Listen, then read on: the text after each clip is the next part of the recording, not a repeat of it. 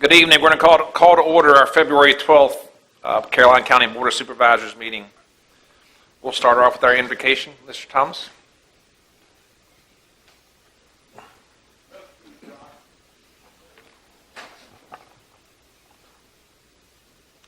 Dear Father God, we come before you this day as your humble servants. We ask your guiding, your blessings, and your wisdom. And Lord, we ask that you would show us your love so that we may love our neighbors and we may also do what's right for the county. These and all blessings we ask in the name of the risen Savior, Jesus the Christ. Amen. Could you please stand for the Pledge of Allegiance? I pledge allegiance to the flag of the United States of America and to the republic for which it stands, one nation, under God, indivisible, with liberty and justice for all. Thank you.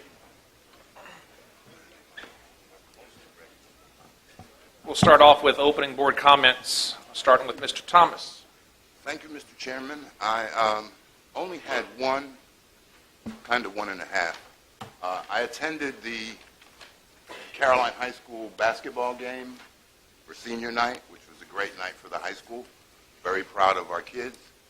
But at that particular game, I ran into Mr. Frank Hammond, and I'm not sure if all the board members know Mr. Hammond, but these plaques we have in the corner for Caroline being part of the All-America City contest in 2009, Frank and some of the folks here were responsible for that.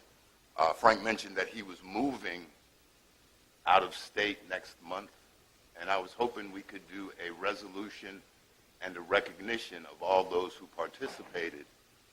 This would be the 10th anniversary in June. So if we could get staff, I know Mr. Parton worked on it. I know Mr. Schiebel was part of it, and a couple, Mrs. Thomas, there were a couple of folks here that were involved in that. So I'd like to recognize them on the anniversary. Whether we marketed that like we should have is another story, but it is a great achievement for the county. And that's all I have, Mr. Chairman. Thank you. Thank you, Mr. Thomas. Mr. Black? Yes, thank you, Mr. Chairman. I've just got a few. First of all, I was an honor to attend the Fire and EMS Awards banquet a couple weeks ago. So it was a great banquet, and just want to congratulate all the emergency personnel who won awards that evening.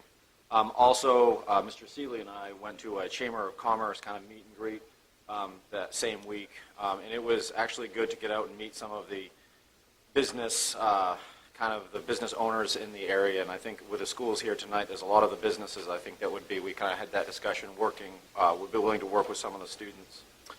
My big one is I want a huge thank you to Lake Landor and the Caroline County and everyone, all the supervisors, everyone in the audience who came out for the Polar Bear Plunge.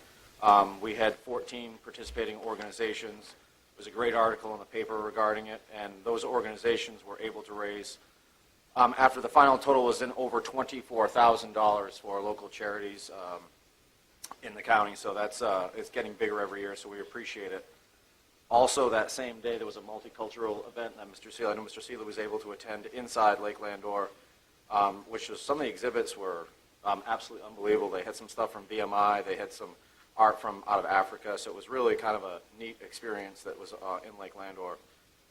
Finally, we have number 8 on our discussion tonight. I had that put on, and I think that's something that as a county and a board and just as citizens in general, it's very frustrating to me when we drive around this county and you see trash everywhere.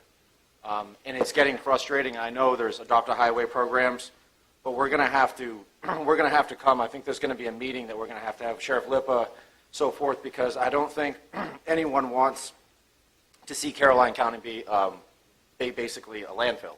And in some roads, that's what it looks like. It looks like a landfill out there. So I think we're going to have to seriously sit down and say, what are some of the ways that we can target, writing tickets, picking this stuff up, because it's not it doesn't do us any favors to having our county look like that. So thank you. And Mr. Black, that was item number 10, just for so the audience is aware. Thank you. Ms. Long? Yes, thank you. Just to go with Mr. Black here on the trash thing, I was out around today, and he's right. the main roads, some of the roads are just terrible.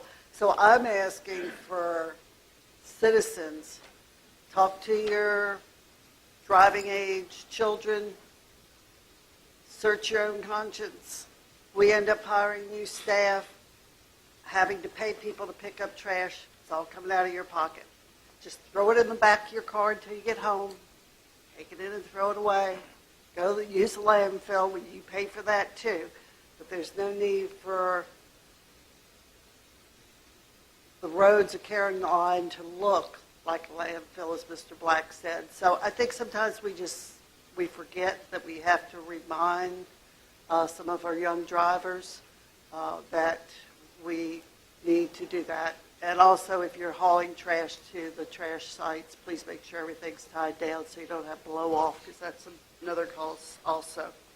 I also attended the Polar Bear Plunge. It was actually sort of warmer this year, except for the water that had ice on it. And that was a fun time. Attended the Fireman's Banquet in Bowling Green for all the departments, and then the next week attended the Port Royal Volunteer Fire Rescue Banquet, and that was also nice. And I want to thank all our volunteers and our staff for keeping us safe. And I think that's all I have. Thank you, sir. Thank you, Ms. Long. Mr. Underwood? Thank you, Mr. Chairman. Just a couple comments. Last weekend, or week before last, I attended the Dawn Progressive Association fundraiser at Second Mount Zion, and they raised over $6,000. I think it was an outstanding effort, and they're going to continue. The goal is to either remodel or tear down part of the old school.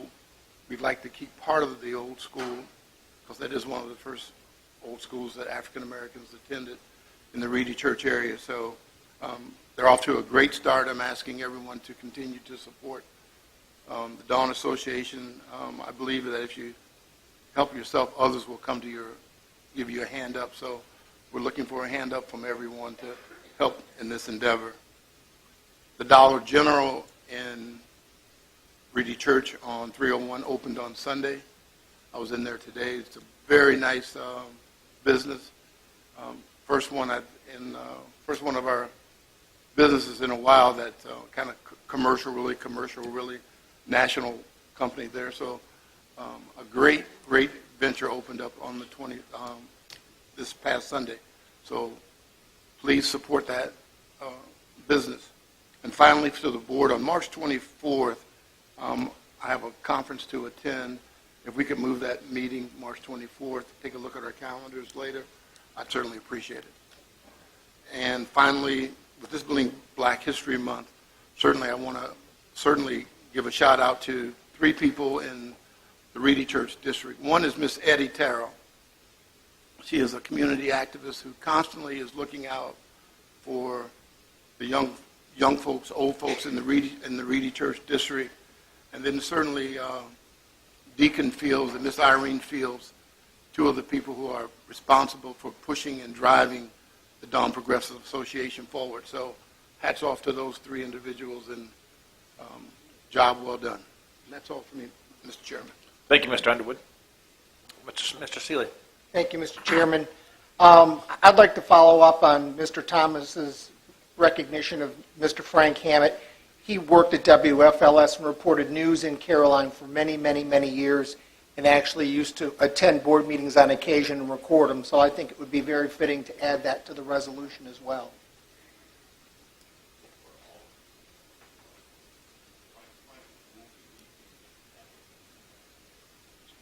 Okay. Sorry, I'm sure Mr. Seeley heard me, but my intent was a resolution for all those that All of, participated. okay. I thought we were doing it for just Frank, but I understand. The fire and rescue dinner, I will say, was an exceptional event, and the guest speaker that evening was the traffic person from WFLS, which was interesting, and her perspective on what will happen in the future traffic-wise.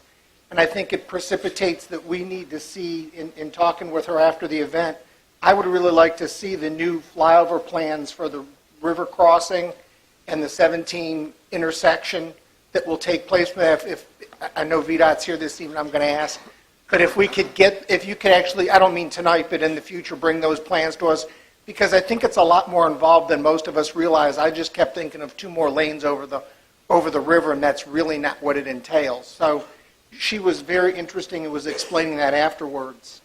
I did attend the Polar Bear Plunge, as Mr. Black said. I did not plunge. I was the coach for our chairman, who was Rocky Balboa. I have a great video, if people haven't seen it, of him going and coming out of the water. My hat's off to him. That was cold water. I also, after that, went to the military family and service members. I don't remember the exact name of the organization, but there were a lot of folks there that were honoring spouses from service members. They had a great display. I spent time walking around, reading everything there, and had lunch with them. It was a great event, and I hope that they build on it. And I've asked them to actually get in contact with the VFW and the Veterans of Foreign War on this side of the county, because I think they could piggyback on some events and have some better attendance. And I'll echo Mr. Black's Chamber of Commerce event was very, very nice. A lot of new members, and it was good to connect with them. Thank you, Mr. Chairman. Thank you, Mr. Seeley. I just have a couple comments. One, also attended the Fire and EMS banquet. It was a great event. Look forward to going back next year.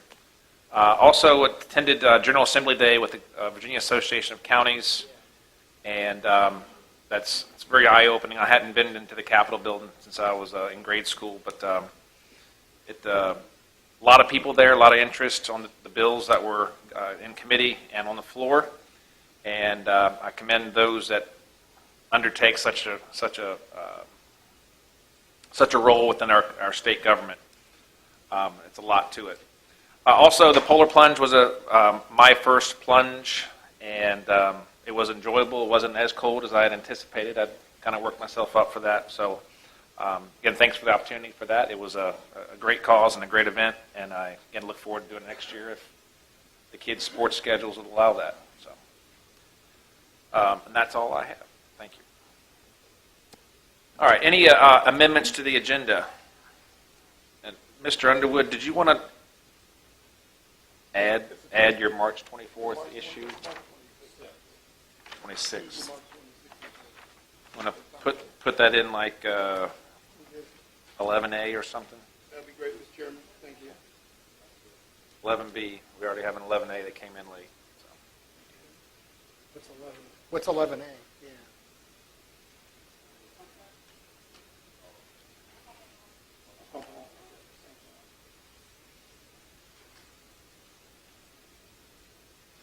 That's discussion on the March 26th meeting. Right. Okay. Any other amendments to the agenda? Hearing none, need a motion to accept the agenda as is? Motion to approve agenda as amended. Second. Second. All those in favor say aye. Aye. Motion carries. All right, next, presentations and reports. Our Black History Month resolution. Mr. Thomas? Mr. Chairman, thank you for this opportunity. I have asked, a little bit of history, a couple of things of history. Many of you may not know that Black History Month started from a speech that Dr. Carter G. Woodson gave to the members of Omega Psi Phi fraternity in 1920. The fraternity created what was called Negro History and Literature Week in April from 1921 to 1925. In 1926, Dr. Woodson, at the height of the Harlem Renaissance, took over that program and created Black History Week and moved it to April to coincide with Frederick Douglass's birthday, which is the 14th, and Abraham Lincoln's birthday, which is today, the 12th. So on that note, the board traditionally adopts a resolution, which we did last month. I have asked the new members of the newly elected officers of the NAACP Caroline branch, if they would come forward. Reverend Fields, who is the new president, Mrs. Reverend Fields, or Reverend Mrs. Fields, she's a reverend also, she's the secretary, Mr. Reuben Rock, who is the vice president, and Mrs. Rock, Ms. Sherry Rock, who is the treasurer. If you would come forward to the podium for a quick second, we wanted to recognize you, and we also have while you make your way forward, we also have the immediate past president of the state NAACP here, who's Mrs. Linda Thomas. And Mrs. Thomas was actually the president in 2003 and convinced then Governor Warner and Senator Warner to provide $1 million in funding for the Dawn wastewater treatment facility. So it's been helping the community the whole time. So as you folks make your way forward, I'm going to ask Mr. Forehand to read the resolution, and then we'll ask a photographer to take some pictures of them, and that's all I have. Thank you. All right. This is a Caroline County, Virginia resolution declaring the month of February Black History Month in Caroline County. Whereas the history of the Commonwealth of Virginia and the United States of America includes numerous accomplishments and contributions of African Americans. And whereas Caroline County, in particular, has been fortunate to benefit from the contributions of its native sons and daughters of African descent.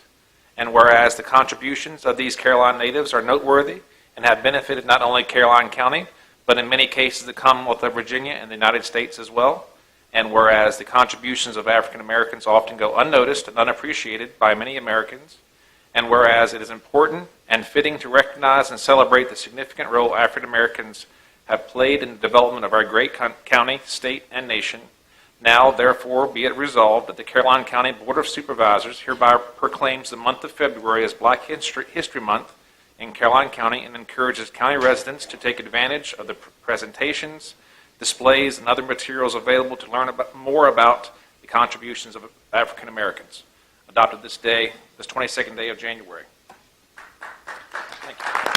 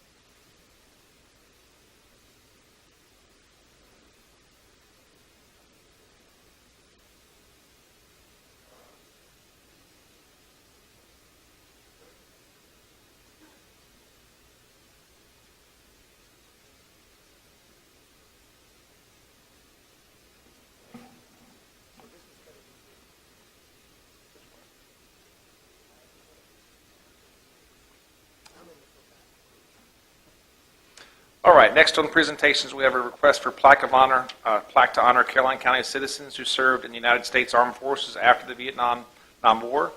Ms. Gunn, are you here? There you are.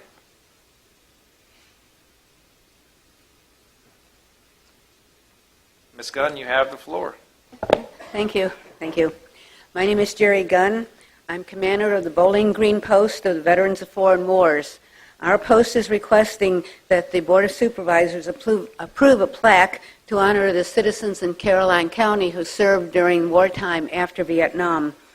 The plaque would be similar to what the board approved last year to honor the Vietnam War veterans. It would simply carry a dedication to the men and women of Caroline who served in the United States Armed Forces during any war after 1975 and would list the names of our citizens who made the supreme sacrifice. At this point, we have 2 names that would go on the plaque.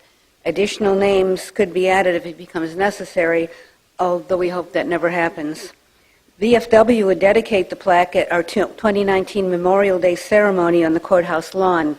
The ceremony would also honor our 2 Gold Star families. The plaque would be installed on the wall of the Sheriff's Building alongside the existing plaques for the World War I, World War II, Korean War, and Vietnam veterans. It's my understanding that the Sheriff's Office has raised no objections to our proposal. Last year, the Vietnam War plaque cost about $2,000, and we estimate that this proposed plaque would be in line with that number. VFW is willing to raise the money to actually purchase the plaque if that's necessary. If it becomes the case, we would look to corporate donors who do business in their county. The major donors would be recognized at the dedication by name and would be put in the program. We also ask that the county provide staff to assist in the planning on the day of the event in much the same way that they helped last year. We could not have carried our event last year to the successful conclusion that it came to without the expertise and knowledge of the county staff.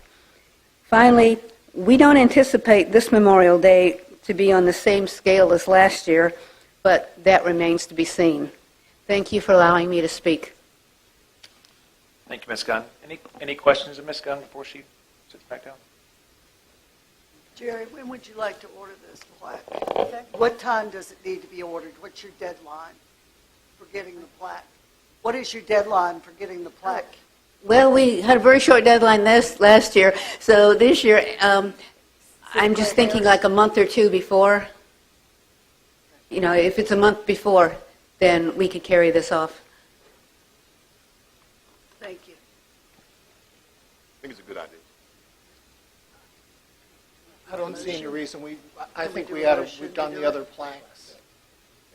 Mr. Can Chair, we put this, can we put this under new business and then just vote on it there rather than not in public comment?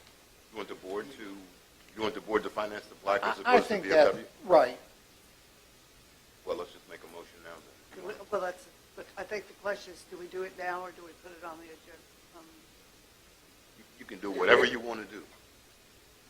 You can do whatever you want to do. I understand. We can either amend the agenda, and then add it, or we can, Or accept his Mr. motion Chair. or now. we can accept the motion now and take care of it. Jeff, you're the one who Chair. served I'll make the motion because I think from 75 forward is the group of folks that actually don't get remembered very often. Things happened between 75 and 91 that people don't realize, and then from 91 forward with Desert Storm and Desert Shield is a whole different set of circumstances that I think sometimes, and there are more folks in Caroline, I think, that serve than anybody's aware of. So I'll make a motion that we go ahead and fund the plaque so Mrs. Gunn has time to get it together and doesn't have to rush like last time. Second. Okay. We have a Well, motion and a second. We all seconded. We also- It's a community second. Any further discussion? All right. All those in favor of the motion to fund $2,000 and place it on the Sheriff's Department, is that part of the motion? Yeah. Well, yeah, because it's in the presentation. Please signify with an aye. Aye. Aye. All opposed? Motion carries. That was cumbersome. You got it. All right. Next on the list, Marlene, step right up, please. We have an update from Marlene Joliffe, Vice President of Operations, Commonwealth Fairs and Events in the Meadow Event Park. Welcome. Thank you, Chairman. I want to first thank you all for the opportunity to be here this evening. It's always a pleasure to be in front of you when I can look back and say we had a great year last year. Before I go any further, I'll also add that we work with a lot of county agencies and departments, and some more than others, whether it's safety with law enforcement or the fire department, building codes, and we do pride ourselves on maintaining really solid relationships, and I think we did so in 2018. So I'm just going to add a few things to the report that I provided in your board packet. I shared in that report that we grew a little bit in total attendance to the property last year. I would be really happy if we could end 2019 and finally get that attendance number up to 500,000 for the year. We're going to get there. I don't know if we can do it in a year. If the concert event that's scheduled for August stays on the books, moves forward, we need one more large event, I think, to hit that number. But if you look back to 2016 in particular, which was a normal year and a much better year with the state fair, which definitely drives our number, we were at 325,000 people in 2016, and we grew about 120,000 at the end of this year. And we, just to let you also know, that's not a number that I pull out of the air and kind of keep sticky notes around. And we actually now have software, and for every event that we do at the Meadow Event Park, my staff is tasked with tracking attendance numbers, talking to the promoters. Are they up or down? Are they growing? Because it's not just looking at our operation, as you all know, year to year, but we've got to be sure that 1, 2, and 3 years out, events are doing well enough at our property that they want to stay and that they don't want to move somewhere else in the market. We achieved we track event days by saying that for every event that occurs, that counts as an event day. So on a weekend with 5 events, that's 5 event days. We grew some in that realm, and we had our best year ever with Secretariat tours and tours of the mansion. In fact, revenue-wise and people-wise, that program grew by about 30% last year. The state fair itself, which obviously drives the bottom line and our numbers, we had 10 days of perfect weather, and it was such a smooth fair that it was my 30th state fair in management, and I ended it and thought maybe it would be smart to just stop and never go through hurricanes and all of that again, but you keep going. I don't know that we'll have that again in the near future, but we're always hopeful. So we hit right at 250,000 people, which for the park and the property and kind of the spread of it throughout the week was a solid number. We really would still have to figure out a lot of how to program and move people off of weekends. We can only handle so many people in the weekend. And just for your information, we kind of calculate that anywhere from around 55,000 to 60,000, which is kind of a nice college, some of the larger college football stadiums. That's our Saturday attendance, and that's really what's comfortable for us. It's not our goal to double that because we simply can't handle it. The other event that really I think has been a sleeper for us, and I don't think sometimes gets the respect that I think it really deserves, but Illuminate Light Show has now been at the property since 2014. If you look back, I gave you some numbers as to the car attendance. So we, in 2014, had a little over 19,000 cars. We've been up at a high of 25,000, back down to 21,000 this year. So if you imagine 4 people a car, and that really is a family event, you see that event annually pushes almost 100,000 people through the property. We had a tough weather year this year with that event because every two of the key weekends, we had one weekend was a blizzard, and the next one after that was just a mix of rain, snow, and a whole range of things. But I am excited to let you know that we've agreed on, we're moving the Santa's Village portion of that event. It's going to move to the Farm Bureau Center and be a half-hall large event. I think it's going to be pivotal to take that event to the next step, and as part of their desire to make that move, I've negotiated this year's, we're actually signing a new 3-year extension to the contract. So we now have that show on the books for at least another 4 years. They held up very well to the competition with King's Dominion's new venture into the Christmas season market. It's a different event and it's family friendly. So I think we're good with that event. One thing we added a couple of years ago that it makes me very happy to share the numbers from the food bank, where we simply said, yes, you can have a Dawn location, Doswell area location for the food bank. There was not a distribution site.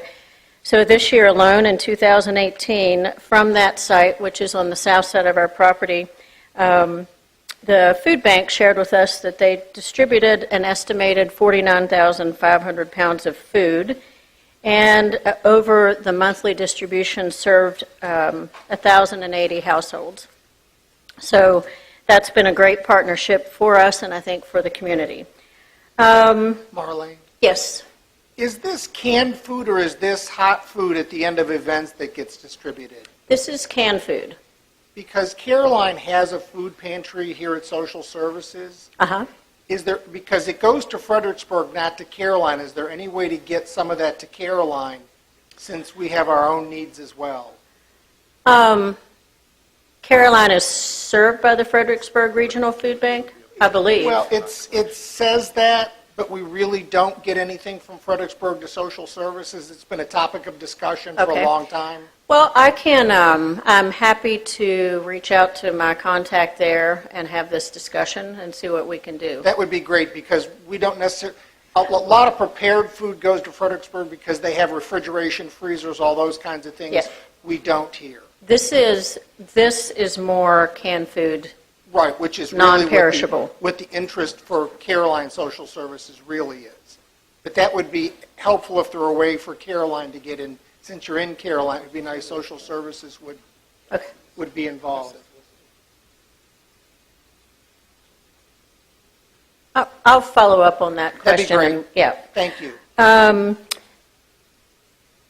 One item I'm very proud of, and it's something that we strive for, and that is we really had virtually no security issues on the property last year. And even during the height of the fair, we had a reduced speed limit on Route 30, and that helped the flow of traffic through the area. Just a quiet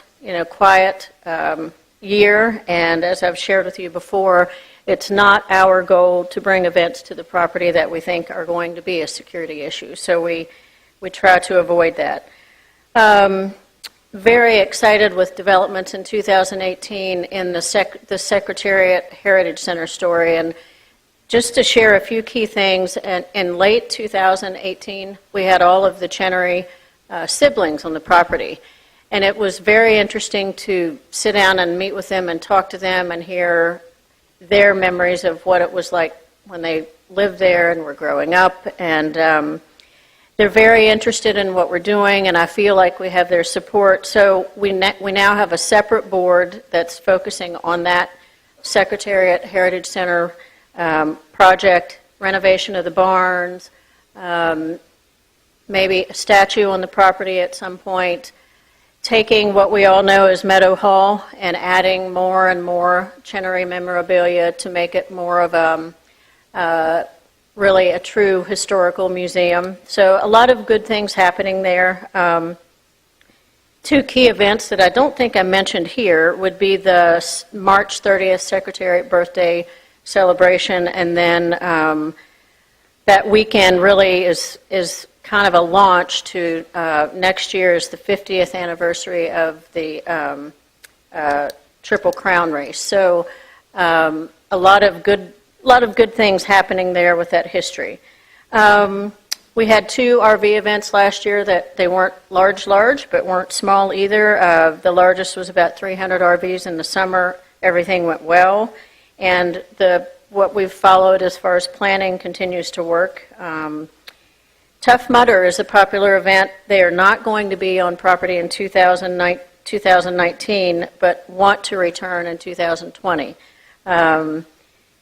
After our event, they had some rainouts on the West Coast. We're still getting paid for their rental at our property, as are some of the partners that service the Tough Mudder event. So a lot of negotiation and discussions will happen before we entertain another contract with them. One thing I'll mention with the State Fair, because it's very visible, and just to share, is we are looking hard at, if you see the giant tent that goes up before the fair on the south side of the property, it's 300 feet long and not fun to go through the setup. It takes, if the weather's bad or if anything goes wrong or it's late, it's massive. So we're looking again, hopefully our corporate owner, Farm Bureau of Virginia, is going to actually support building some kind of permanent structure, which would be wonderful to not only grow our livestock and entries and exhibits for the fair are growing, our non-fair rentals are growing, so I'm hoping that is something we pursue, and obviously you would hear more about that. Couple of things I'll share about the property in general. We survey all of our users. We're getting really good marks on the facility rentals, good feedback from promoters. They seem happy. For the fair, our customers have told us that our signage is not good, and we either have too much signage, or what we have doesn't always make sense. So we're still working on that, and really working on how to be more efficient with how we do our setup. Not looking in 2019 at any significant major layouts for the fair, so when you see the actual setup, it's going to look very similar to what it has had. We really have felt like we've finally found what makes us happy and what makes our fairgoers happy with this point in our history. This spring, as far as the Horse Festival, we moved it out of March. We just kept battling weather with the Horse Festival, and I've felt for a while that we really needed to start building ourselves as an event in the region for the Kentucky Derby. So we have moved the event to Kentucky Derby weekend, and are really going to push that and really trying to grow that festival. It will still be about horses, but also adding more family elements and make it more appealing to a broader section of people. And then finally, I'll end with just a brief note. I shared with you our Airstream rally that's this July. At the end of 2018, they've already registered 660 Airstream folks. 2 people usually per unit, but I also shared a map that shows you where these people are coming to Doswell from. And it's everywhere from Montreal to Miami, to the West Coast, and to the northwest corner of the United States. So a lot of folks will leave knowing where Doswell, Virginia is that probably would have never known that. And a lot of planning for that. It's a big move-in. They'll be on property. We have about 2.5 weeks in July that will really will be consumed by this event. But I think it's going to be great, and we're looking forward to it. And with that, I would love to entertain any questions or comments that you have. Mr. Underwood? Marlene, I would say that it's been excellent. I know when we started off, we were a little rocky. People had a few complaints, but I can assure you that you have exceeded many of those expectations, and you are a great partner in our community, and certainly we thank you. And I have heard nothing but great things about what's going on in the park. So kudos to you and your staff there at State Fair, and anything that we can do to help, or certainly I can do, please let me know as always, and I'll be there. Thank you. I have one quick question. How frequently is the Farm Bureau building occupied for an event? Are most are in the horse facility, or do you have a measure of that? We do, and actually, I can actually send you more detail on that. The Farm Bureau Center is doing really well from January through about May. It's kind of trade show season in the region. June, we actually have just landed 2 more high school graduations. King William County is moving their high school graduation to the Meadow. We picked up another prom. We have 3 or 4 high school proms. So they're not large events, but they're good for that June period. Probably the lightest right now for the Farm Bureau Center, and it seems to be in the market, is August. And it's hot, and I don't know if it's knowing that school is around the corner, but it's not been a heavy trade show month. Part of the reason that we're moving Illuminates Santa's Village to the Farm Bureau Center is I felt like we were underutilizing that nice facility, and really they need to be able to grow, and that's where they can grow. So it drives the biggest amount of revenue to the bottom line from a rental standpoint, just because we get more for that building. Wedding-wise, we probably did 18 or so weddings last year. On the priority list, they're not our priority.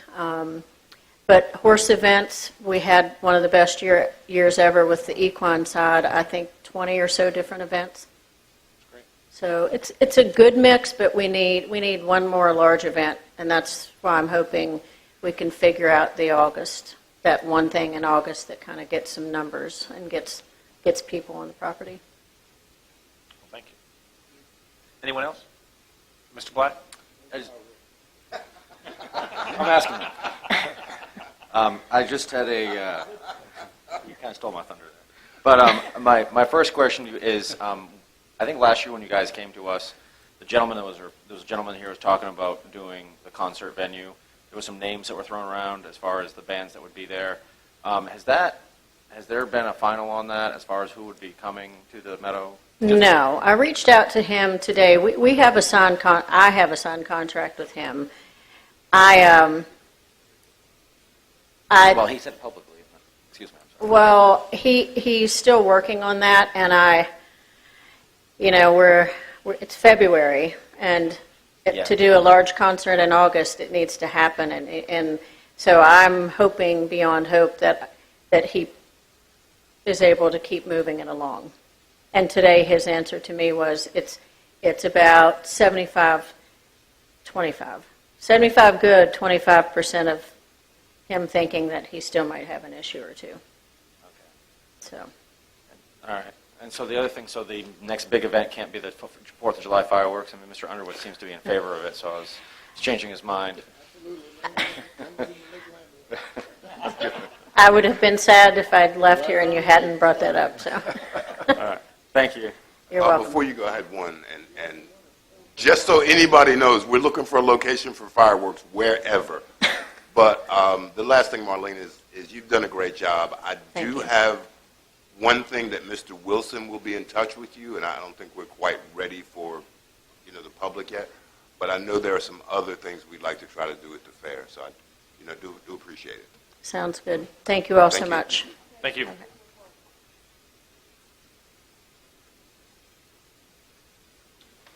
All right, next up we have our VDOT update. Ms. Lynn Keenan, Fredericksburg Residency Administrator. Welcome. Hi, thank you. Thank you for having me. My name's Lynn Keenan. I'm the new Residency Administrator for Fredericksburg. I took over for Sean Nelson back in the end of October. So some updates for you. As far as projects that we have under construction right now, the first would be the Route 3 bridge rehabilitation over the Rappahannock River. That was started back in 2016, and we're expecting to have construction completed in April of this year. That involved replacing some of the bearings, shoring up riprap, and doing some navigation lights under the fender system. The next is the Route 1 bridge rehabilitation over the South River. The posting for willingness ends on the 14th of this month. And then construction is estimated to begin in 2020. So that would be removing about 8 inches of asphalt from the bridge, repairing the concrete decking, and just doing overall rehabilitation of that bridge. The third project we have under construction right now is the Route 629 Monarchy Road Rural Rustic. So that one we have all the prep work completed by state forces, and we're looking to start hard surfacing later this spring. It did get rained out last year, and we're very sorry about that, but it has been a very, very rainy year, so we had to move that to this year, and we're hoping that, weather pending, we can start that just as soon as our contractor is finished with another project. So we have some preliminary engineering projects. The 639 widening was part of the Smart Scale project. The design is ongoing. It's nearly complete. It would be a limited access modification, which has been approved. The public hearing was held back in April of 2018. The right-of-way is set to begin later this year. We're waiting on the notice to proceed from our central office. And it will be advertised the last quarter of 2021, with construction starting in 2022, which would be about an 18-month construction period. The Route 639 Charlesburg safety improvements was part of Smart Scale Round 2 as well. The construction, this would be reconstructing a 90-degree T intersection. Right now it's a Y, and so for safety reasons we thought a T intersection would be a safer and more logical way for people to approach that. We're posting willingness later this spring or early summer, and the project is expected to be advertised in 2021. Route 207 westbound bridge replacement over the Mattaponi will be a full replacement. That's scheduled to have preliminary design underway now, with project construction beginning in project construction beginning in 2019. So that'll be later this year. Route 666 Rixey Road, that's a rural rustic.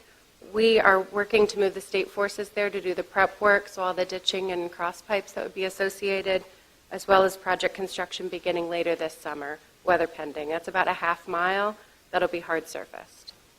And the last one that we have under preliminary engineering is the Caroline Village Rural Addition. So this includes Mason, Julian, and Kennedy streets. All of those will be hard surfaced. We're doing that with a contractor because there's so many cross pipes and driveway pipes. So they'll be doing all of the prep work as well as all the hard surfacing. That's under environmental review right now and getting all of those permits. And last, Mr. Seeley, the northbound river crossing, we just had a public hearing on that, a citizen information meeting we called it, on January 30th. That'll actually be 3 lanes in each direction. We'll be doing a new bridge over the river southbound as well as northbound. There'll be 3 lanes each direction. We have all those project boards. I'm happy to come back and go through them with each of you. We can send you definitely through the county administration copies of the plans. There's a number of boards. We have them in, I think they're 72 inches, so they're huge if you ever want to see the giant ones, or we have them electronically. However you prefer to learn about that, we're happy to explain more. And also to people, we just want you to know that there's going to be a lot of changes up 95.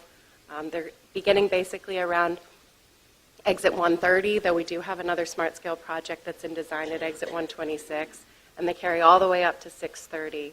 So there's just going to be a lot of work going on 95 as we try to improve that, as we try to make the whole general public travel a little bit faster and safer. So the northbound project is set to be completed in 2023, and the southbound project is set to be done in 2022. So we have a number of years. Southbound started first. It's about a year ahead of the northbound project. Do you have any other questions on those? Oh, yeah. Oh, yes. All right. Go ahead. Where do you want to start? We'll start with Mr. Thomas on the end and make it easy. Thank you. I do appreciate it. Ms. Keenan, first of all, thanks for coming to my district meeting in December. I do appreciate that. That was an easy one. A couple of things you mentioned kind of quickly, the 207 bridge replacement at the Mattaponi River. Yes, sir. That's a new project that we weren't aware of. That wasn't on the 6-year plan or anything. That's That's something one that of our just got bridge funded? projects. Bridge projects are not on the 6-year plan. Correct. That's funded through different money. Okay, which one are you replacing? Because I thought we replaced one already. The westbound bridge. So that would be leaving Bowling Green, the one on the right side. So we're actually going to close that road and then funnel 2 lanes of traffic into one. I would have to get you more details on that. This is in preliminary engineering, and so we have, I can get you more information. All right, that's fine. I'm sorry 'cause- about that. Well, I was trying to write it down as you were saying it, and you said full replacement, and that's what I thought it meant. So we've had that happen before, so I just wanted to make sure we were aware of that. Yeah, we can get you plan. definitely the way that the traffic is going to be rerouted, and if Yes. it's going to be a full closure, or how they're going to work that. Yeah, I'd like that, please. Absolutely. And especially if we could not do that in the summertime. Okay. And I know this is something that we've had issues with VDOT, and it's not your fault, but it's really maintenance. I have a list of roads where the ditches have basically disappeared, and this time of year, any runoff water first thing in the morning becomes ice on the road. There's school bus drivers in the back, and they could tell you. I see them nodding their heads. They could tell you where there are issues. So I have Reedy Mill Road, Doggett Fork Road, and I'll send these to you. All right, please do. Drybridge Road. I had Zion Road, which is not my district, but there are many roads that need some ditch work. Is VDOT going to say we've got maintenance money because it's only snowed once this year? So VDOT our district engineer has dubbed this the year of improvement. So we are actually working on a comprehensive ditching plan that goes out 18 months to focus on where we need to peel back the shoulders, where we need to clean out our cross pipes. Again, I ask for everybody's patience as we had one of the wettest summers we've had. We're still dealing with a lot of blowouts from tropical storms and hurricanes. But to your point, yes, ditching is a very big priority for us. We are definitely putting that higher on our list, and as our state dollars aren't going as far, we're using state forces to try to, we've already paid for their overhead, we've already paid for the equipment we have on site, so we're trying to get them out. While we're doing potholes right now, we're doing a really aggressive pothole campaign. We're also working to get to all of our ditching. So that is something that we have on our schedule that we're working to prioritize. And this year, that's going to be focused in Caroline because we haven't gotten as much as the others, and I know you cover Well, a with larger... state forces, we would be doing that with each area headquarters, so the area headquarters within Caroline County would be focused on that. So we Okay. have the farmers as well as Ladysmith area headquarters. Okay, but we need to get a little more work than Fredericksburg and Spotsylvania because they've had work before and we haven't. So we're running behind. I'm just asking if you move us higher on the priority list. And so to that point, we're using state forces. So we're using our own VDOT forces to do this ditch work. Because we aren't getting enough money to bring in contractors to do that, we're using our state forces that we already have. So we do have state forces Okay. in the county that we're putting towards that. Well, that's a goal. good idea. All right. Thank you, ma'am. All right. Ms. Keenan, just as a fair warning, Mr. Thomas has a keen ability to remember exactly what you say, save it for a couple of years, and give it right back to you exactly how you said it a couple of years later. So it's a skill, it's a talent. Mr. Thomas, is that anything else?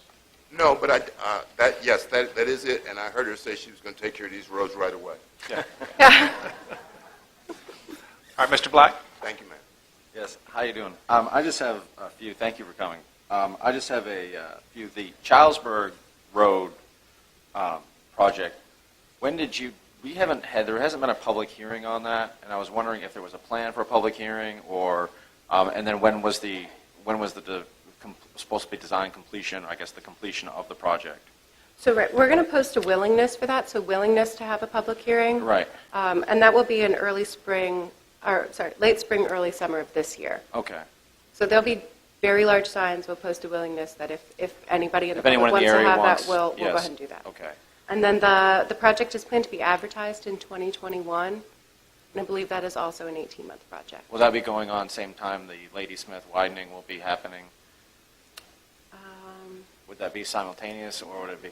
It might be simultaneous, Okay. but we can definitely pull that as we get closer. Right. And one last thing. If you the update that you gave us, is it possible for you to send that in an email to the county administrator so that way he can disseminate to us, that we can put it out to our constituents? Because it's very good. I mean, it was a very good update, but it would be good for the public to know exactly.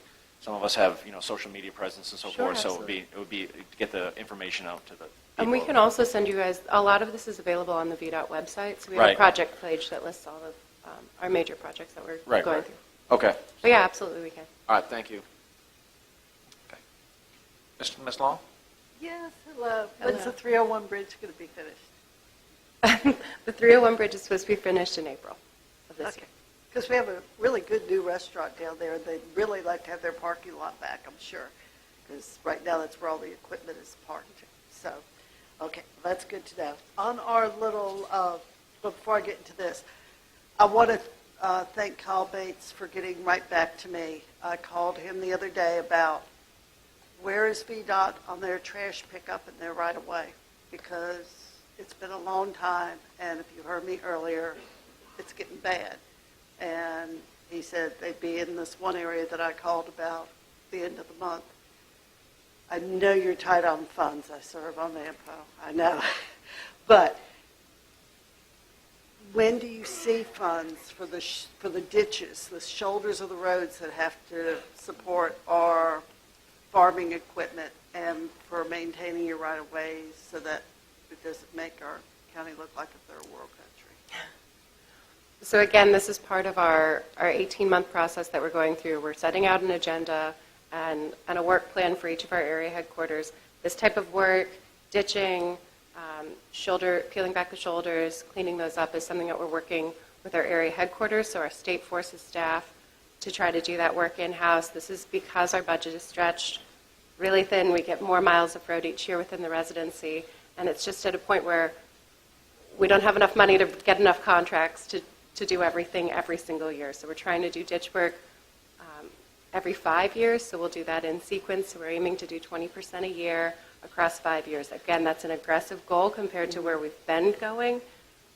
So I can't tell you we're going to be doing all of it this year. We're trying to take 20% a year and keep to that metric as best as we can. So that's ditching and shoulder work. What about trash?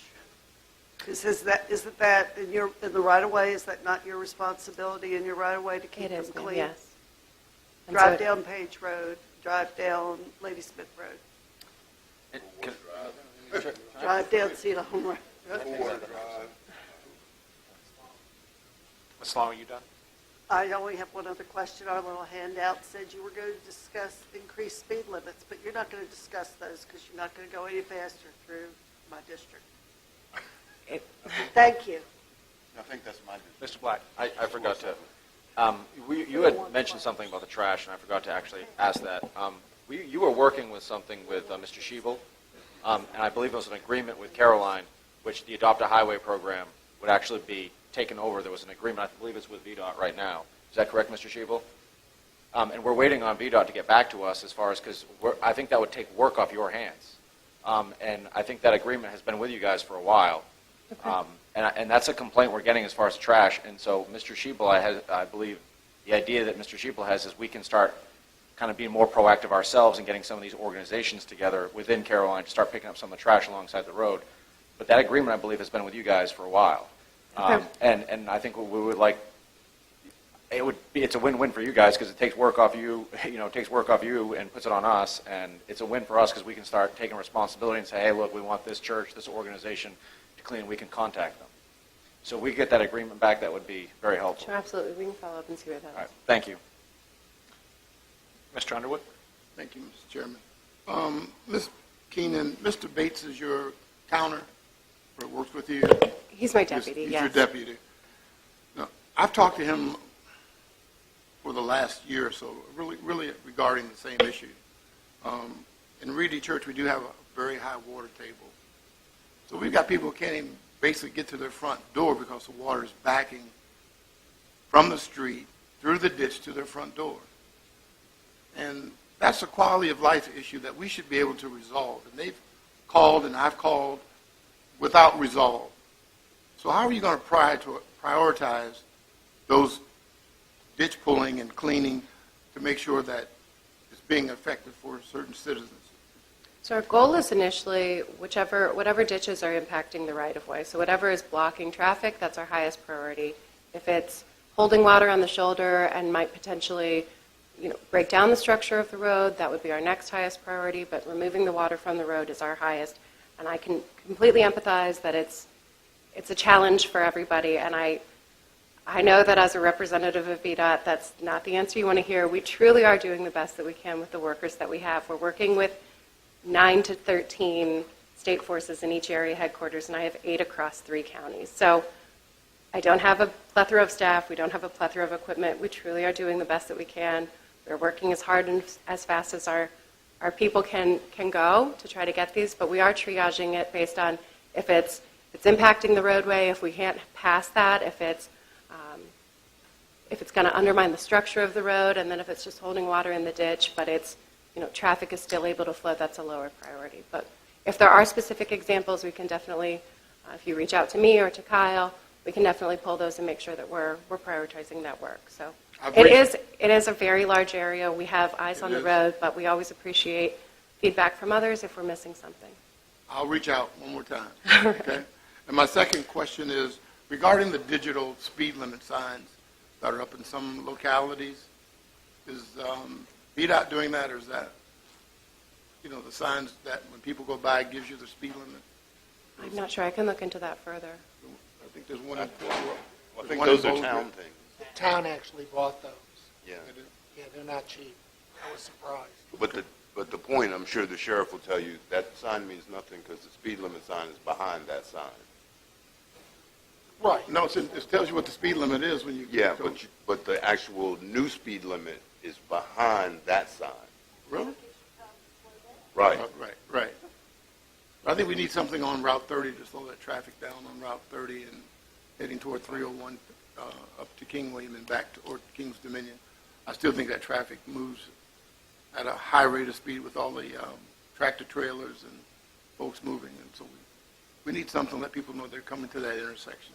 They need to slow down. All right, thank you, Ms. Keenan. I'll be talking to you, sure. All right. Thank you, Mr. Underwood. Mr. Seeley? I have one, and it's a ditch.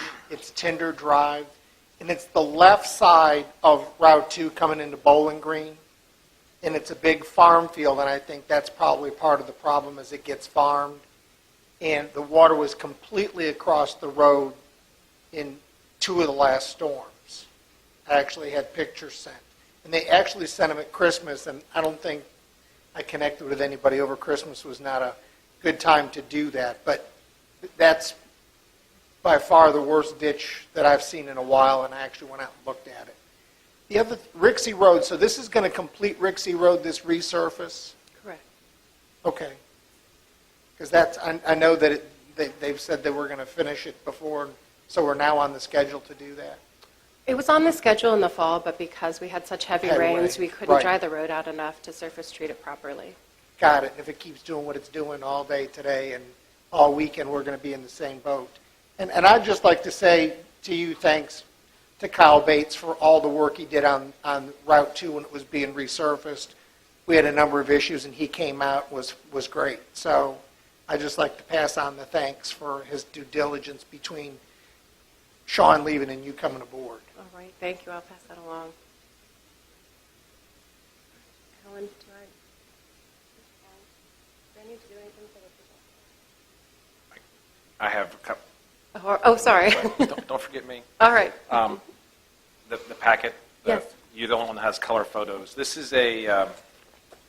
This is on Route 207 off the Caramel Church exit, and this is a. And it's hard to tell. We don't.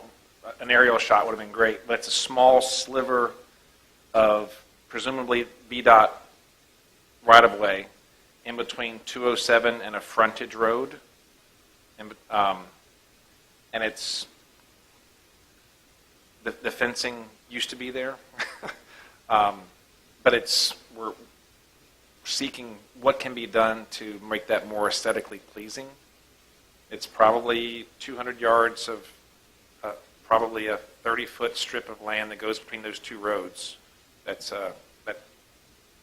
has trees, large, trees that are. You can see some of the trees in the photos, but we're trying to promote these businesses, and it's hard to do that if there's a screen that looks like what it does right now. So again, just seeking ideas. If there's something that we can contribute, then we need to, as a board, that we can decide upon. Then we're just looking for options. Okay. So, and any other options you have for trash collection in various places. Okay. So, but other than that, I think that's all we have for. I do. I'm any sorry. I other- have one more on a speed posting.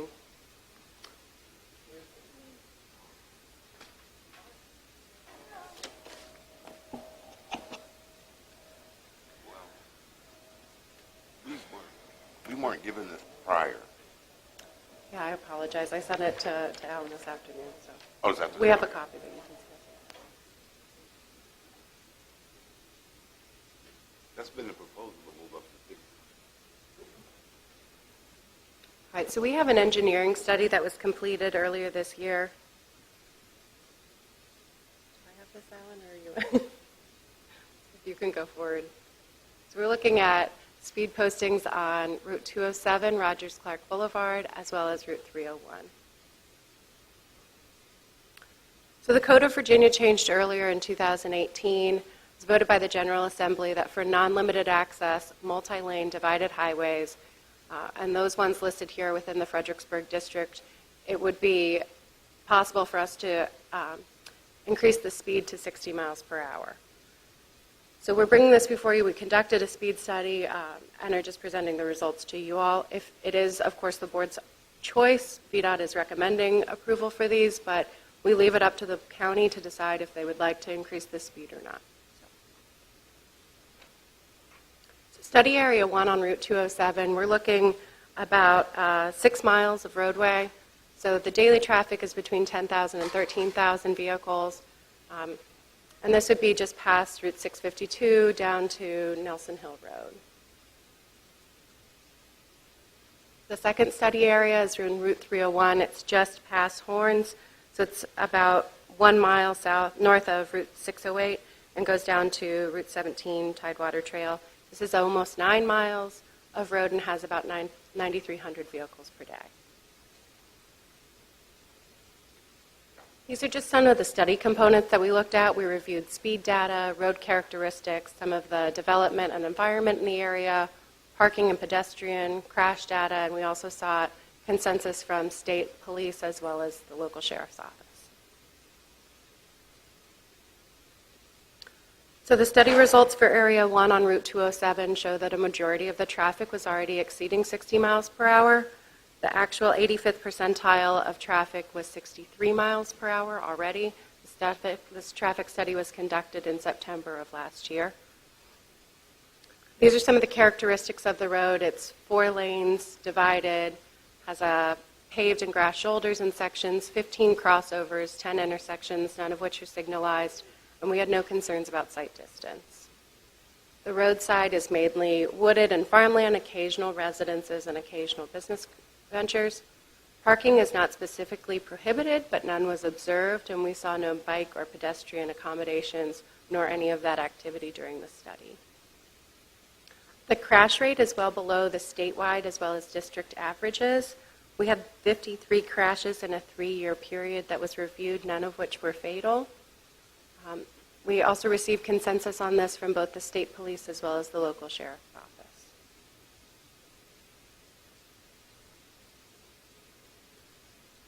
On Route 301, it's also 4 lanes divided with paved and grass shoulders. The vast majority of the traffic was exceeding 60 miles per hour. The 85th percentile of that was noted to be 62 miles per hour. There are 5 crossovers, no intersections, and no concerns with sight distance. It's bordered by AP Hill, as well as 1 entrance to the regional jail. Again, parking is not specifically prohibited. Parking is prohibited in some distances along AP Hill, but there were no bike or pedestrian accommodations and none observed during our time of the study. The crash data here is also below the statewide and district averages. There were 38 crashes during the period, none of which were fatal.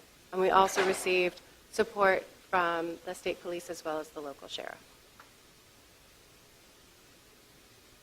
So these are just maps showing where we would propose to complete those sections of speed postings. Our traffic engineers has said that they would be supportive if you all wanted to reduce the length of these, but they asked if it was reduced, it would be no less than 3 miles. From a traffic engineering perspective, it's kind of the optimal amount of time for people to speed up and reduce speed. So if any of these boundaries are something that you all want to work with, we're willing to reduce those as need be, but we are just looking for a 3-mile aggregate. We can work with you. Yeah, if you want to, we can definitely talk about that. And then here's a map of the second area. which we're proposing. And then what VDOT seeks from the board would be either a resolution or a letter of either support or opposition from the speed posting. And again, VDOT will take our cues from whatever the board's pleasure is. So I'll take any questions that you all have. May I address that now, Mr. Chairman? Mr. Chairman? May I address that now? I mean, if you want Go to go ahead. first, Nancy. Well, mine's probably shorter than yours. You got a lot more roaded. But read your 301 description on the boundaries again. On the boundaries of 301, When you're going to change the speed limit. it's proposed half a mile north of Route 608, which is Lakewood Road, and then It's on your side. It's clear your boundaries. 608 is right across from the landfill, I That's when you believe. get out of, when you get out of town. Right, so it's before the entrance to AP Hill, but before you get into town, it's right at where the New Yorker is. Okay, so it would go back to 55 where everybody in your district's pulling out Right. for a while. Right. Okay, continue. I'm sorry. and then it would complete just south of Route 17. So it's about a third of a mile south of Route 17. So are you going to keep the 35 within the town limits? Correct, absolutely. Okay. I'm okay there. So it's only on 4-lane, non-limited access Well, it's divided highway. 4-lane, but it's not divided down through there except going up the hill toward Collins. Correct. It We becomes have no divided. intentions of raising the speed limit All in the right, town. you might get by with this then. I have a question or two. Mr. Chairman. For 207, the original study you put up said Coolwater Drive, and that would be west of Belmont, and it's already 45 miles before you get to Belmont, so the two didn't coincide. But if you want to go to 60, the limit there would be, is that Enterprise Way, Mr. Wilson? I think it is, where the light is. Okay. So where the light is, that's where we would go back to 45. And then that would give plenty of time to slow down before you're going into the 95 exchange area. And Nelson Hill Road, you mentioned that there was no accidents or fatalities there in the last 3 years. And I distinctly remember an accident there, and I believe it was a school teacher that got killed, maybe 5 or 6 years ago, or a little bit longer. So we can't have people coming over that hill at 60 miles an hour, which they do now already. And then people are pulling out of Nelson Hill Road. So it would have to at least stop. It would have to go back to 55 at the top of the hill. Okay. And I'll get you exact mile markers if that's what you want, or Sure. a picture or something like that. But Okay. those would be the two concerns that I had, which is really the start and the finish. Okay. It's not near the school. Yeah, none of that is near the school. Nelson Hill is not right in front of the school.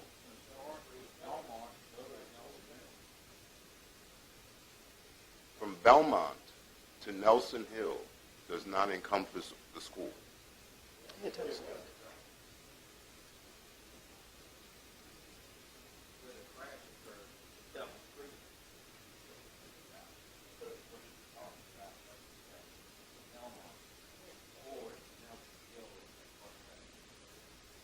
Yeah, when you get there, you got Golensville right at the school, and But Ladysmith I'm- Road and Nelson Hill's the Yeah, I'm last saying one. stop there. Stop where? Okay, we need a map, because I drive that on a regular basis, and it's, Nelson Hill's where you turn to come. Nelson Hill is where you turn come to here. go in, to go towards Milford. Correct. Which would be, if I'm coming from the west, if I'm coming from Carmel Church, before I get to the school. No, you have to, if you're coming from the west, you'd have to ride by the school.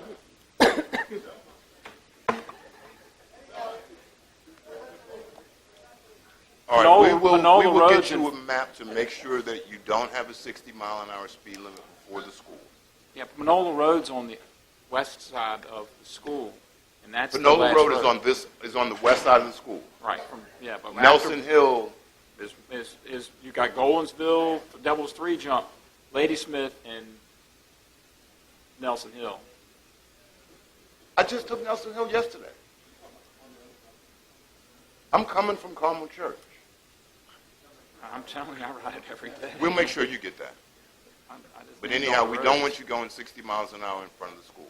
Have to stop at That's, Monroe Road. that's really what it is. Which would be a change according to the plan because the school is in between those two. The school, I Correct. can't see that.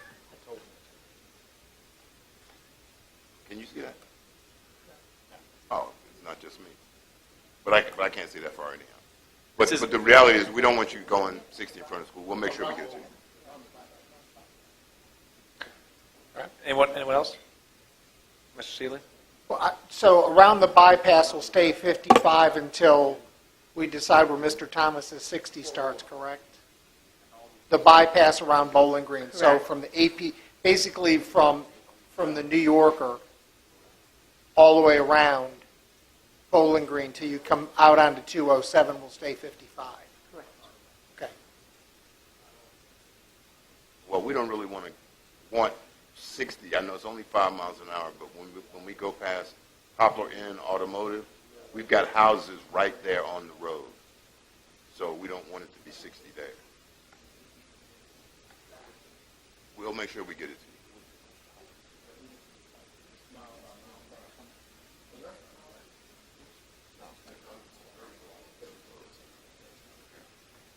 I say you just leave it all 55. They're not going to go 55 anyhow. We're going to discuss it. All right. Anyone else have With any a questions? map. I'm sorry? All right. I think we've exhausted our questions for you this evening. Thank you very much for being patient. Next up, we have a presentation of the Caroline County Public Schools proposed fiscal year 2019-2020 budget. Ms. Calveric, Dr. Calveric.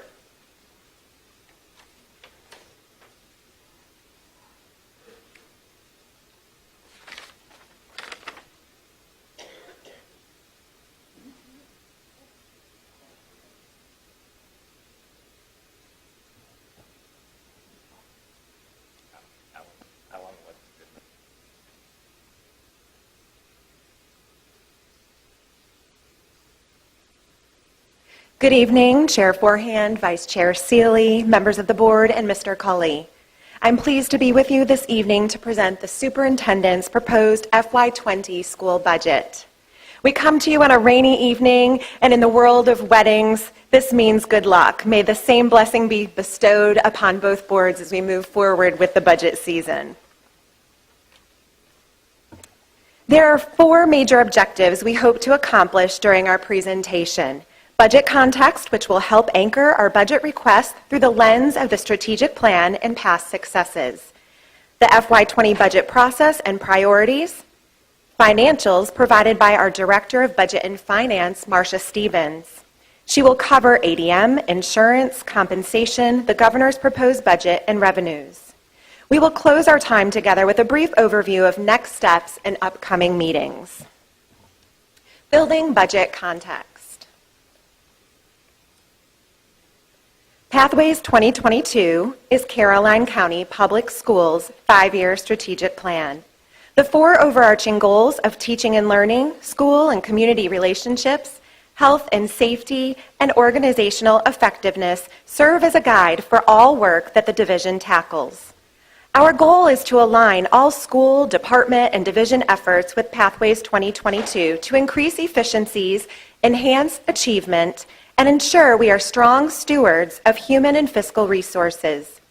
As we move throughout this evening's budget presentation, you will see direct correlation between the Pathways goals and past, present, and future celebrations, achievements, and priorities.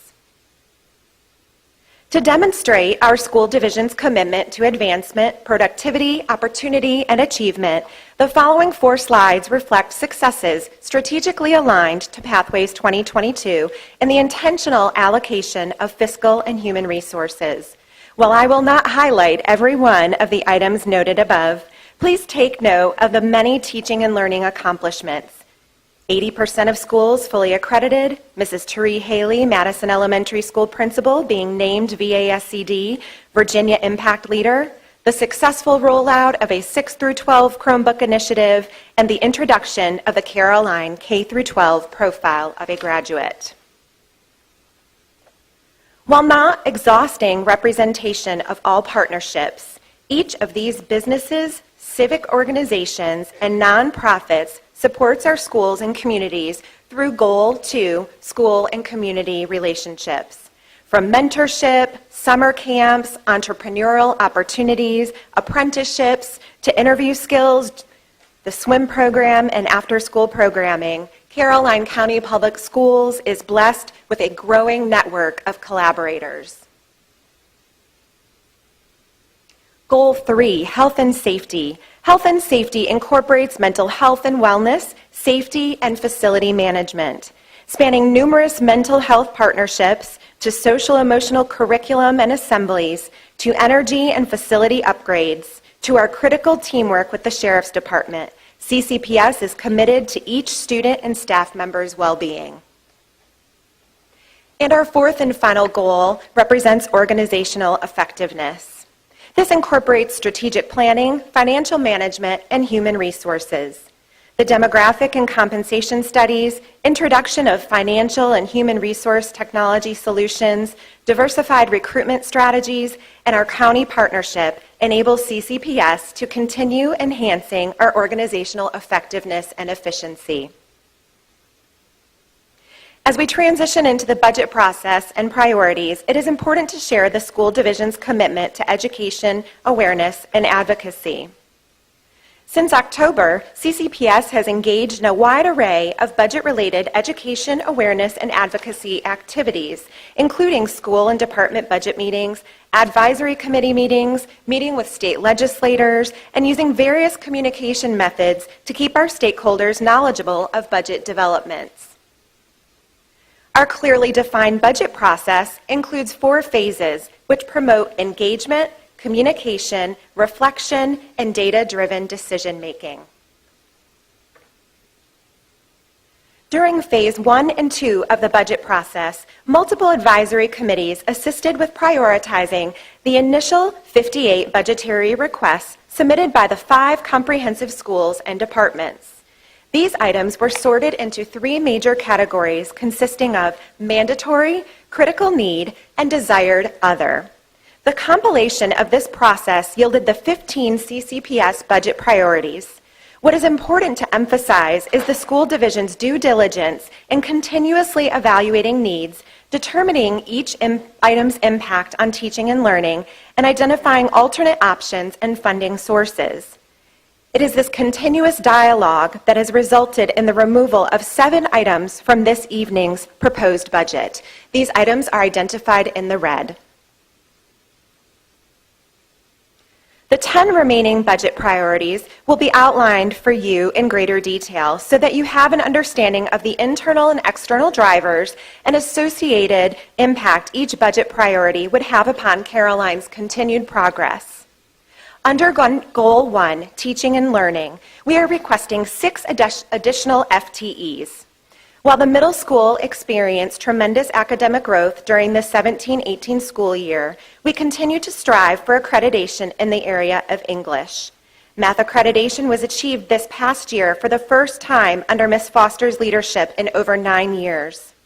As a result, we believe the addition of 2 math and 2 English teachers will result in a class size reduction of 26-1 to 21-1 and ultimately support continued advancement for all students, but specifically VDOE identified subgroup performers.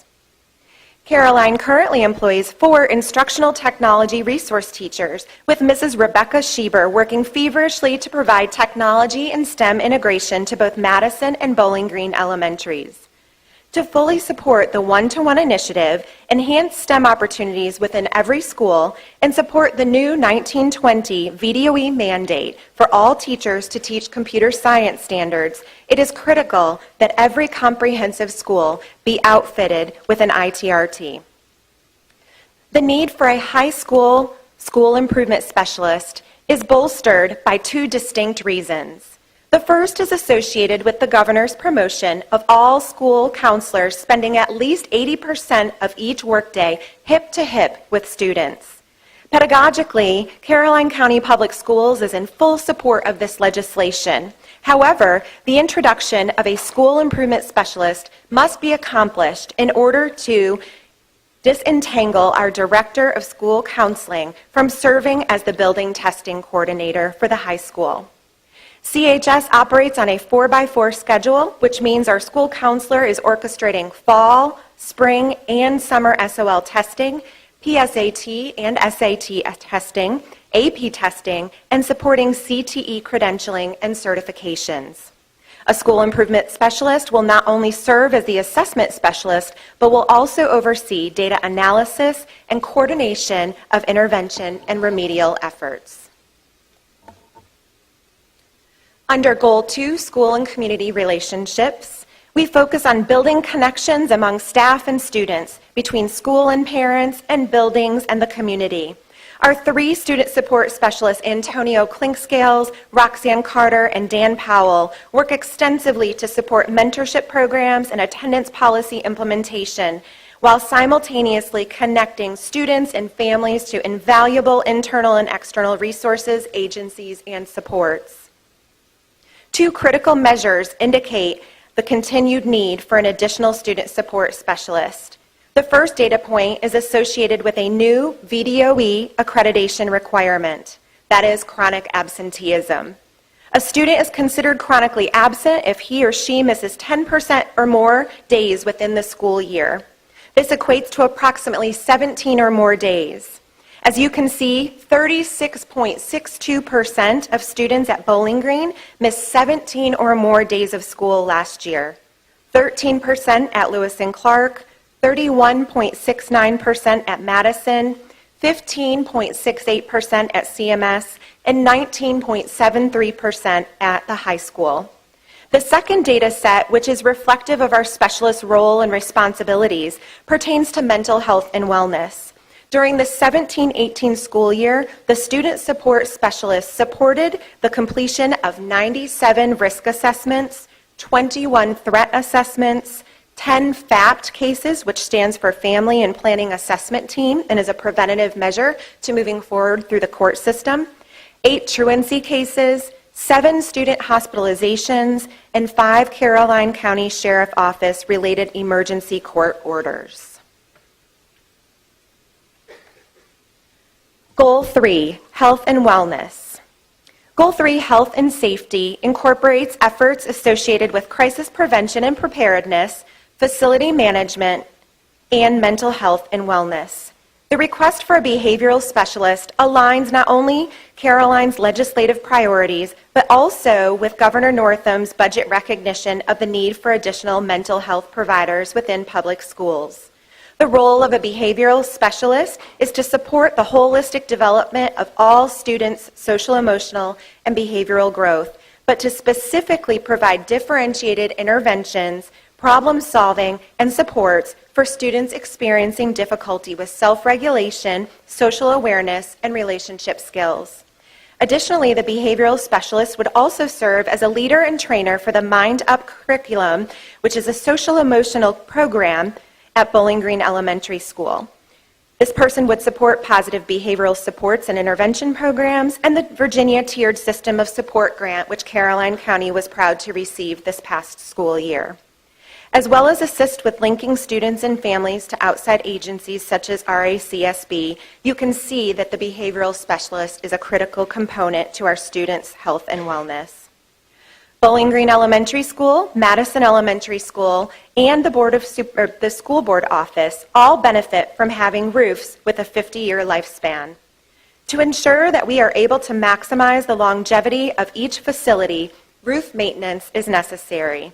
While traditionally documented within a CIP proposal, this work does not reflect 2 established criteria for capital improvements. One is, it is not a new roof being added to these 3 facilities. And 2, it is not identified as a considerable enhancement.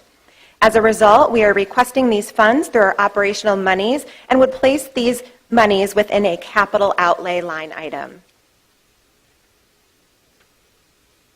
Finally, Goal 4, Organizational Effectiveness.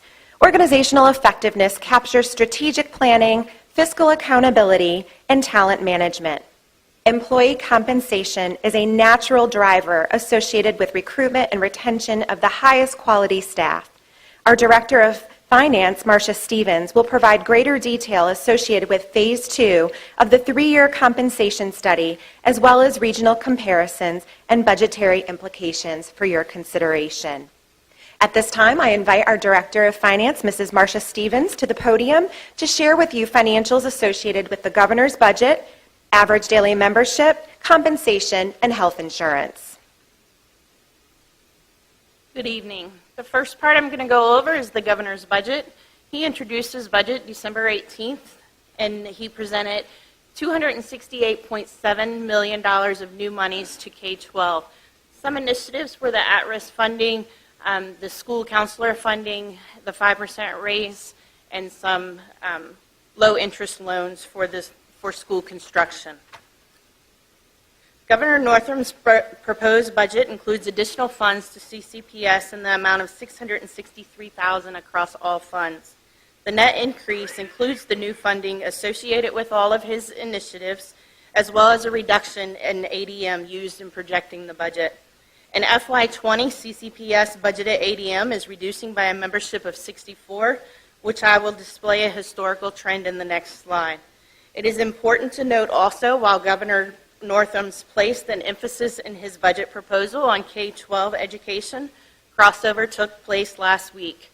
In the Senate amendment, CCPS saw a reduction of $169,000 in the governor's proposed increase, and in the House amendment, CCPS projects a reduction of $42,000 in the governor's proposed increase. We will continue to monitor the remaining 2 weeks of the session and throughout the budget process. CCPS staff has been monitoring the ADM used in projecting the state funding for the budget and comparing it to actual funding ADM as of March 31st of each year. As you can see in the chart, the actual funded ADM has been decreasing since FY16, and in the review of the past 3, 4, and 5-year trend, the FY20 budgeted ADM is being reduced by 64, and the state revenues are being projected using a budgeted ADM of 4,076. It is important to emphasize the reduction of ADM is not only within CCPS, but across Region 3. As noted, 9 of the 15 divisions are experiencing an ADM decrease. Additionally, this trend is evident across the state, with ADM decreasing by over 9,000 students for the FY20 state projections. It should be noted also that many of the localities experiencing these ADM decreases are rural communities. In 2018, CCPS conducted a compensation study through Evergreen Solutions. CCPS proposed to implement the recommended compensation adjustments in a 3-year phase. In FY19, CCPS implemented Phase 1 with the teacher's starting salary at $40,600. Phase 2 would increase the starting teacher salary to $41,800, and FY21 to increase that salary to $42,672. Even with the full implementation of Phases 2 and 3 over the next 2 fiscal years, these increases align solely with Evergreen's minimum market values recommendation when the study was performed in spring 2018, but do not account for the other localities' continued salary increases. As a result, without continued investment in compensation beyond Evergreen's recommendations, CCPS will continue to fall behind the increasing minimum market value. Funding for the SOQ compensation is extremely complex and requires the use of the state's prevailing rate combined with portions of each of the SOQ support positions based on the SOQ standard. Included within your budget resources is the FY19 and FY20 SOQ funded support and instructional position document that's used to calculate and funding basic aid. The governor proposed compensation increase for SOQ support positions is based on the funding ratio per pupil and also the prevailing salary of that position. As you can see from the FY19 salary comparison with surrounding divisions, Caroline County is 9th out of 9 divisions in beginning teacher salaries. CCPS ranks 5th at the midpoint and 7th at the top of the salaries scales. Additionally, as we increase our scales, the surrounding districts continue to rise on their scales. While the average increase in health insurance over the past 3 years has been 4%, when the medical trend typically runs 10%, our plan has seen very large claims over the past couple of years, which have impacted the renewal rates. While we are still awaiting our renewal for our insurance plan for the coming year, our insurance health consultant, using underwriting analysis of our claims, is predicting a large increase for FY20. As we move forward in the budget, such large increases are certainly not sustainable, and thus the division is exploring ways to minimize the impact to the locality. CCPS has been working on creating options to mitigate the health insurance increase. While we understand that health insurance is a critical component of our benefit package, we also recognize that the expanded plan is a premier platinum plan, and it's not physically sustainable for the future. Option A keeps the existing plans with a projected 15% increase and a phase-out over 3 years of the employee plus children tier. They would go, instead of employee plus children, just to a family tier with all other families. The cost of option A for CCPS is $748,000. Option B eliminates the premier plan, maintains our current 250 plan, and adds the 500 plan. It also includes the phase-out of the employee plus children tier. The estimated cost for this plan or option would be $251,000. The adoption of option B will align CCPS with other surrounding school districts and private sector insurance offerings. As with any adjustments to our health insurance, multiple opportunities for educating employees would be offered to ensure each insurance participant understands the impact of the plan and the premium. We anticipate the renewal package from the local choice by late February, and we will continue to provide updates as received. The operational expenditure increase under option A includes expenditure increases of $2.3 million, or 5.4% increase for the operational budget. The operational expenditure increase under option B increases expenditures by $1.8 million, or 4.2% of the budget. You'll note that the majority of the increased expenditures in both of these options are in the instructional category, which accounts for 70% of the increase. Under Governor Northam's proposed budget, there's a net increase in state revenues for the operational fund in the amount of $669,000. For the FY19 budget, there was an appropriation of one-time anthem monies in the amount of $300,000 that must be removed for the FY20 projections. Under option A, the revenue gap is $1.9 million, and under option B, the revenue gap is $1.4 million. We understand that these revenues are based on the projections presented by the governor, and crossover calls for less monies to be received from the state.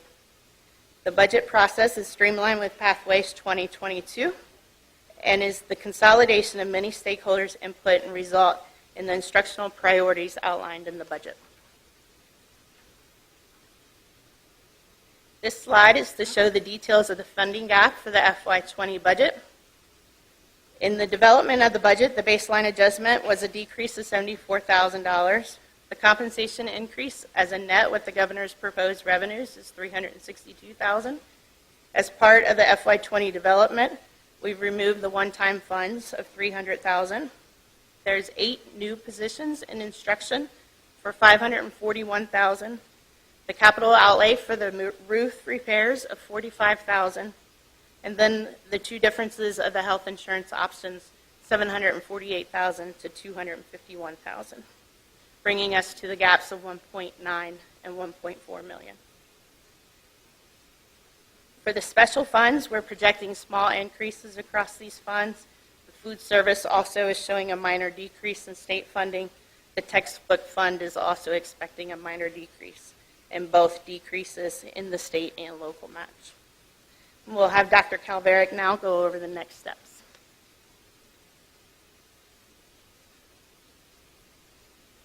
As we move forward in the coming weeks and months, CCPS will continue our work with education, awareness, and advocacy. We pledge to work with the local choice to mitigate the impact of increasing insurance costs. We pledge to monitor the work of the General Assembly and its impacts upon the governor's proposed budget. We pledge to keep our staff and school stakeholders abreast of any budget-related updates. And finally, we pledge to continue our invaluable partnership with our local government in support of the goals within Pathways 2022. As we draw to a close, we extend an invitation to all Caroline community members, school stakeholders, and community and business partners to remain engaged in the budgetary process. Thank you for the opportunity to share Caroline County Public Schools' proposed FY20 budget. At this time, Mrs. Stevens and I are happy to address any questions you may have.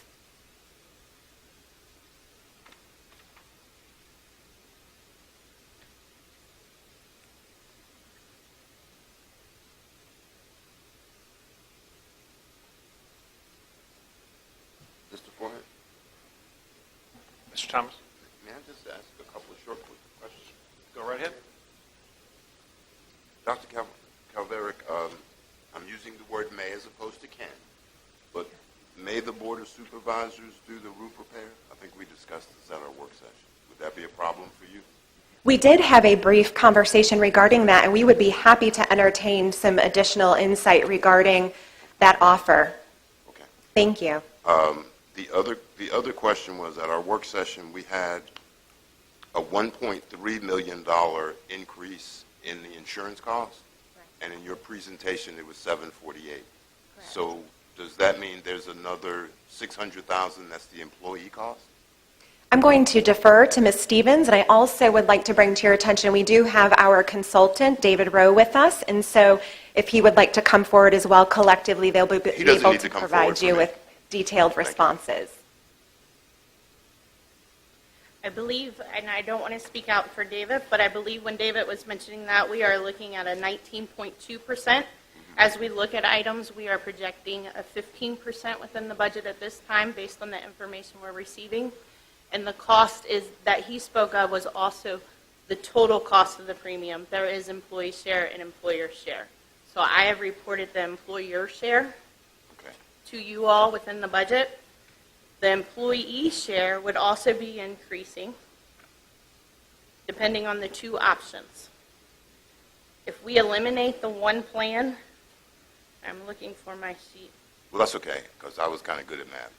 If it's 1.3 million is the cost and 748 is the employer cost, then something just short of 600,000 is going to be the employee cost.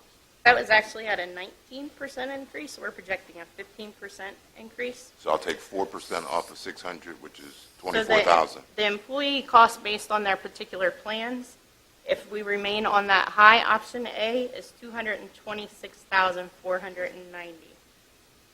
226, that's across all employees. Yes, sir. Under option B, it's a little bit trickier because it depends on which plan they choose. Right, Okay? right. So if they chose to No, I'm just trying to get ballpark. Yep, if they chose that's to fine. remain on the same plan, if they're on a 250 now and they remain, it's 569,000. Should they choose to go down to the next plan being offered, 125,000. Okay. So we're looking at originally 1.3 million total insurance costs. Now we're close to $1 million on Plan A, somewhere around 8 on Plan B. So that, I mean, that's a good job to reduce it, but we're still looking at least $1 million. And the employer share, which is the school board, is all local funds appropriated by the county, right? Okay, and employee Well, we get our basic aid, but our net amount that we're getting right now is 665,000, which we've applied towards the compensation. okay, and the net employee is between 250 and 180 or whatever. Mm-hmm. So their net take-home pay could theoretically go down even with the compensation study. It could, but if they chose to move down on single insurance, they're seeing $1 and some change increase in the premium as a Okay. single coverage. So let me make sure I say that to make sure I understand. With the insurance cost increase, even if we fund the salary study, their net take-home pay could go down.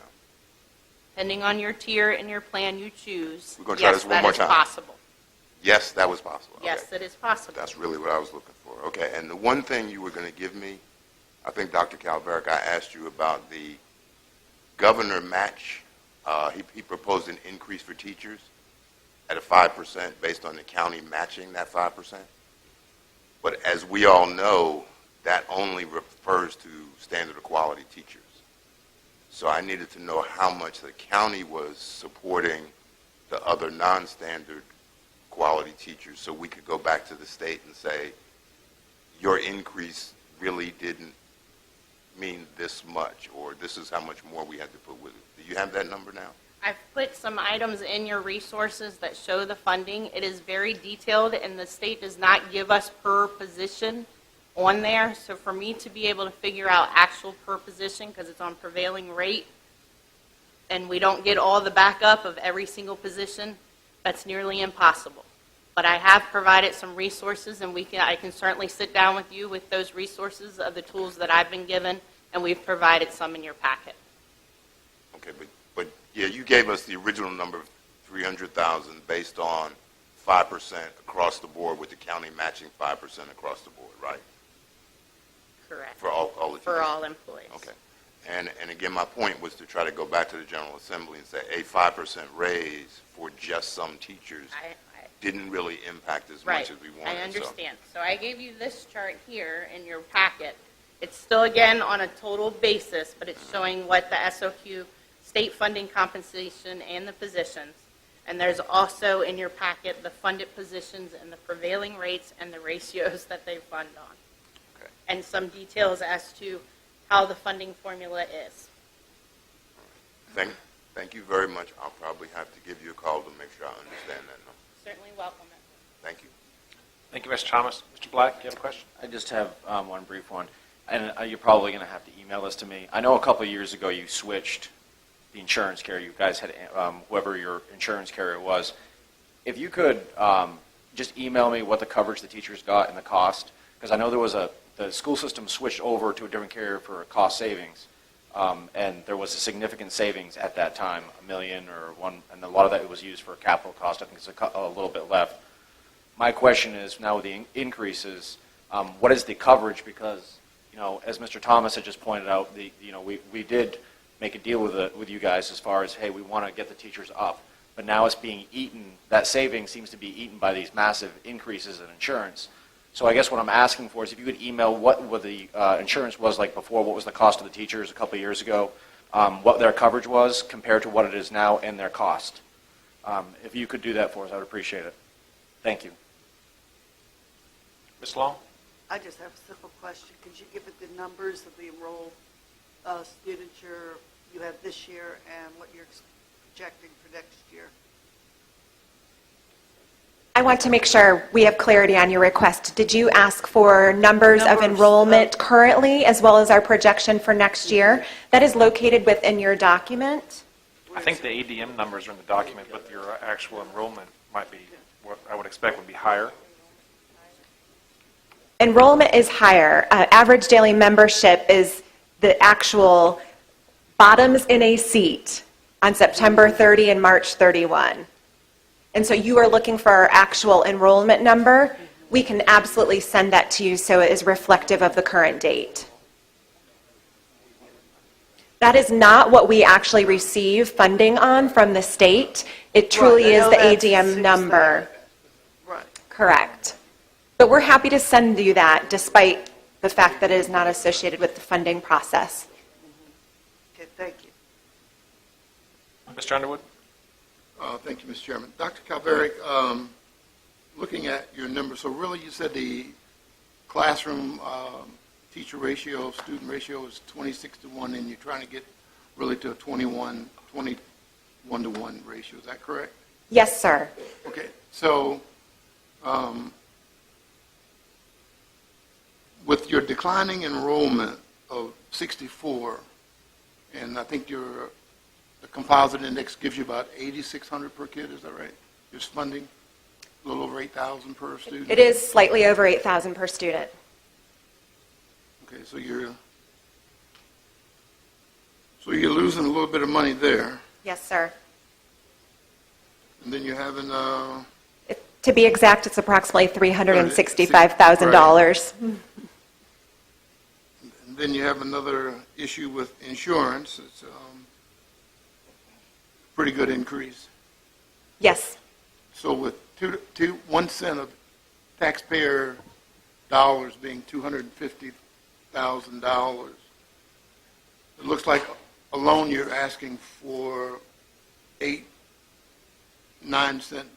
It actually equates to approximately a 6 cents increase. For 1.4?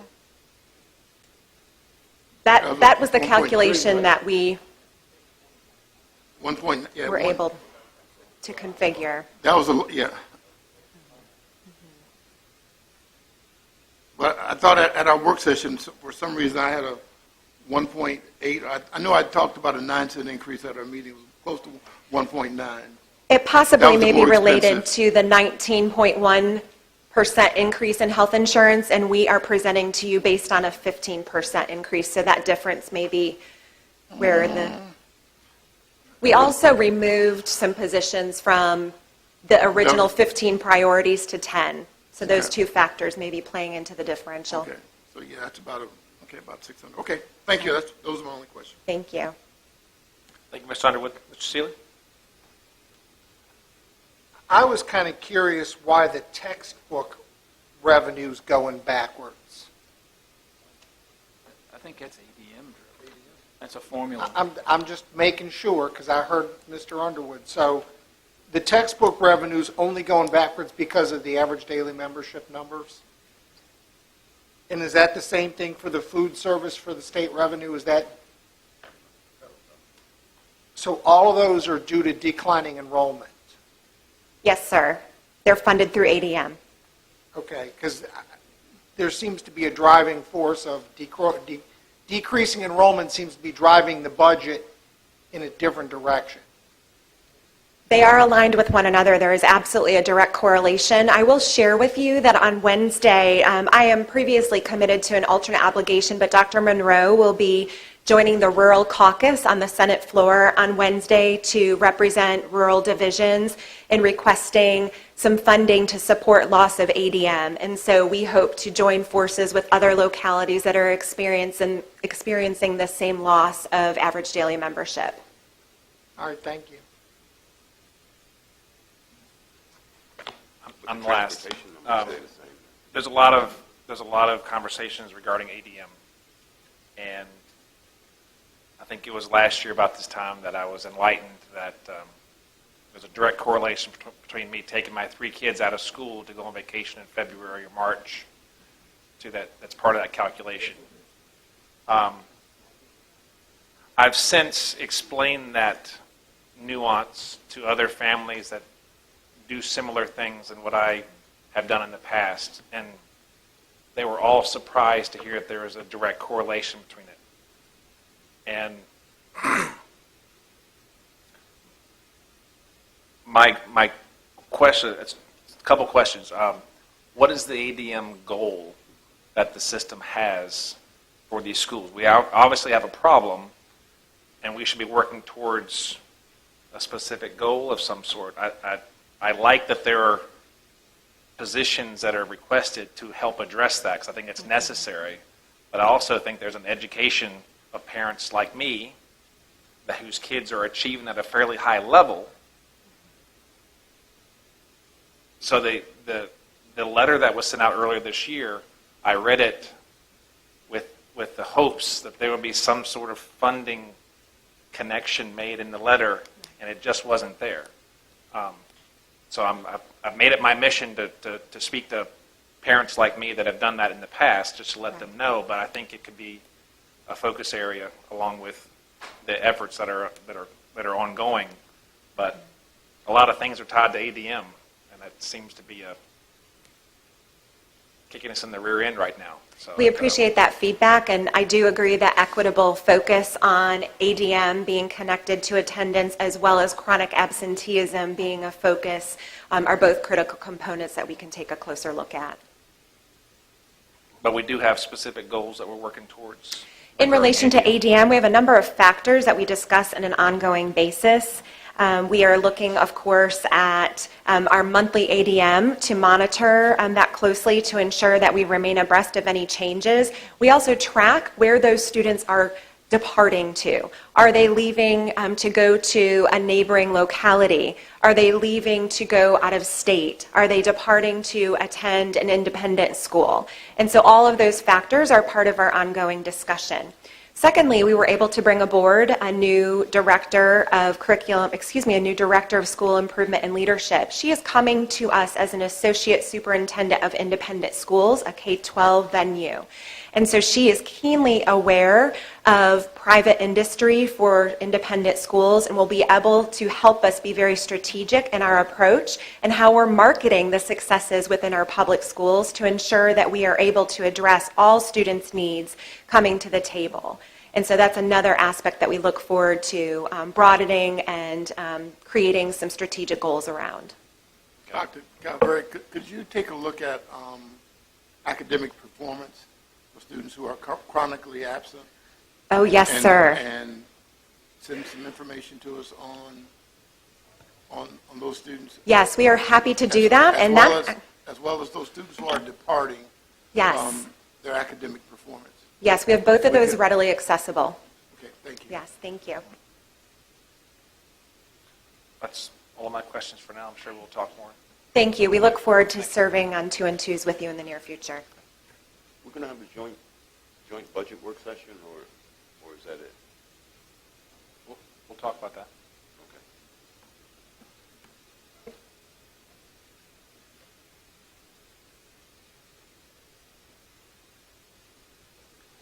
All right, next on the agenda, Dr. Calvary, thank you very much for the time. Thank you. It's much appreciated. We have appointments. We have the Board of Zoning Appeals for the Bowling Green District. Mr. Seeley. Mr. Chairman, I'd like to renominate Joseph Pack. He has agreed to continue to serve, and he was filling an unexpired term. Second.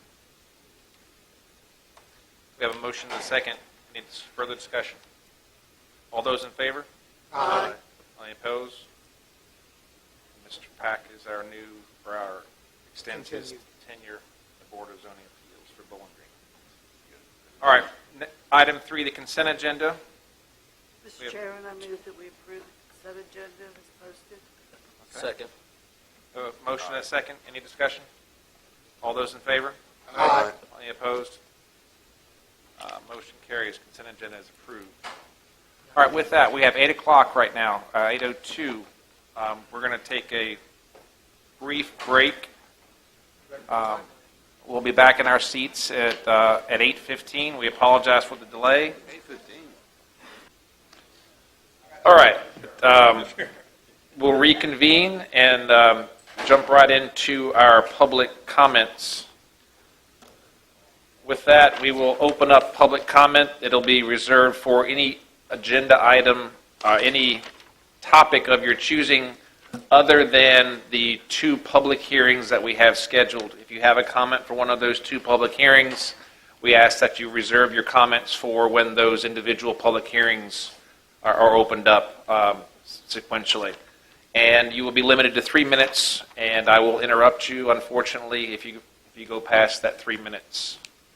When you come up, I ask that you disclose your name and your voting district or address. And with that, no address. So with that, we'll go ahead and open up our public comment for any topic other than a currently scheduled public hearing. Anyone is welcome to come forward.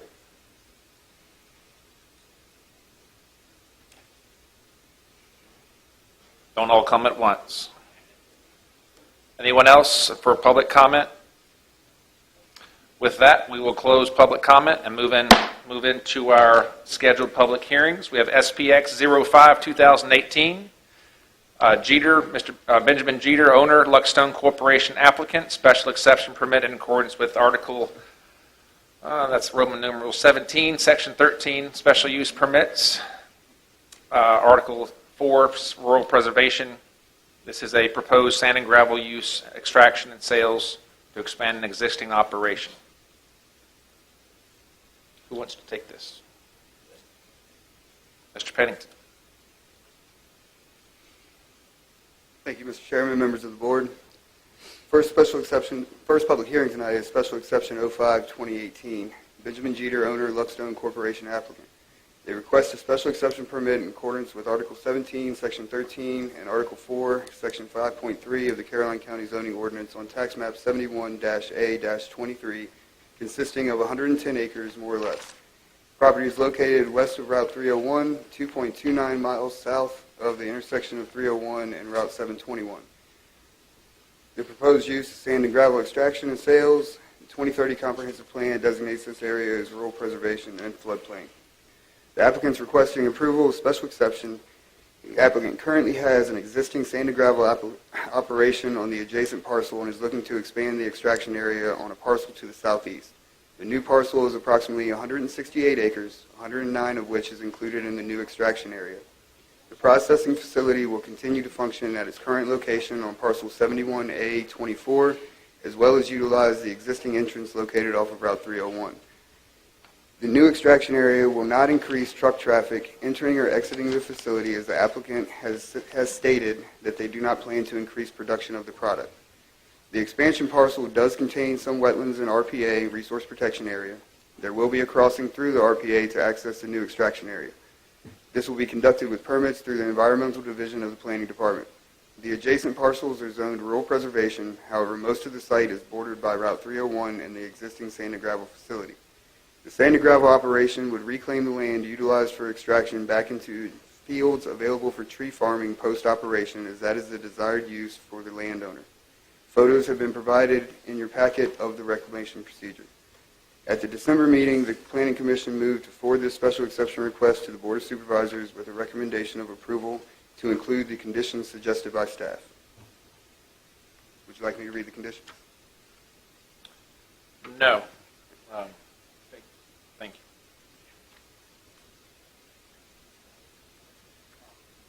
you. Okay. Applicant, if you want to come forward and present.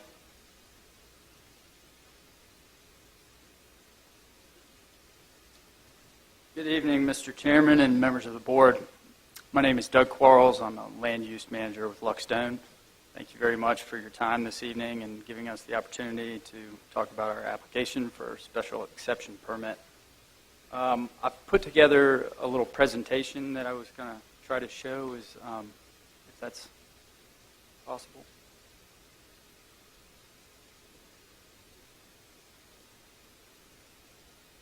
Warming up. There we go.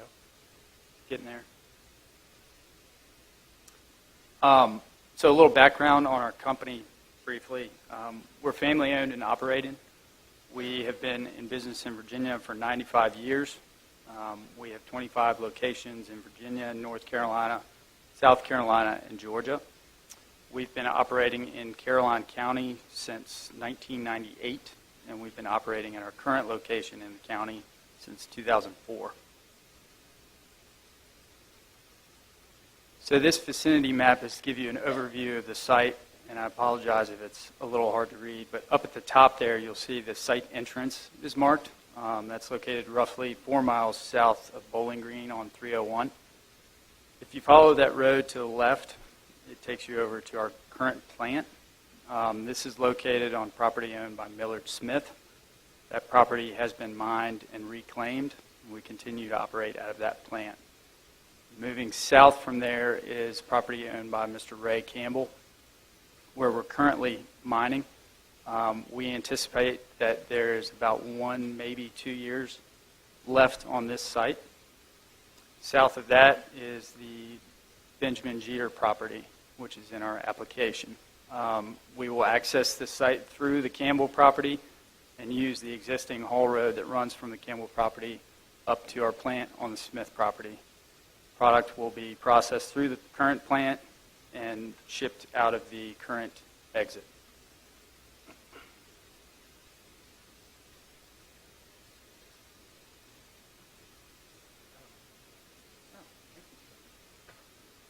So taking a closer look at the Jeter property,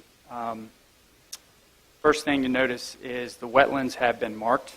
We performed a wetlands delineation so that we know exactly where those are, and we will not be disturbing any of those. We will continue to maintain a minimum of 100 feet off of all the wetlands.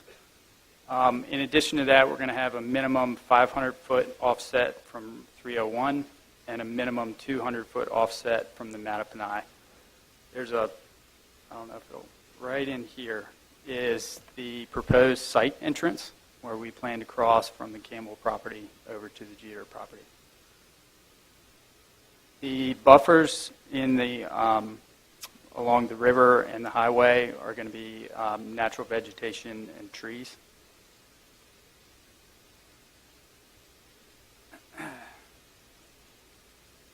Taking a look at our operations, the real purpose of this application is not to increase our capacity. So we have no intention of increasing our capacity. What we're trying to accomplish is to extend the life of this site. As I mentioned earlier, we estimate 1, maybe 2 years left of the site if we don't get approval. If we do receive approval, we're looking at extending it 7 to 10 years. So that means no extra truck traffic, existing plant entrance, maintaining existing buffers, and continue our reclamation efforts. The photos on this slide show you different stages of the reclamation process. So after mining, dirt is placed back. The area is then graded, and by the request of the landowners, we've actually put topsoil and planted trees. All of this is done in an effort to essentially allow the land to grow back to be used for multiple different uses in the future. In addition to that, as you can see in year 10, the growth is very significant and actually it creates a really nice habitat for the wildlife.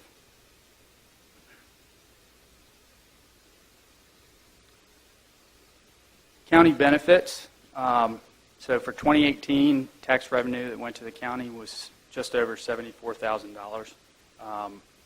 That's comprised of machinery and tools tax, sales tax, personal property tax, and real estate taxes.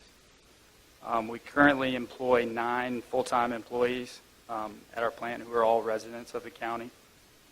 Our local spending for 2018 was $1.2 million, and this primarily went to vendors, haulers, and lease payments. In addition to the revenue that local businesses receive, there's a benefit for them for employment and local supply. For the community, Luckstone really prides itself on being an active member and a good neighbor. Last year, we gave $7,500 to the Caroline County Little League. In addition to that, we've been supportive of the fire department, schools, library, economic development. The benefits that the county receives from taxes and spending, as well as the other various forms that Luckstone provides, we'd like to continue to have those go back to the county and the community for the next 7 to 10 years. So we're not intending to change any of that. We'd like to keep that going. So that concludes my presentation. Thank you all again for your time and for your consideration of this application. And based on everything that I've just provided, we respectfully request approval of this application. And I'd like to answer any questions that you have. Actually, we need to go ahead and open our public hearing, so we'll call you back after other folks have an opportunity to comment. Thank you. With that, we'll open up any public comments on SPX 05 2018. Go ahead and open them up now. If you have any comments, please move forward. Again, you'll be limited to 3 minutes on your comments. Yes, sir. I draw it out. I'm Ray Campbell. My brothers and my first cousin and I own the adjacent parcel. We recommend approving the rezoning. We think it's good for the county and good for the Jeters, and it's good for us. It's good for everybody. Thank you. Any questions?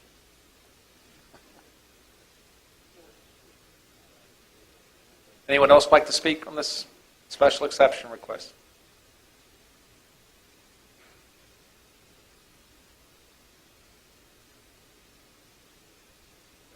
My name is David Beal. I live on Reedy Mill Road. I didn't come tonight to speak regarding this. I didn't prepare anything. But I live south of the entrance, and Buckstone, as far as I know, has been a good corporate citizen, and I'd speak in support of the request. But I would like to see the application address the transportation impact on 301. I don't know if it warrants improvements. If you're coming up that hill, you get behind a truck, you gotta slow down. They gotta pull a small hill if they're going northbound. So I don't know that any improvements are warranted, but I'd like the applicant to have an opportunity to address any impacts. Thank you.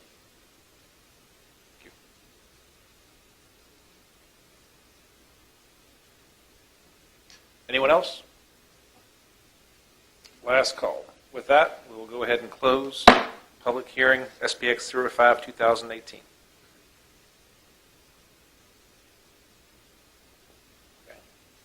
Okay. Any board members have any questions for the applicant? I just wanted to double check in answer to Who would you like to see come up? applicant. Okay. I just wanted to make sure this is not going to increase the truck traffic that's there. No, ma'am. So his concerns are, it Right. won't be any worse than. Since we're not going to be increasing our capacity, we're not going to be increasing our truck traffic. All right, thank you. Thank you. Mr. Qualls. Mr. Thomas? I was just going to ask Mr. Qualls if you could stay. I'll wait and be last. If there are no other questions, I'm ready to go. Oh, Shel. Mr. Qualls, I think Mr. Beal was kind of referring to transportation impact as we had VDOT here. If VDOT can't clean up the ditches, there's no way they're going to regrade that road, which would be nice. So there's no effect. And what has happened is county staff said a couple of times expand, and the reality is you're not expanding, you're just going to move from one site when it's done to the next site. So you basically have the same net footprint. Correct. Extending life of the site. Extending not like actually, the entire site. Correct. But not Yes, sir. a particular cell. So it's basically you're going to run the same as you've been doing for the next 7 years. You're going Yes, to sir. continue to be a good corporate citizen. Yes, sir. We've had no complaints about you at all. Having said all that, I'd move that we approve special exception 05-2018. Second. Thank you. All right, we have a motion and a second. Any further discussion? All those in favor of approving SPX 05-2018, say aye. Aye. All opposed? Motion carries.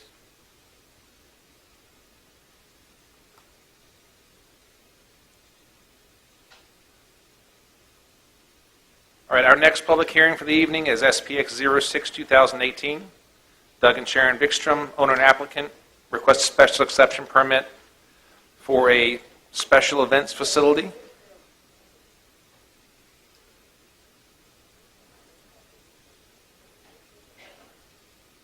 Thank you, Mr. Chairman, members of the board. Next hearing is special exception 06-2018. Doug and Sharon Bickstrom, owner applicant, request a special exception permit in accordance with Article 17, Section 13, and Article 4, Section 5.23 of the Caroline County Zoning Ordinance on Tax Map 64-A-29A, consisting of 2 acres more or less. The venue area, 2 acres more or less. The property is 5 acres.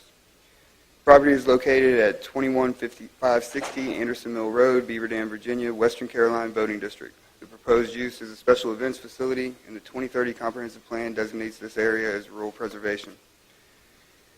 The applicant would like to host weddings and other events on their residential property. The proposed facility would include a 70 by 30 enclosed structure. We received that information this morning, that it has changed from a pavilion to an enclosed structure. Parking for 100 plus vehicles. The house will be available for the wedding party. However, restrooms will be provided by whomever shall be renting the venue. The abutting properties are of residential use. The property is bounded by the Caroline-Hanover County line to the west, Anderson Mill Road to the east, and undeveloped residential properties to the north and south. The comprehensive plan shows this area to remain rural residential. VDOT has commented that a commercial entrance would be required. The applicant will need to supply an estimated trip count in order to verify this requirement. Additional VDOT comments along with Health Department comments regarding the Office of Drinking Water will be addressed at a site plan phase. The Planning Commission moved to defer at the November meeting in order for some items to be more clearly defined in the operation of the facility. At the December Planning Commission meeting, the Commission moved to forward this application to the Board of Supervisors with a recommendation of approval, voting 5-0 with 1 abstaining. With the new information provided today of an enclosed building, a few of the conditions need to be addressed. Condition number 4 would no longer be applicable, as that was an attempt to abate noise when the noise was expected to be exterior of a building. So I recommend that condition number 4 be stricken, as condition number 5 should be able to handle that sufficiently. Also, with it being in an enclosed building, condition number 19 would have to be addressed by the building department with a maximum occupancy load.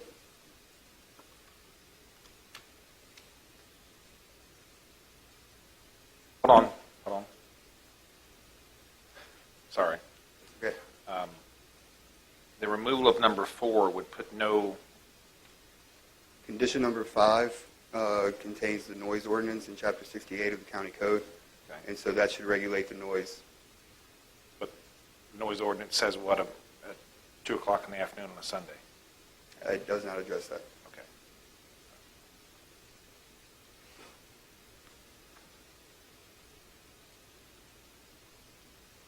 All right, with that, we'll move to public comment on SPX 06, 2018. If you have a wish to comment on this special exception request. Actually, before we do that, actually, as part of this, applicant, you get a chance to go first if you'd like.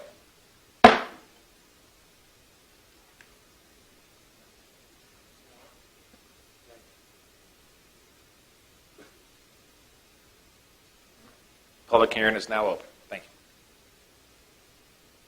Well, good evening, Chairman, Board, and Board of Supervisors. My name is Doug Vikstrom, and this is my wife, Sharon Vikstrom. We live at 21560 Anderson Mill Road, Beaver Dam, Virginia. We thank you for the opportunity to apply for this special event permit. The Anderson Mill home has existed since the early 1900s. We have lived there for 35 years and have raised our family there. We've also run a successful construction business for 30 years there. We want to open a venue that is affordable and allows couples to get married and not break the bank. Okay? We're also approaching retirement, believe it or not. And this will help me work my way out of the construction. Okay, that's what our goal is here. Slowly work my way out of the construction. We love our home, and we want to share it with others. We love our community in the Western Caroline County. We do understand that there are some surrounding concerns, and we share our concerns also. These concerns will be addressed throughout the evening by way of friends who have been to the events in our house. They're going to speak on our behalf. Okay? We thank you again for this opportunity to have this permit. And we hope you approve it. Yes. We'll answer any questions. Actually, if there's a question for you guys, we'll call you back up at the end after everyone else has an Thank you. opportunity to speak. Anyone else like to come forward and speak regarding this topic?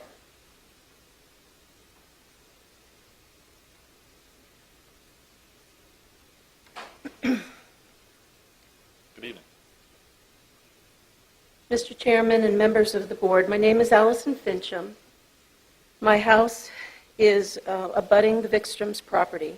I provided written correspondence to you on this application, and I am here tonight to personally express my opposition to the request. I have many concerns with this application that include exterior effects such as amplified noise, safety of the public roads, and liability of adjacent property owners, which I and other neighbors have expressed to you in our letters. I believe that it is impossible for the county to provide conditions that will alleviate these issues on a parcel of land of this size. It's 50% of the conforming lot size in the district. The ordinances adopted by Caroline County clearly define why this application should not be approved. The zoning ordinance contains over 6 pages of standards and criteria necessary to receive a special exception permit. It states that where the standards contained herein cannot be accomplished, the Board of Supervisors shall deny the use. The burden of proof is upon the applicant, and it has not been demonstrated that the standards have been met. The use adversely affects the character and established pattern of the area, is injurious to the property in the area, and affects public health, safety, and welfare. The venue is about 250 feet from the water's edge. While the applicant has stated that the river access is prohibited, the location of the venue realistically is about the river, as evidenced by past activity. The center line of the river is the county boundary, and the land under the river is owned by the respective property owners to the center line. All of the waterfront property owners are concerned about liabilities. There are several aspects about this case that are alarming and cause me to believe that any conditions set by the board will not be followed. The applicant states in the past that they have freely provided access to the North Anna River that runs behind their property. In fact, the property being used by their guest is owned by Mr. Mastropolo, who has actually only approved limited use of the property of the Vikstrom's immediate family members. The beach area is his. I am concerned about the applicant's response to Mr. Mastropolo, who pointed out the dangers and liabilities that they are exposing to their neighbors with the riverfront land. There is a deep whirlpool, sharp metal pieces from the old mill, changing water levels from Lake Anna releases, and a dam and spillway that could catch an unsuspecting person in the undertow. This is not Pitt's Pond. Instead of displaying any consideration, the applicant submitted a letter criticizing Mr. Mastropolo for raising his concerns by using words such as unwarranted, a bit misplaced, lacking experience, telling him to read a business plan that isn't contained in the packet, and criticizing him for living elsewhere. If this attitude of willful disregard towards concerned neighbors and property owners is displayed without a special exception, what will be the attitude if the special exception is granted? Will any permit conditions approved by the board be followed? Please do not create an impossible situation for the neighborhood by allowing this business to be established on the property. I'm respectfully asking the denial of this request. Thank you. Thank you. Would anyone else like to speak on SPX 06-2018? Please come forward. You're welcome to move towards the front if you'd like.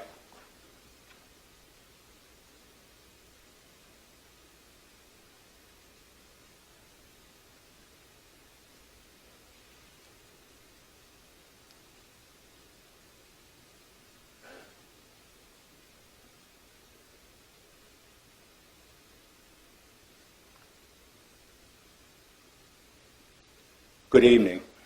My name is Michael Gray. My wife Gloria and I own property that abuts the property in question. We have many concerns about this special use permit. My father inherited this property from his grandmother in the 1940s. And for the next 60 plus years, he faithfully paid the taxes on this property. It was my grandmother's wish that the property remain in the family, and eventually a family home would be built there. My wife and I have been paying the taxes on this property since my father passed in 2004. And we, as a family, are getting close to the realization of my grandmother's wish. If these events were allowed to occur, we feel that it would effectively convert the area from a rural residential area to a much more public one. We're concerned about sudden increases in automotive traffic. We're concerned about issues with noise levels, lighting, and we are not really informed as to what recourses are available in the event that these issues do become problems. So we want to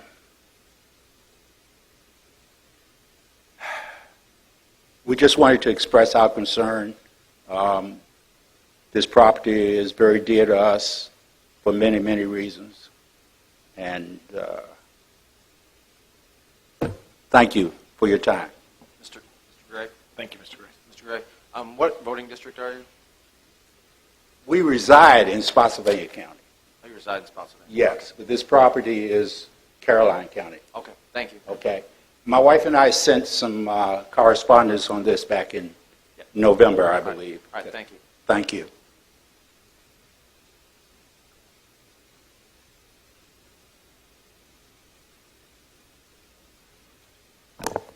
I'm a little bit shorter than everybody else. Good evening. The sheriff can relate to that.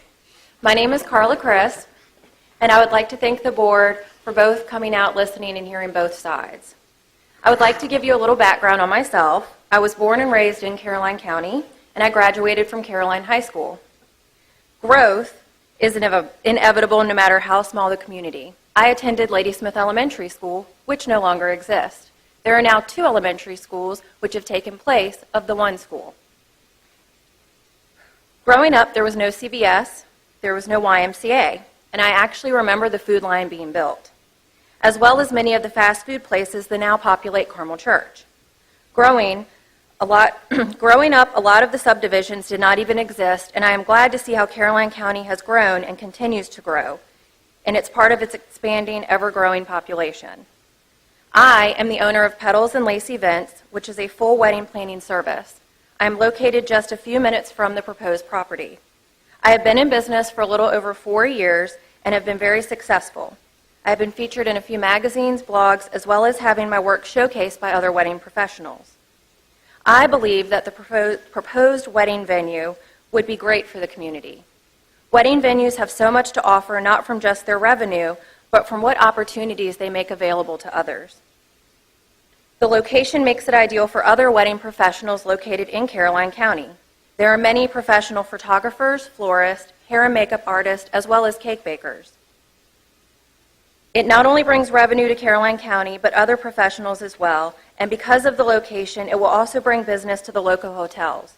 Carmel Church has the closest hotels to offer, and for rehearsal dinner, Ladysmith has Giuseppe's and the Timbers, and they offer private rooms. All of these are within 10 to 15 minutes from the proposed site. I have worked and planned many events with Doug and Sharon Vikstrom and know the high standard in which they keep their property. It is always well kept. They take pride in owning the Anderson Mill home. The landscaping is always pristine, and the actual mill home looks as if it came out of a magazine. They want to share the beauty of the property with others. They have successfully managed small family gatherings to bigger events, and no one has ever complained. If this proposed venue is approved, I would become the event manager, due to how involved in the wedding industry I am. I would make sure that the rules and regulations would be followed. It would be my top priority to keep the guests as well as others in the community safe. I have worked over 350-person weddings with 0 issues. I have also been to other wedding venues where they've had over 200 people and parking is never an issue. I feel the property in question can accommodate parking with no issue at all. It is my job to ensure that couples understand the importance of the contracts that venues offer. Every venue has a contract that must be signed and is binding, and if any requirement is not met, the event does not happen. Most requirements for the couple are to purchase a banquet license, as well as a day of insurance policy, and whatever else the venue deems to be significant. The river in question will not be part of this venue. Miss? Yes. I need you to wrap it up. Okay. I'm sorry. But No problem. As a seasoned wedding planner, it's my job to ensure that no guests leave the premises intoxicated. Along with the staff on site, the venue manager, and the crew, we will not allow anyone who has consumed alcohol to leave, thus preventing driving under the influence. The Vikstrom's top priority is safety, and they want their guests to enjoy each other and not jeopardize others' lives or what they have worked so hard to build. I'm looking forward to seeing this approved and extending an invitation to all of the board members to the open house. Thank you. Thank Do you have you. any questions?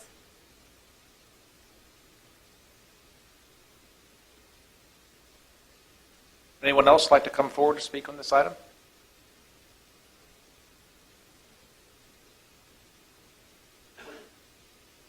Just a reminder that we do have a clock up here Yes. running, and I hate interrupting, but That's all right. I won't be as long, I Okay. promise, sir. My name is Joel Fletcher. Thank you, distinguished members of the board, for allowing me to speak. Real quick introduction. Again, my name is Joel Fletcher. I am employed as a law enforcement officer with an agency here in the Commonwealth of Virginia. I've been employed with that agency since March 10, 2001. So almost 18 years I've been a police officer. I was assigned here in Caroline County from August 2003 to September 2008. Part of my job is investigating crashes, assessing crash scenes, and looking at roadways and whether or not they're dangerous. The Vikstrom's property is located off Route 738, which is Anderson Mill Road in the western part of Caroline County. Obviously, that's the Beaver Dam area, Charlesburg Beaver Dam area. I now live in Montpelier. I formerly lived in Bowling Green. I live in Montpelier. But I work in a neighboring jurisdiction of Caroline, so I have to drive Anderson Mill. Well, I don't have to, but I choose to drive Anderson Mill every time I go to work. I feel that Anderson Mill Road, if you are familiar with it, is a two-lane roadway with a double solid yellow center line. It's considered a rural route. It's a posted 45-mile-per-hour zone. There are no white edge lines on the roadway. There are no shoulders adjacent to the roadway. However, excuse me, I do feel that Anderson Mill Road is a safe road to operate on. Being familiar with Caroline County, when I worked here and lived here, there are plenty of rural roads that are difficult to navigate, curvy with grades. And Anderson Mill Road does have some curves, it does have some grades, but it's not. I don't feel that it's a dangerous road to operate, as I'm familiar with the roadway, as it's considered a rural roadway. I don't think it's any more dangerous or than any other road that could be considered that. Ladysmith Road, obviously, it goes from the river, North Anna River, to Ladysmith Road. Ladysmith Road is the same type of roadway, except it has edge lines. And the amount of traffic that's on Ladysmith Road is obviously significant. I've attended several functions at the Vikstrom's beautiful property. They're great, very warm, considerate people. I never felt any danger or harm while attending any of theirs. I know they're responsible, and it's an enjoyable experience, and I thank y'all for your time. Thank you.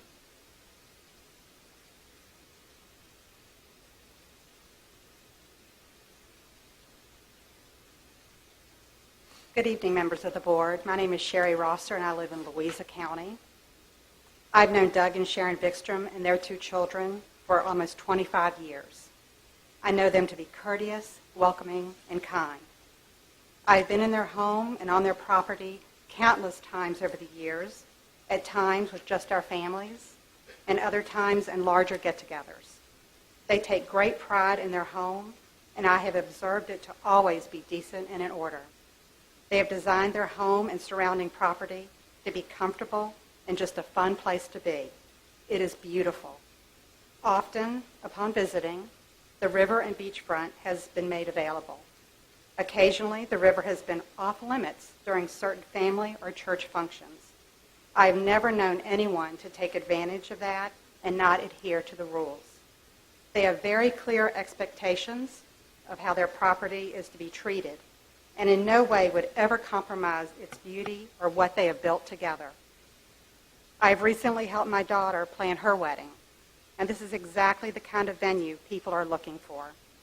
This venue would be an asset to Caroline County, and I encourage you to approve the request for a permit for their special events facility. Thank you for your time. Thank you.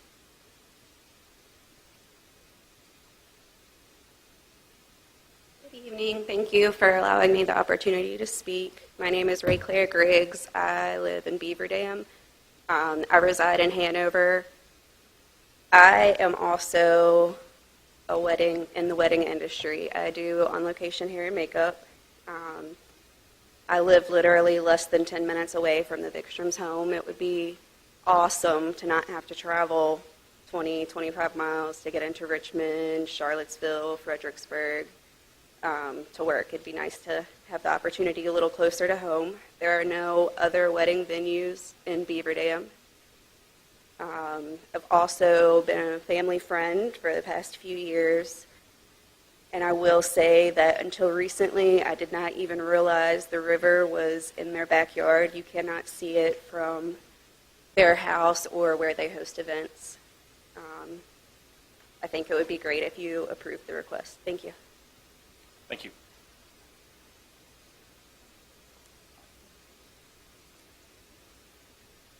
Good evening, Mr. Chairman, Board of Supervisors. I can speak on, my name is Wilson Whited. I live in Richmond, and I can't address some of the details of this proposal, but I can address the integrity of the Vikstroms. I've known them for nearly 20 years. I've served with them. I've been to their home on several occasions with large functions, and to reiterate what one of the other speakers said, they've always been very courteous, very considerate, and concerned about their property and how it's used, but while being very warm. And a wedding venue is, they've talked about, the wedding venue is what they want to do. It's not, it's not a bar, it's not a brewery. It's a wedding venue, and their goal is pretty admirable in my mind to make a venue, and it is a beautiful property available at an affordable rate. So, again, I can speak to their integrity and their willingness to, deal with problems that do come up, and certainly, problems will come up, but the willingness and ability to deal with them is something that the Viktrom are very competent and willing to do. So I would suggest approving the variance, and it will indeed benefit the community. Thank you. Thank you.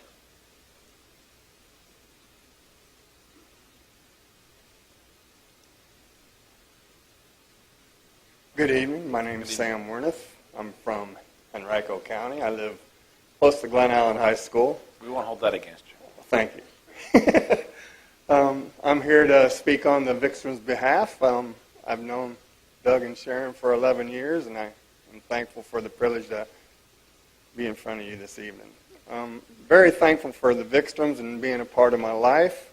I know Doug personally and worked alongside of him in his business, and about other venues that he's had at his house. And he is meticulous. He's a thinker. He's a planner. They're both planners. And they think through the details meticulously of amount of people that are coming to their home. It's a definite gem, their home. And they love to show it off. And they love to share about the community. And it's definitely brought me north to Caroline County and enjoy this area and the Beaver Dam area, and my children also. And it's brought pleasure to come up and enjoy this part of the state of Virginia. They're definitely very good stewards. Their home is beautiful, and they're always talking about their children and grandchildren. They have 3 beautiful granddaughters that are always there at the house, it seems like. But they just appreciate family, they appreciate the community, and they're always looking how to help others around and help them be better. And they do that with their home just wonderfully. And so as they try to make a business venture there, I'm sure their heart is to bless the people locally and to brag about the community. They're great ambassadors for Caroline County. And their home definitely represents well as a historical home of the Beaver Dam, or the mill home. So, sure thankful for being able to share that for them. Thank you.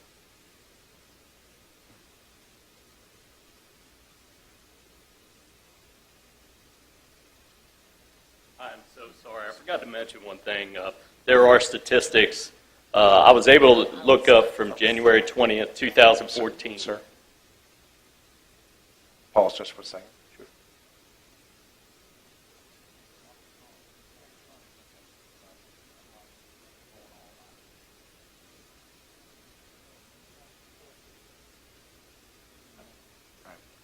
You have 1 minute left of your 3. Oh, it won't take that long. From January 20th to 2014 to February 11th, 2019, there were 6 reportable crashes that occurred on Route 738 Anderson Mill Road from the river all the way to Ladysmith Road. 6 reportable crashes. That means crashes that were either $1,500 worth of damage or personal injury or fatality.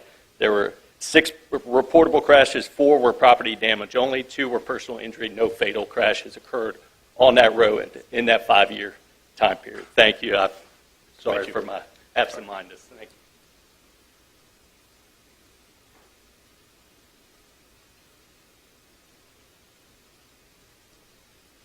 Hello, my name's Frank Marshall. I live about 2 doors down from the victims. While I don't personally know them, they seem like great people. They come highly recommended.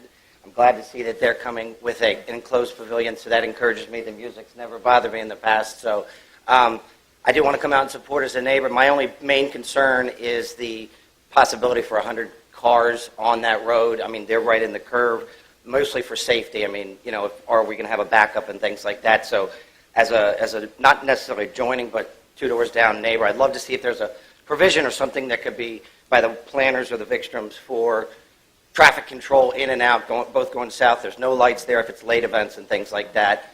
So that's my only main concern. So, thank you.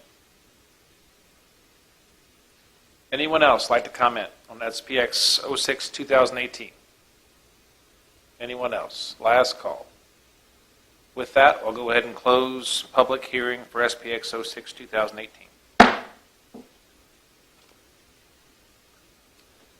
Board discussion or questions of the applicant or staff? Yes, Ms. Long. I just had, I had a statement. We are still getting letters. We just found out today this is going to be enclosed. We don't know how many people actually are going to be able to fit in the building because we didn't know it was going to be enclosed, which is going to change how many people can safely attend within that building.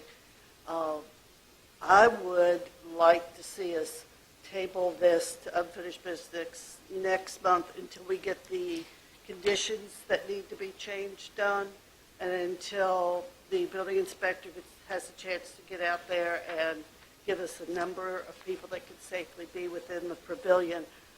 I will say that I was not leaning toward this project when I went out for the inspection.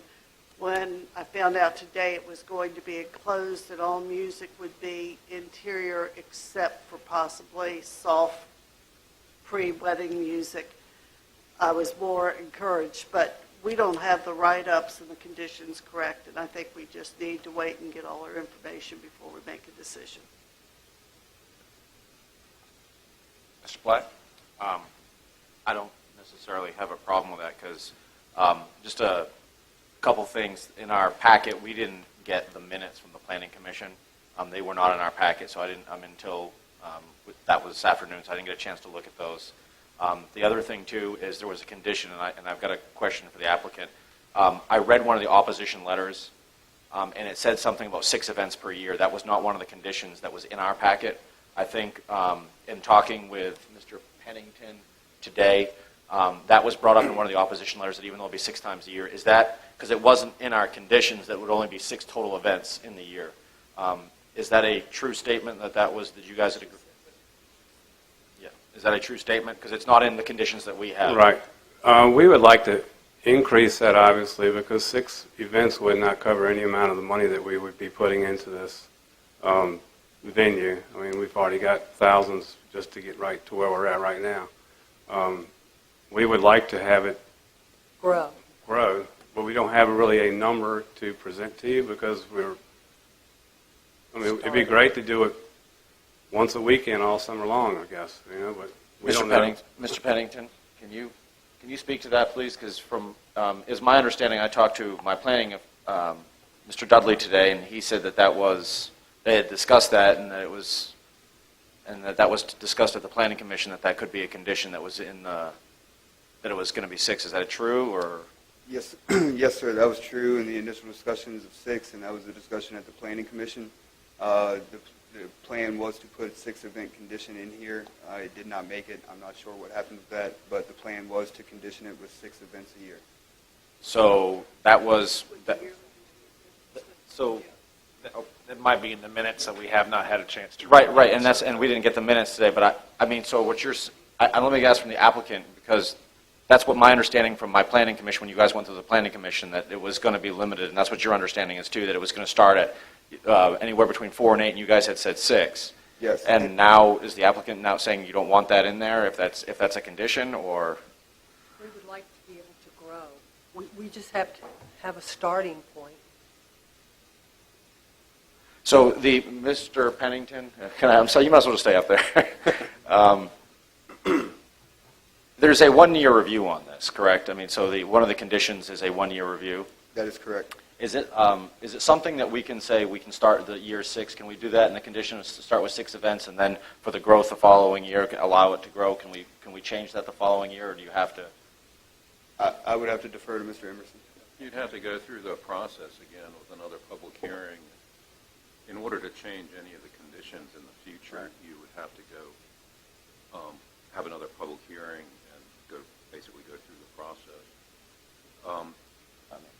The purpose of the review is to make certain that they're following the current conditions. Right. Okay, I get that. Yeah. All right. The other question I had, Mr. Emerson, while I've got you, I saw in the opposition letters. And I still I'm going to ask the questions even if we defer, because I'd like to have some background on this. The actual river itself. So I go down to the river itself because I like to canoe and kayak. When I'm on the river, on the North Anna River, there's no one that actually owns that, correct? I mean, the river is owned by, it's my understanding the river is owned by the state. Yeah, that's correct. It's similar to the, the Jackson River, for example, out in the western part of the state. You can canoe on the river, you can go up and down the river, but you can't, there are only certain places you can get off the river because it's private land and you'd be trespassing. And they've actually had lawsuits about that. Right. So is the land under the river, so if I get under let's say I'm between this property and a property on the Hanover side, obviously, because that's the separating dividing line. If I get out of my canoe or kayak, am I trespassing on someone's property if I'm literally get out in the river? Not if you're in the river. No, if I'm in the river, I'm not. You're so fine. You just can't go to the shore. Okay. I just wanted to all right. So thank you. I appreciate that. Then my next question is, in looking at this, how many, from the county's perspective, the county did a GIS, and the county came up with about 67 cars that you can fit on the property. Is that about accurate? Well, my brother is an engineer who designs parking lots, and he also presented his drawing, which is kind of the same setup, and he got 75 cars in there, but it just depends.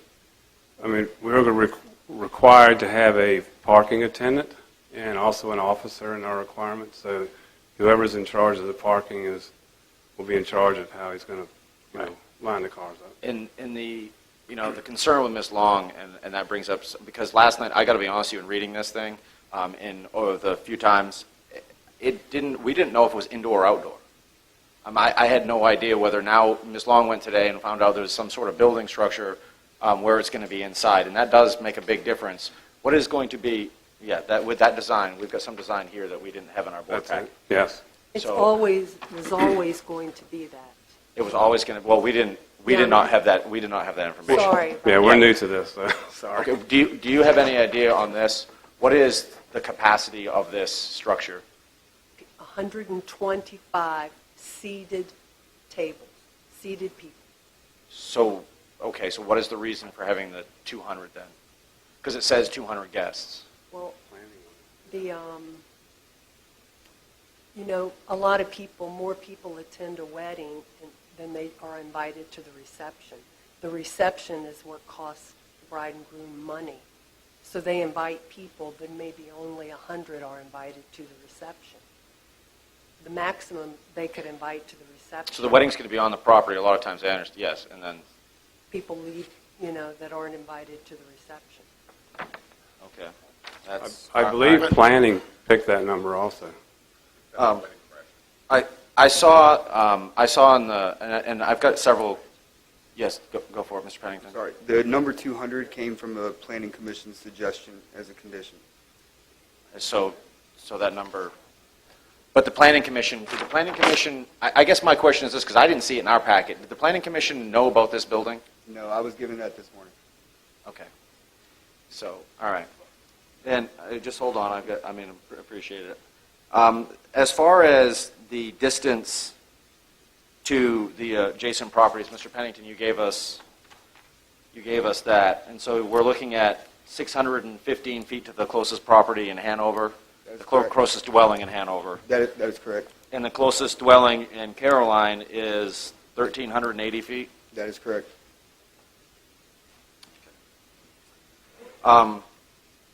Mr. Emerson, I've got another question for you.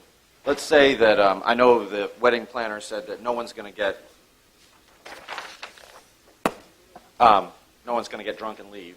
And if you have 200 guests, I don't know how you do that. But my question to you is, if someone does leave the wedding, I saw stuff about the mill. If someone does leave the wedding, goes off unseen down to the river, goes onto the property down just to the south, or tries to cross the river, and there's an incident, they get injured, or even worse, who is the liability on? That's not an easy question to answer. They'd probably sue everybody that had anything to do with it. The property, the operator of the function, the landowner whose property they were trespassing on, so whether they'd be successful or not, that I don't know. But, plaintiffs' lawyers tend to sue everybody that has any connection with any claim they might have. Whether they would be ultimately liable or not is, going to be dependent upon facts and all sorts of things. Right. Well, I mean, near water source. But they would be trespassing if they were, Right. if they don't own the land that abuts the No river. one's posted trespassing signs on their property. The public that is on the beach all the time, camping out, music boxes booming all the time. They're in the still summer. trespassing, whether there's a sign or Yeah, not. they're trespassing. But there aren't any signs posted on Mr. Mastropolo, who's opposing the property. The venue, he has nothing posted, nothing fenced. He has no knowledge of the people that camp out, canoers come, lift their canoes over, camp Right. out, spend the night. Yeah, that's right, and I understand where you're coming from, ma'am. I'm just, And I did Oh. ask my insurance agent about that question. I guess the thing for me, and looking at this, the biggest concern, and that some of this is obviously was just a mix-up, and we didn't have the minutes from the Planning Commission. So with that, I did not know, I don't think any of us today knew, including the Planning Commission, I don't think anyone saw that building. So that changes. So you've gone from the Planning Commission with one thing, and now you're presenting us with something different. And, Ms. Long got this information today.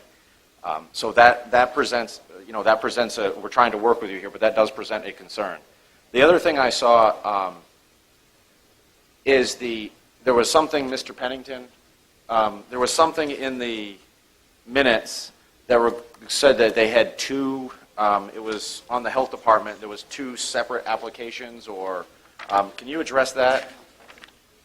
Yes, the Vickstroms had applied for a catering business in the past, and that was approved. It is not associated with the wedding venue. They have their approval from the health department. So that has nothing to do with it? No, they have a home Absolutely occupation nothing to do permit with this. from zoning, but it does not affect the wedding venue. All right. And then one last, and I'll get into, so you're proposing, I saw Friday nights, Saturdays, and Sundays, correct? Yes. Okay. is there a time limit on that? For example, let's say that I mean, as far as I understand that, but like, let's say it was Saturday 10 to, it was 11 to, what was your time on Saturday? I'll just refresh my memory, like on set, 11 to 10? Yeah, I think something like that. So technically, you could have the wedding going on for 12 hours? I mean, as far as the party? No, sir, that's set up. That includes vendors coming in, setting up, the setting up of the, different brides want different table setups, the room set up with wherever they want their cake. Right. All that, in the actual most weddings start around 4, the ceremony between 3 and 4. I guess I'm just asking about the noise. I mean, because when the music's going, That's as far all as the inside. So it'll be all inside. All inside. And roughly how many hours? 5? Maybe 6. Sure. Ma'am. A reception does Mr. not last Black? more than Sorry, 5 sorry, Mr. hours. Black, Sorry. This is between the applicant Okay. and Mr. Black. I'm sorry. A reception doesn't last more than 5 hours. Okay. All right. Thank you. Mr. Underwood. Thank you, Mr. Chairman. Mr.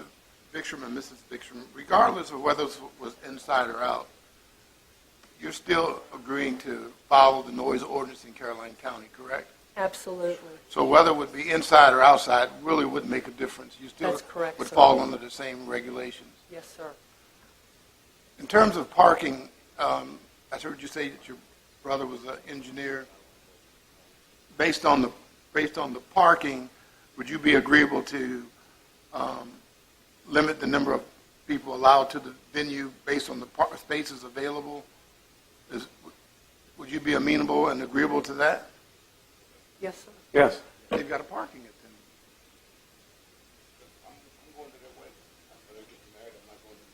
No, no. That's what, Yes. that's what you said, right? If a friend of mine is getting married at your vicinity, at your facility, they forgot to send me an invitation. I show up with 25 of my good friends. We're not going to the reception, but we're there at the actual wedding ceremony. That could theoretically happen, right? I don't think so, because the bride and groom, they have to rent chairs. They Oh. have to have chairs for their guests.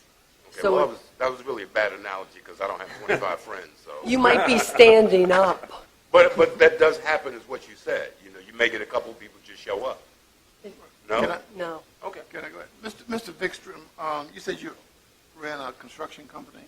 Yes, sir. For how long did you run the construction company? I'm still running it 30 years, and I'm 30 probably years. going to have another 10 years in it, but I will like to ease out of it. Did you have liabilities with your construction company? I've had no liabilities. Nobody's been hurt on any of my jobs. No buildings have fallen down. They all pass inspection. But you had regulations you had to follow. Oh, yeah, yes, sir. We have codes we have to pass. Yes, And you met all those obligations, correct? yes sir. Okay. So the issue of public safety, again, I think that's the county's responsibility to make sure the roads are, it's not your responsibility, is it?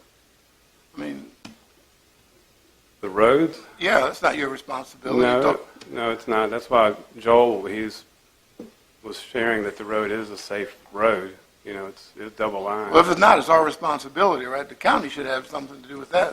If it's not safe, we shouldn't allow not only your venue, but any resident to be on a road that's not safe. Would you agree with that? I would agree with Oh, that. yeah, that's true. But also, if I may say, not all vehicles will be coming in at the same time. There's probably thousands of vehicles that travel that road will not be going to your venue, I'd bet. Absolutely. Okay. The main thoroughfare between Louisa and from Caroline to Louisa to Oilville. So if I choose to buy a airplane and have people sky jump and parachute doesn't open, that's just a liability that I take, right? Yes, I mean, sir. that's just part of the business, right? Um, So I shouldn't be held, I mean, it just happens. Why you pay insurance, right? You would have to prove negligence on your part. I'm just asking because I think sometimes we kind of overstep our bounds, and I think this is one of those cases where I just believe that you should have the opportunity to present and be held accountable for your part of running your business, and not hypothetical situations that could occur should the world end tomorrow. Thank you. Thank you. Mr. Seeley?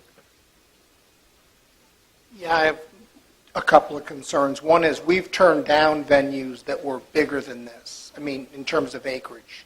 They had 10 acres and same sort of, they were less rural road-wise than you all were. And we turned them down several years ago. The size of the parcel has me more concerned than anything, and the remoteness of it, because you're looking at the whole venue only being 2 acres. Parking cars in a grass field is, I can tell you, haven't worked at the county fair, and park cars is anybody's guess how many you'll get in any one row, because everybody parks different. You can only make a move so many times. So I have concerns that it's 4 acres or 5 acres, 2 acres is the venue, and the ruralness of it. Mr. Chair, I also just wanted to tell the board on my visit to the property, I will disagree with one comment that one of the speakers made. You can see the river. I mean, it is downhill. You'd have to work to get to it, but it's seeable and hearable. So I just wanted to let you all know that. Because I had asked about were they planning on putting up any fencing, which they said if they had to, they would, but that's a big expense and takes away from vision of things. But I just wanted to let you know that that is fairly close. Can I make a comment? This is a wedding venue, and people usually dress up in clothes, not bathing suits. So I don't see any issues with that. I've been to some weddings where there was stuff on the bank afterwards. But that's all right. Well, and also in your conditions, it's not limited just to weddings, so that would be another thing we could discuss. But I think we were told today we could do as many events as we wanted to, as long as we didn't charge. And we wouldn't do that. If you were my friend and you want your daughter to get married, and I said she could get married at our house, I wouldn't charge you. You could do that. So that calls. Ma'am, that's a very, and I agree, that's a very, very valid point. Thank you. I think, and I'm not disagreeing you. The problem I think that some of the board members have with wanting the deferral is some of this information just came to us. I know you guys have probably, some of this just information literally got to us in the last, they can all verify, in the last 6 o'clock. So, it's very hard for us to vote on something. I didn't see this at all, and I know you're in my district, and I actually want to go out and tour it. But this information was not in our board packet as far as we were thinking that it was an outside venue with a noise. We apologize for that, but we were told, right. Well, not told, but we were strongly advised, do not make any improvements to anything until you've been approved. Do not spend any of your money until you've been approved. So we were obeying, complying with what our planner advised us. Yeah, so that's why you didn't get that. That was right. We just said we didn't know about the details. That's why that wasn't there, because that's our plan. So we just need time to adjust this. So if it's okay, I would like to move that we table this until next month. Can we do that? I agree with you. I just had a couple comments because I hadn't had my turn yet. I'm sorry. That happens when you chair. I found that out. I understand. I don't think that I had an issue with number 4, which is the amperage. I happen to have a coworker that is a DJ, had been a DJ for large events, including the Marine Corps Ball, and he said he was perplexed by the 250 amp. I don't know where it came from. It may not have come from you, but he said he could entertain FedEx Stadium with 250 amps of we realize electricity. That. So, So he said he can do his whole setup under 110 volt, 120 amp circuit. So anyway, I don't know that what's written here is adequately addresses what we need it to. Okay. I also, like Mr. Seeley, I have reservations about the size of your property, and I've voted against kennels on small parcels for exactly the same reason. I think it's a good thing that it'll be enclosed, so I think that's a strong consideration that I will take to heart, and would like to see a little more work on this to address the concerns that some of the neighbors have had. But I want the venue. I think we need it. I agree with you, and I agree with some folks in the audience that we need good venues, and it just needs to be right for where it is and what it is. So Perfect. good. Ms. Long? Chairman, I move that we table this issue to our next meeting. Second. Allow time to review the information. We have a motion and a second. Any further discussion? Are we?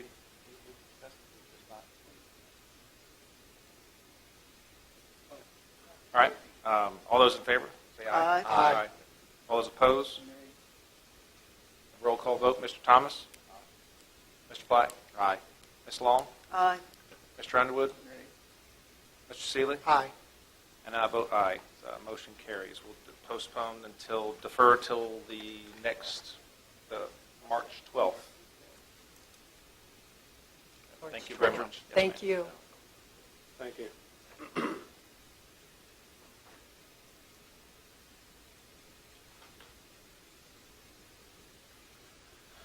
Okay, I want to jump into item number 6, proposed maintenance and system upgrade agreement for Caroline County Public Safety Radio System.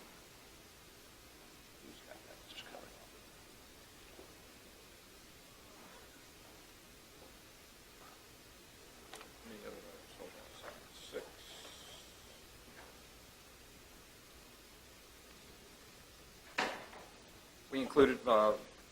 Chairman, members of the board, we had numerous meetings with key users of the system and the Motorola representatives to see if there was any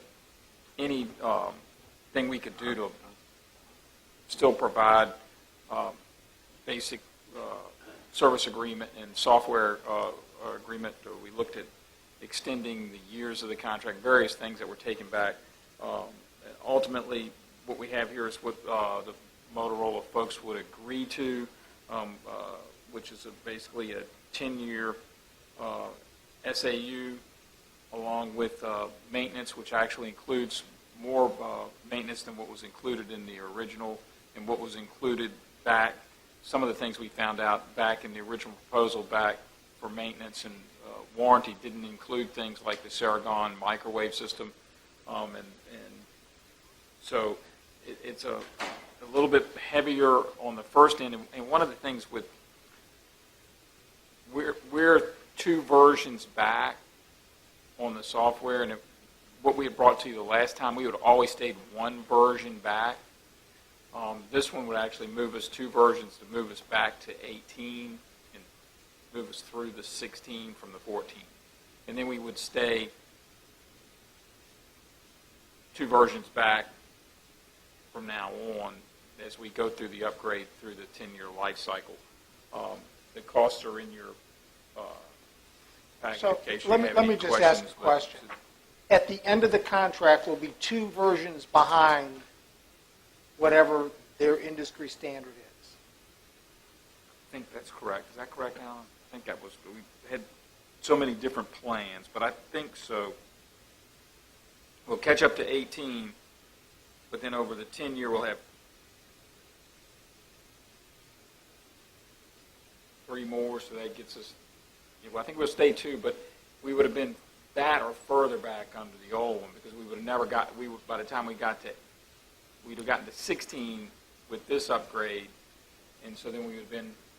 But the point being, they told us we'd have a new system at the end of the contract. We would have equipment and whatever needs to be upgraded. Part of the issue is everything is driven off of what they test their hardware against and what operating system. So whatever server operating systems there are, as they move these versions down the road, you can continue to operate on the version you're on the software you're on. So, like right now, we're probably running off of Windows Server 12. Well, that's going to reach end of life with Microsoft. So we could stay running our radio system on that. As long as it all runs, we could replace the hardware, just reload that version. But when Microsoft stops supporting it, then it's not being patched with any security updates. No, I understand that, but and so Motorola then, they are constantly testing their new versions on later and later versions of software. So you can only get so far behind before you do have to upgrade some hardware and software on those servers that are in every one of these huts and in the basement at dispatch and all those places.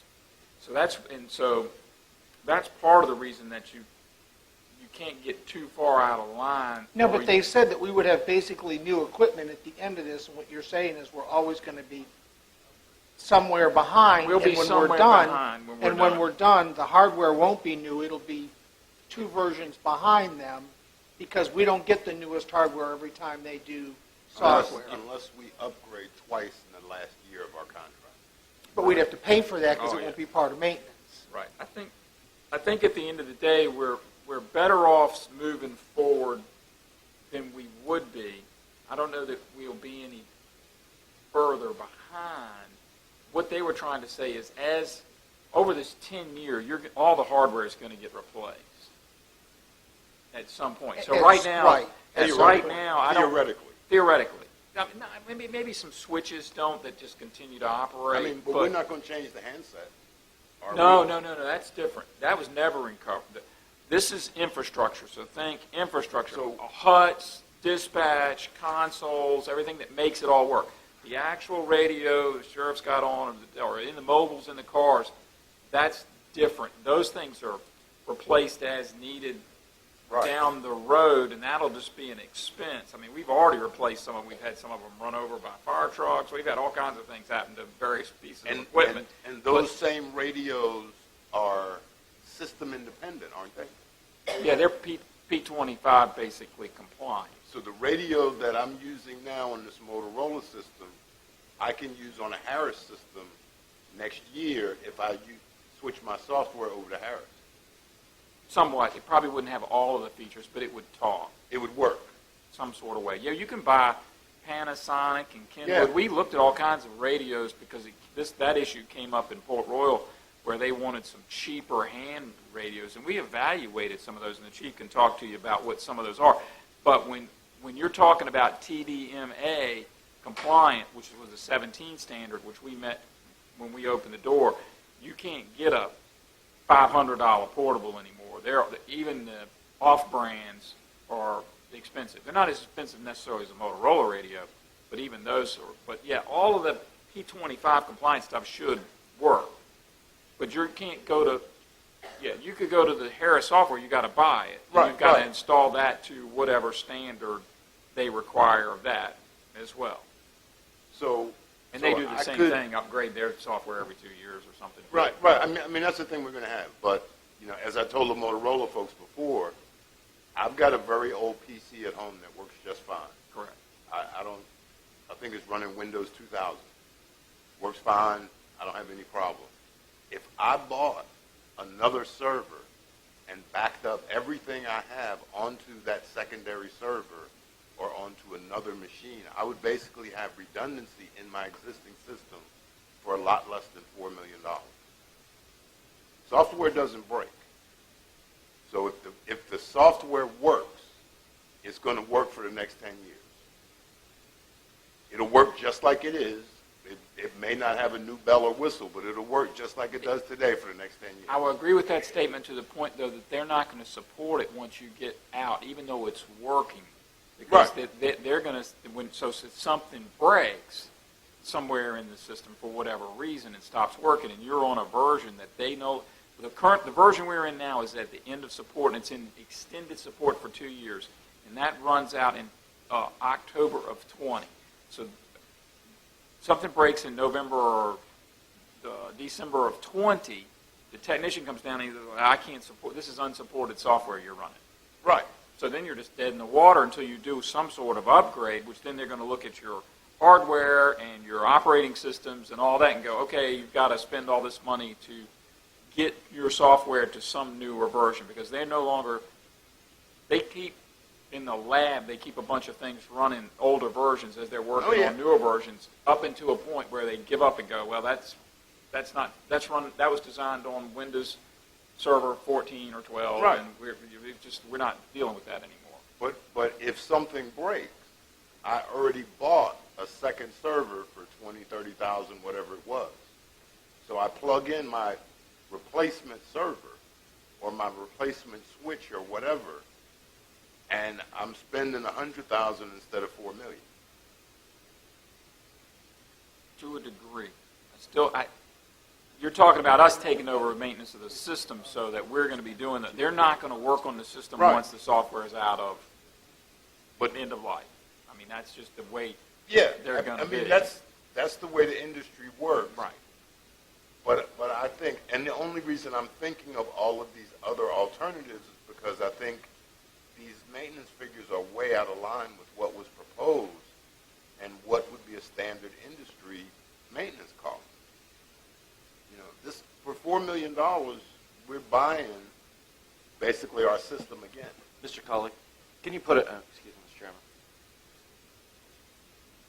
Mr. Thomas, you got a breaking point. Mr. Black can have a comment. Mr. Black seems extremely anxious to make his point, so I'll allow him to do that. Yield to Mr. Black for a moment.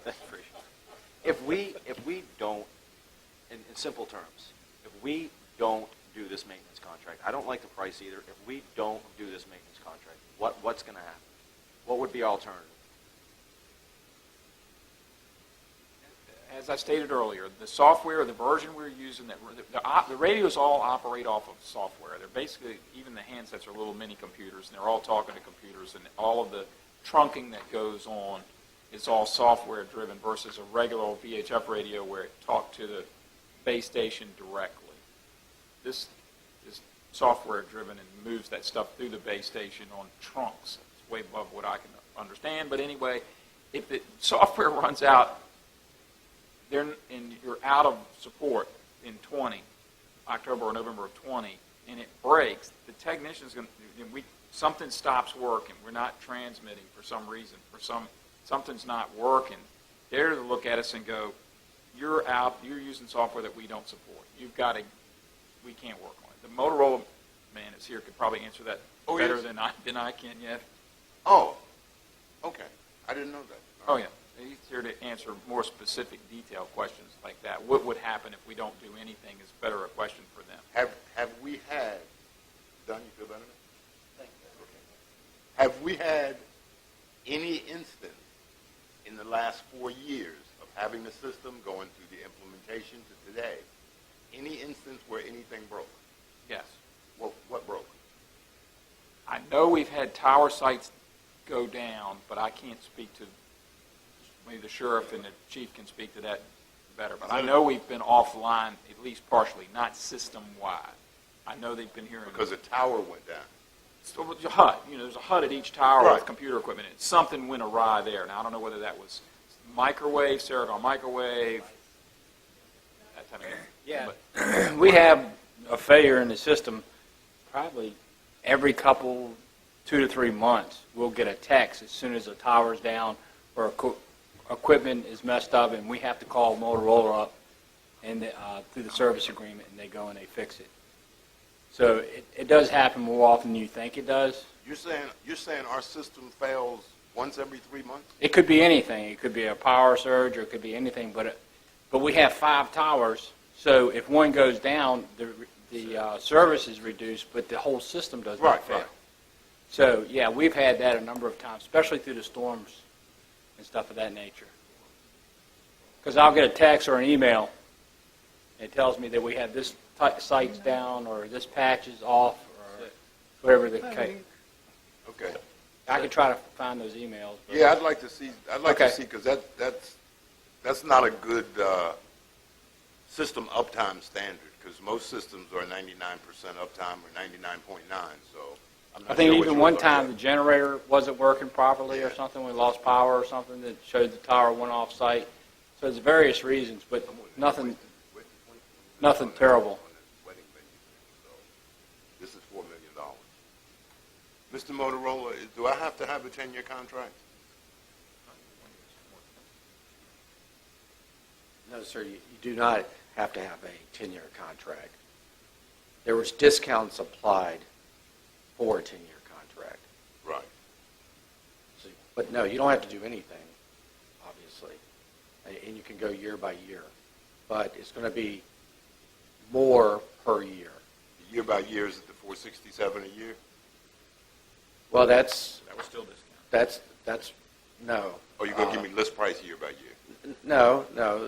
There was, this latest version that was provided is to basically to jump, a double jump from 714 to system release 718.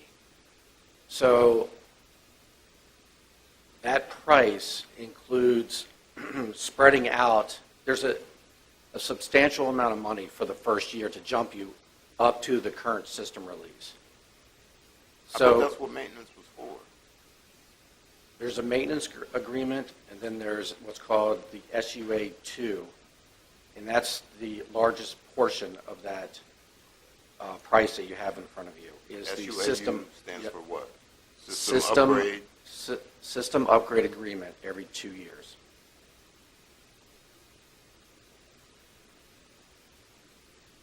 Your current No.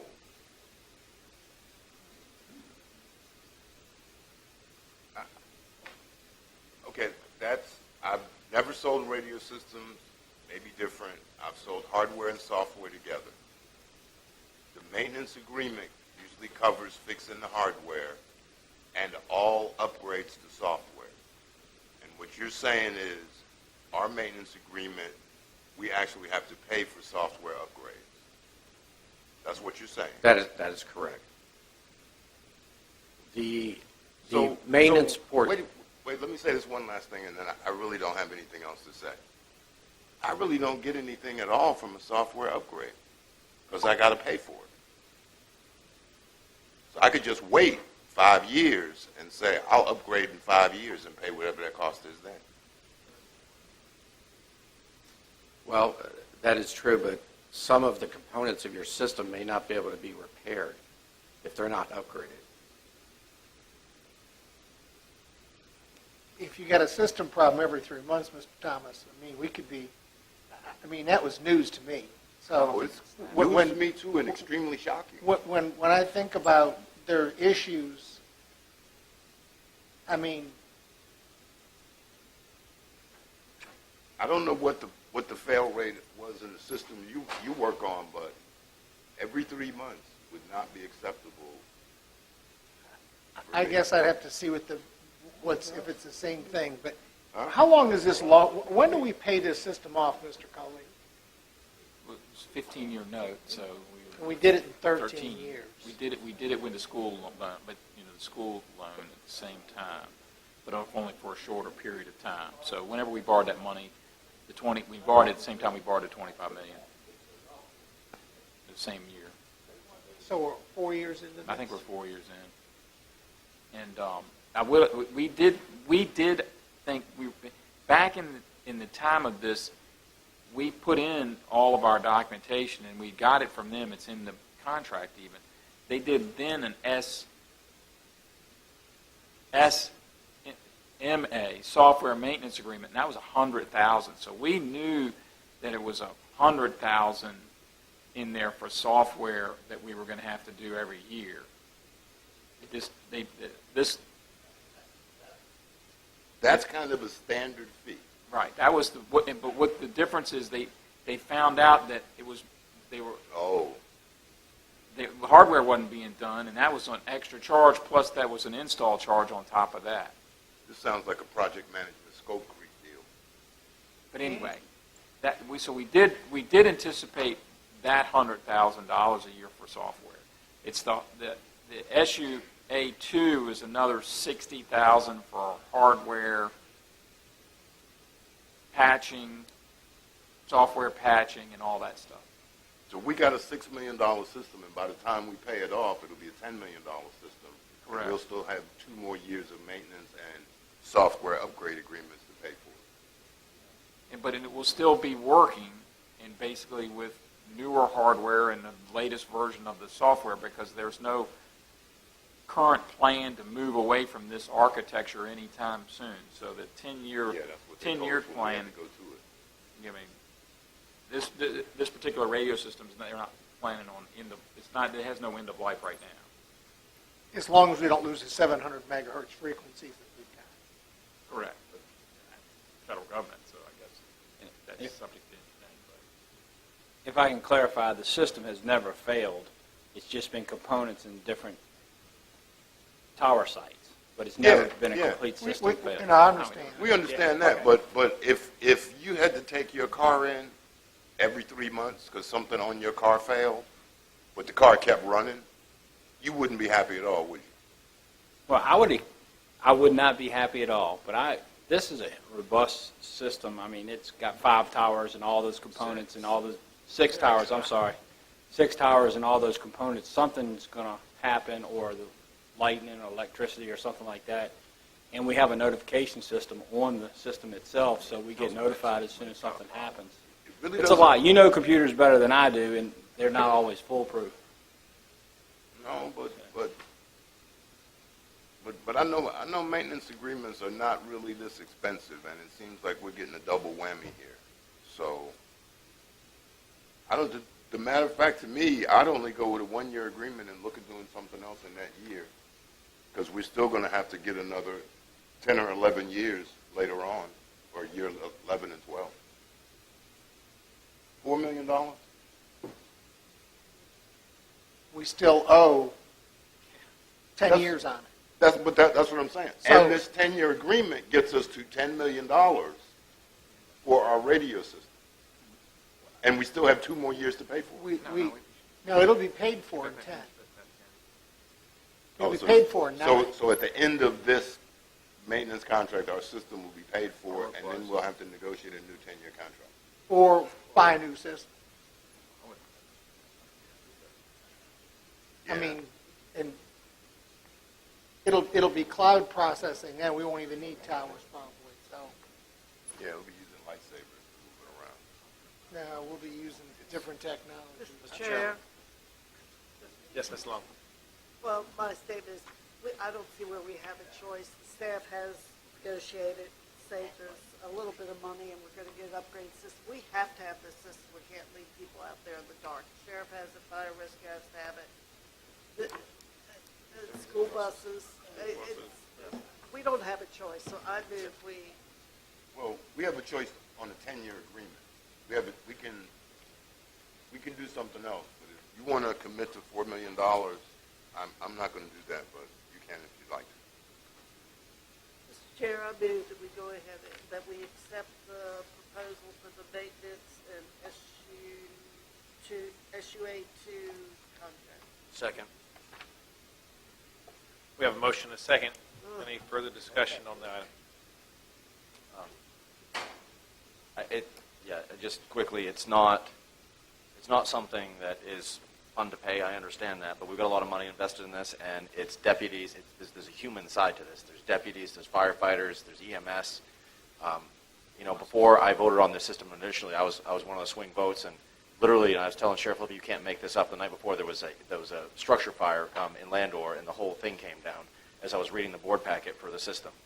And I think we had, what was the percent coverage we had before we even bought this system? 30%, 34%. So you're going to send a firefighter into, I'm not doing that. So I don't like the cost, but there's a human element. We need to protect the human capital that we have. So that's the discussion that I have. Thank you, Mr. Chairman. Well, the fact that we, and to Mr. Black's point, the fact that we have this system and the coverage we have addresses the human capital. And I think we made that abundantly clear when we were discussing moving to this system. The issue was which system we purchased, Motorola or Harris.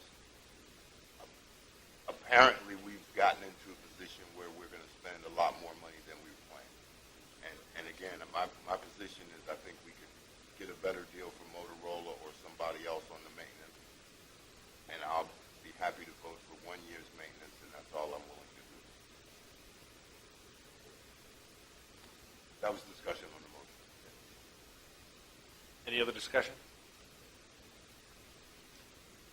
All right, we'll go ahead and vote. All those in favor of the motion to go ahead and accept the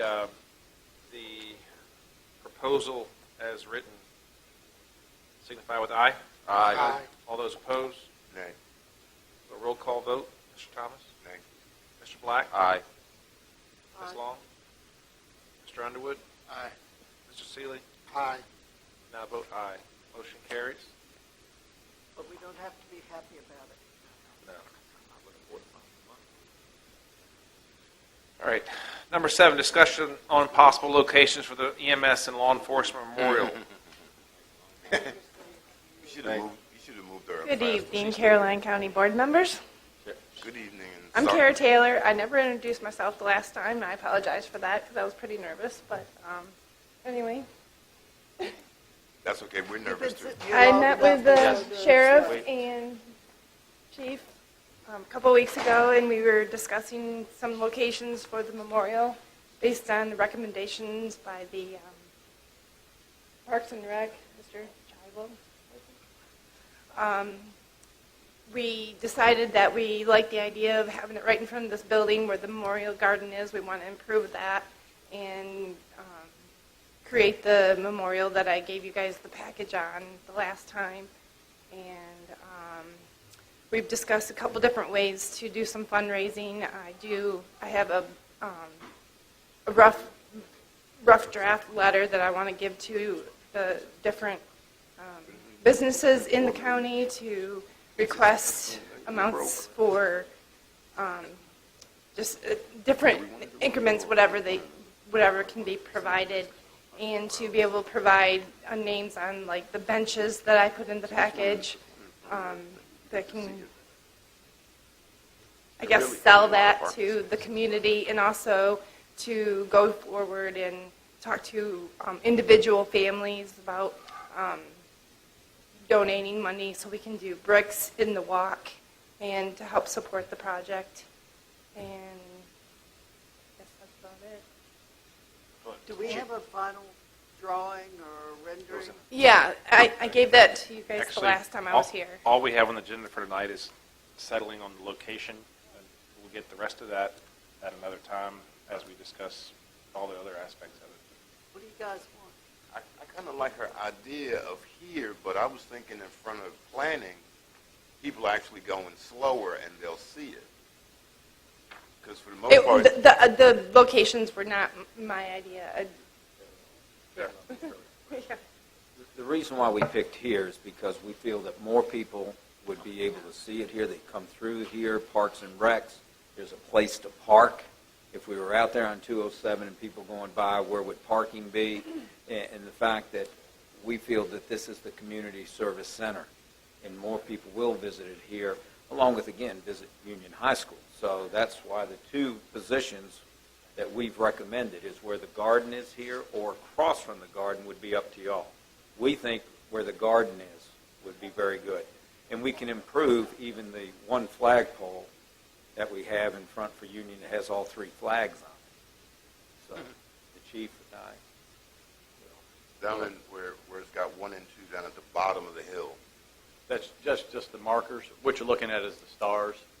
So the one on the Oh. left is the one corresponds to the star on the left, and 2 Okay, so correspond. you're at the end of this parking lot here, so you'd put it right down at the corner there. Yeah, just as when you're going in, it's going to be to your left. The main entrance going to your left. This time I know exactly where I am.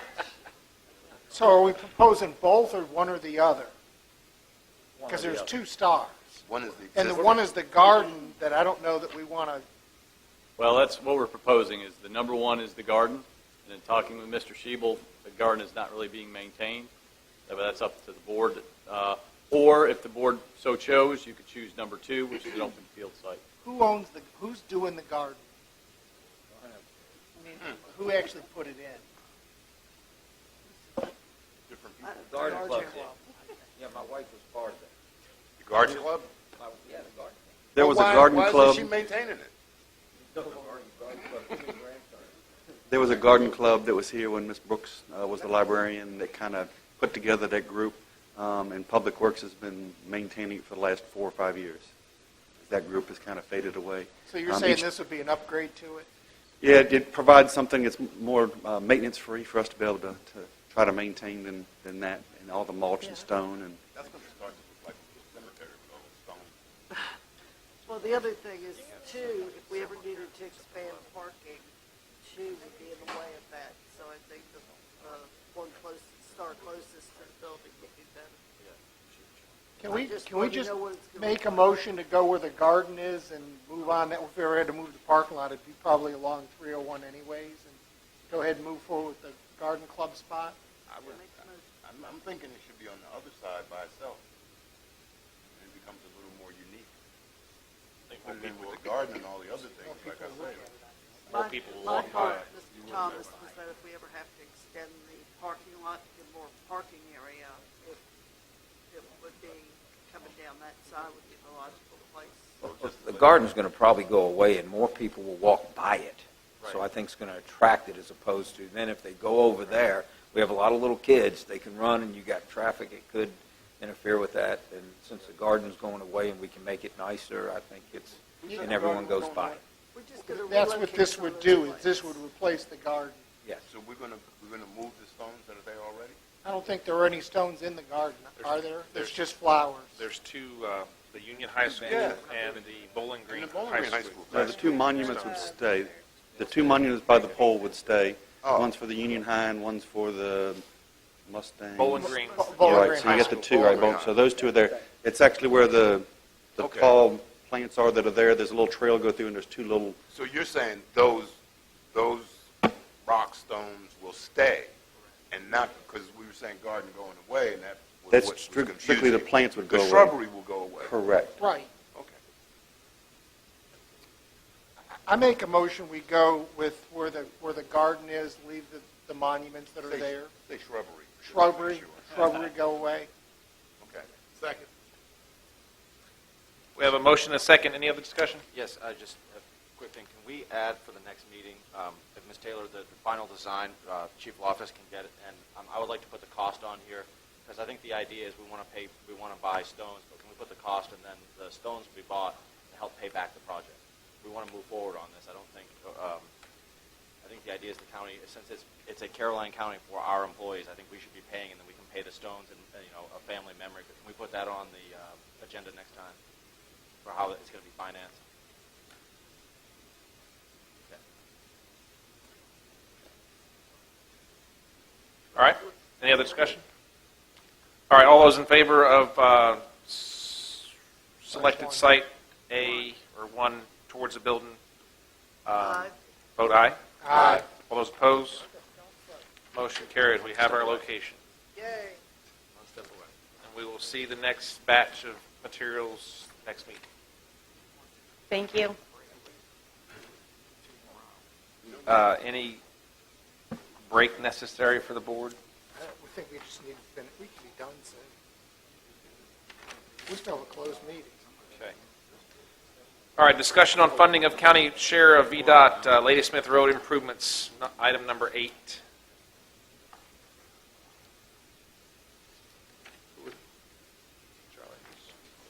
We just need to approve the bid bill.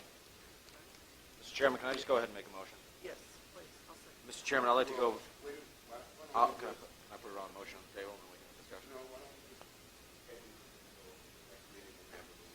Billy just wanted Mr. Kelly to tell us how we We got an Bill. invoice. Yeah. Mr. Chairman, I'd like to make the motion that we pay the invoice of whatever, I can't read that number is. $2 million to VDOT for our share of the Smart Scale project to widen Lady Smith Road. Second. Any discussion?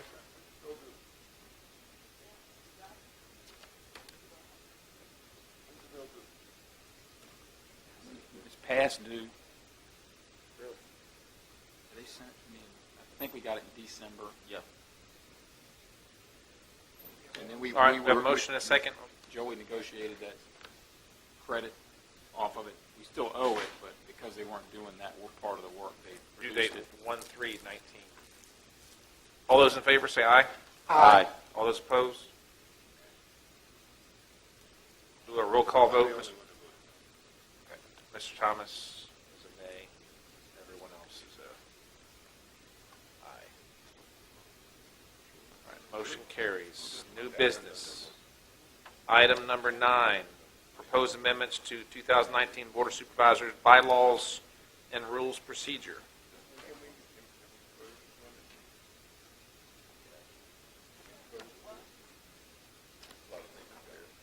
Accept as is or defer?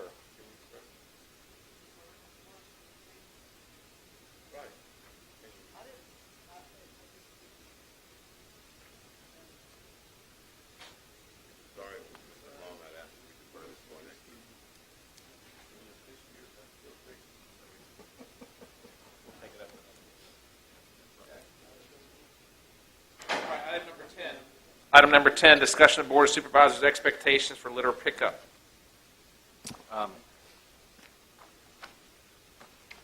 Mr. Chairman, Yes, Mr. Black. I brought this to the attention of Mr. Schiebel last week, and I understand we talked about Ladysmith Road, and I understand we talked about the Carmel Church interchange and that area, 207. But the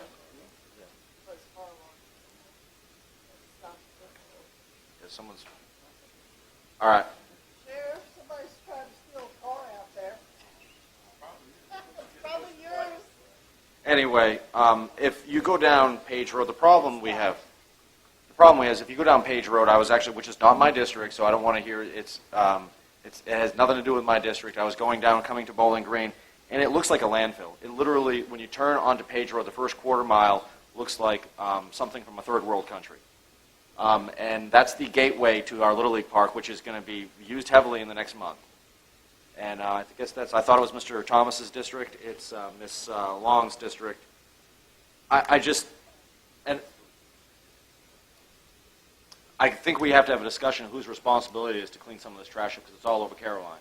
And we can't just rely on, there are certain Adopt a Highway programs out there, but we just can't rely on volunteers to be picking this trash up. And I got a comment from someone at the lower end of the county that said they felt like 301 was a trash dump. So we've got a lot of issues throughout the county. This particular one asked if the prisoners were still doing it, and they're not really doing it. So we have to figure out a way to do it. Well, we need to give direction and to Mr. Cully for staff to execute. And I agree completely that it should be a topic of discussion, because we need to give that direction and let them execute. And right now, our direction That would is. be my suggestion, is that we ask staff to brainstorm and talk to, see what some of the options are, run some figures, and bring this back up. But I don't think we can solve this problem. But the sad thing is that staff, when they figure this out, they're going to realize that they need extra staff to handle it, and that's what we have to be ready to address. And I think that's coming in the budget for next year, but right now that does not solve the problem that we've got right now on Page Road. And I think... Well, that's not the only one. Yeah, It's in the county. Yes, you're right. That was our issue, is that you gave us 2 roads, and when you called, we were picking up trash and had been picking up for 2 days at Carmel Church. And some of it, you had to pick it up twice, because when they went back from the first day to the second day, there was some litter all back over what they'd already picked up. And so it's not the lack of not wanting to do it, but we can't get into a situation where a board member asked for a road to be picked up, and then another board member asked for a road to pick up. Last week, we could have done it. We had time to do it. It was in the winter. But we have to have some parameters, or we're not going to get grass cut, we're not going to get fields dressed, we're not going to get the things. We get busy in the summertime and can't keep up with the work that we have in the summer. Admittedly, sometimes in the winter, we have more time with the crew. So we've got to come up with a workable plan or a priority. So if we're picking up trash and grass is not getting cut in the courthouse grounds and the judge is going nuts, we've only got one grounds crew with a supervisor and 4 people. So that's who that falls on, to keep all the grass cut and all that stuff done. So, but that's a decision the board has to make. Is, does the board wish to have more litter pickups, and then we'll fight amongst ourselves into where they go, But the reality is, you're saying we're either going to have seasonal people or hire more staff, period. Right. Mr. Coley, just a question. For taxation purposes, for carry-out food, can we implement a carry-out tax versus some localities do, though? Not in Virginia that I'm aware of, but everything you're allowed to do is, the General Assembly has to give you the ability to do it. Have we ever looked at? Sure about that? We'll look it up. We'll look it up, but if it's a city that's doing it, remember, cities operate under a completely different set of rules and laws than the county does. Mr. Cully? Chair, have we ever looked at maybe subcontracting with a company to do some hot spots for us on a as-needed basis? That's what VDOT actually has, some sorts of contract for trash pickup and grass cutting, so we could find out maybe from them what that costs them per mile to get trash picked up. But I bet you that's not a good number. Well, but you wouldn't have to pay benefits on them. Right? No, that's fine. But we can certainly, if you want us to explore options, we'll gladly do that and bring that back. What brought this to the head was he wanted it picked up, and I really felt we needed some direction, or all 6 of you call it and want a road picked up, because I guarantee you there's roads that are in everybody's district that need picking up today. We don't have the staff to do it, or the... And on the Page Road case, I do have a fairly good relationship with Mr. Bates, and he said, give me 2 weeks, I'll get it picked up. I mean, it's probably been there for 2 months. And I also have a couple of people who are going to watch it once we get it cleaned up for us, because the person who was supposed to watch it failed me. But that's just that's a bad spot. It's like Lady Smith Road after you pass McDonald's. It's bad. This is Cool Water Drive. This is the worst time of year because there's no greenery to cover it up. It's windy, so it goes from point A to point B. And But I mean, we've got obvious hot spots, which are everywhere around one of those fast food restaurants. You know, and I think that's what we need to do as a priority. Sheriff. Well, that's okay. And again, we know the littering is a problem, and it's everywhere, and it's a crime of opportunity, and that's what makes it so difficult, one, to enforce. And again, Mr. Black's a fine example of how they clean up Ladysmith Road, and then a week or two later, it's again being what it is. Since him and I have talked, and I talked with Mrs. Long because I'm familiar with what's up there at Monarchy Trailer Park, and as the former state police first sergeant, yes, it is VDOT's right of way. And yes, they're supposed to do it, but they're not the only one. Mr. Parton is with me on the board of Pamunkey Regional Jail. We've looked into getting inmates to come up. Our problem is you can't find an inmate that wants to come up and pick up trash. We've got to have somebody that can volunteer. And then if we get them, we have to have somebody to supervise them. So we are looking into some of these, and I talked with Mr. Schiebel because I know we still have the problem there at Coolwater. So we are looking into, as the sheriff's office, to try to put up some high-resolution cameras, because if we're able to do it and we're able to capture a tag, and that tag comes back to that vehicle that's on our camera, if we're able to get it, then we can pursue it. And we would, because the state law says the driver is the one that's responsible if trash is being thrown from the vehicle. And then it's per se that they were the ones that did it, and it's up to them. We place the charge for them to come to court and say something different. So your sheriff's office is working with it. I've mentioned it to the state police first sergeant. But Nancy, Ms. Long, you said it right at the very beginning. If people would just take care of themselves and not throw it out, we wouldn't be where we are. Sheriff? Yes. Is there a way that for Mr. Mahoney and the judge, and I think Mr. Schiebel, we brought this up too, for people with lesser offenses, is there a way that we can kind of direct them towards the community service? Yes, I mean, and there's a viable way. I don't know who would be in charge of actually of that accountability, but I mean, as far as direct them towards a litter pickup situation on a certain road and how many hours and. I will look towards that with Mr. Mahoney because I'm sure the judge does that. I know that we have used people in the past like at the animal shelter, which we control, but we have to supervise them. So I'll look into that, Mr. Clark. And the camera options, night vision as well? Believe me, we're looking into it, and the main thing is, can we capture it? Are we in a place to be able to get that? Do we have the angle? And I'm hoping. And yes, we would look at that because they're going to do it when it's dark because they're not going to see any headlights, and that's when they fling it. Yes. Now, whether it will capture the tag, I don't know. If you'd like to set up on Milford Street, that's a perfect example because I saw 2 beer bottles in my yard this morning. So they're obviously going by and just tossing them out the window. Yeah, but- they look, Mr. Townsend. And They look. and they're definitely not mine, so.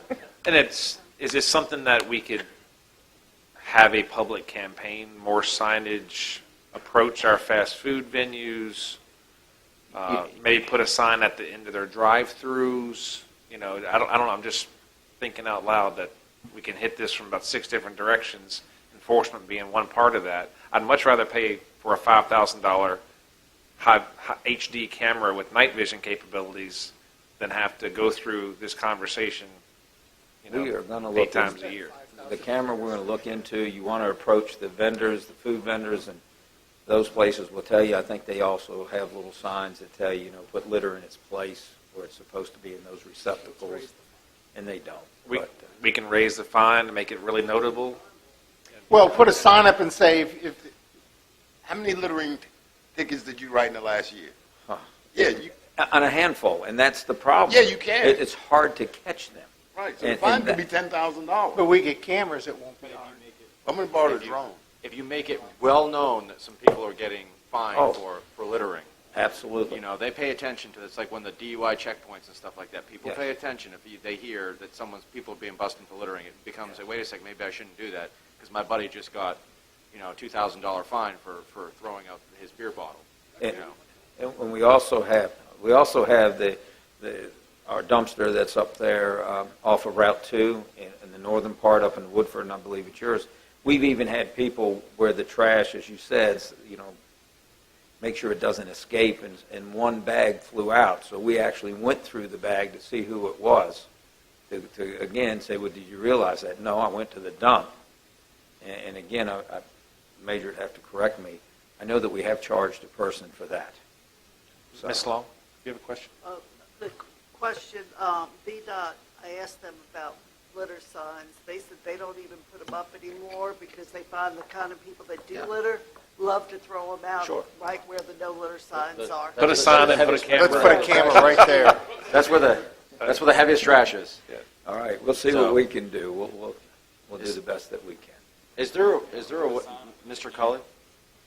Mr. Cully, is there a way also that we can get from Mr. Schiebel, because I know on the 2 roads that we've identified, that we can get a schedule that's, I don't know how often he goes, but when the crews will be going out, so that way we know, because, he did do a trash pickup, I think, a month ago, or just last week, I guess, on those roads, but it looked pretty terrible. It would be nice to know, hey, it's being picked up then, we have a schedule, who's picking it up and when. What happened in Ladysmith was that was being picked up by an organization, and they got rained out, snowed out in December. Different things happened, and the people that were supposed to have picked it up, because we're in a rotation with some other groups. So Ladysmith got behind, but we actually picked up Carmel Church one time more often than Ladysmith. But we'll put all that together for you. But he's got all the data of what we've done. The Ladysmith Road between Route 1 and 95 is Mr. Whiteman's group, so you can, he's gone, but you can get on him, because between Route 1 and 95 is the YMCA. In 2018, for Ladysmith Road, for 2018, the county did a trash pickup. On 8/26, the Adopt a Highway program, YMCA, picked it up. The YMCA had rescheduled for 11/4, got canceled due to weather. They rescheduled on 12/9 due to weather. They were trying to do something in January and couldn't do anything, and you had asked us in February to pick it up, and we did. Okay. So we were working with... I understand that the YMCA, and a lot of times they have a hard time getting manpower. I'm just going to tell you that. So if we're relying on them, how often are you planning on picking, you guys plan on picking it up? Like every 2 months, I guess we need to know a schedule. Is when is the county going to pick it up? What is the schedule going to be for us? Because the YMCA can supplement in between, but if you guys have a set schedule, we know, hey, look, and then the YMCA can work around your set schedule. VDOT picks up trash twice a year. And then the Y was going to pick up twice a year. We were going to pick up in between those.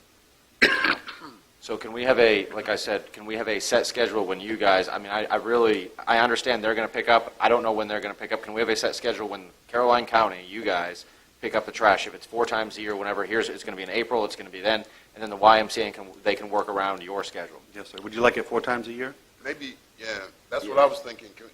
Can we do Cool Water Drive 4 times a year? Because that's a bad one.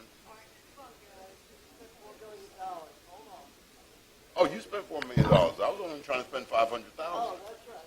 For now, I think until the budget season, to make it easy, we've got the 2 roads. We've got the 2 roads, and then we can talk and you're gonna kind of come up with a plan for the other roads, right? Or Mr. Shiva is. Yes. I've got a bunch of ideas. It's just a matter to have some money to fund them. Okay.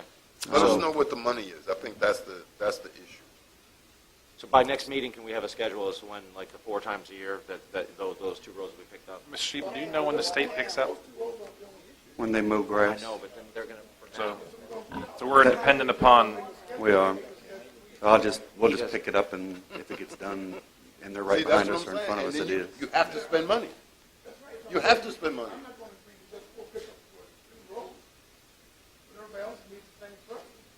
Yeah, that's the bottom line. I'm sure there's no roads in the Bowling Green district that need work. I'm sure. I'm fortunate that I have citizens that do Sparta Road, and there are those of us that do well, that doesn't matter. Let me tell you, they throw trash out. It never, I mean, it's incredible. They pick it up, and there's trash thrown at the trash bag. Mr. Chairman, if I could just spend 3-4 minutes just kind of going through kind of an idea and see if the board's willing to look at that idea and you think it's a good idea or not. I've got the memorandum for the Adopt a Highway. We submitted it to VDOT on November 1, 2018 to call Mr. Bates. It's been approved by our attorney, their attorney. They had to get it one formal thing before it was signed off.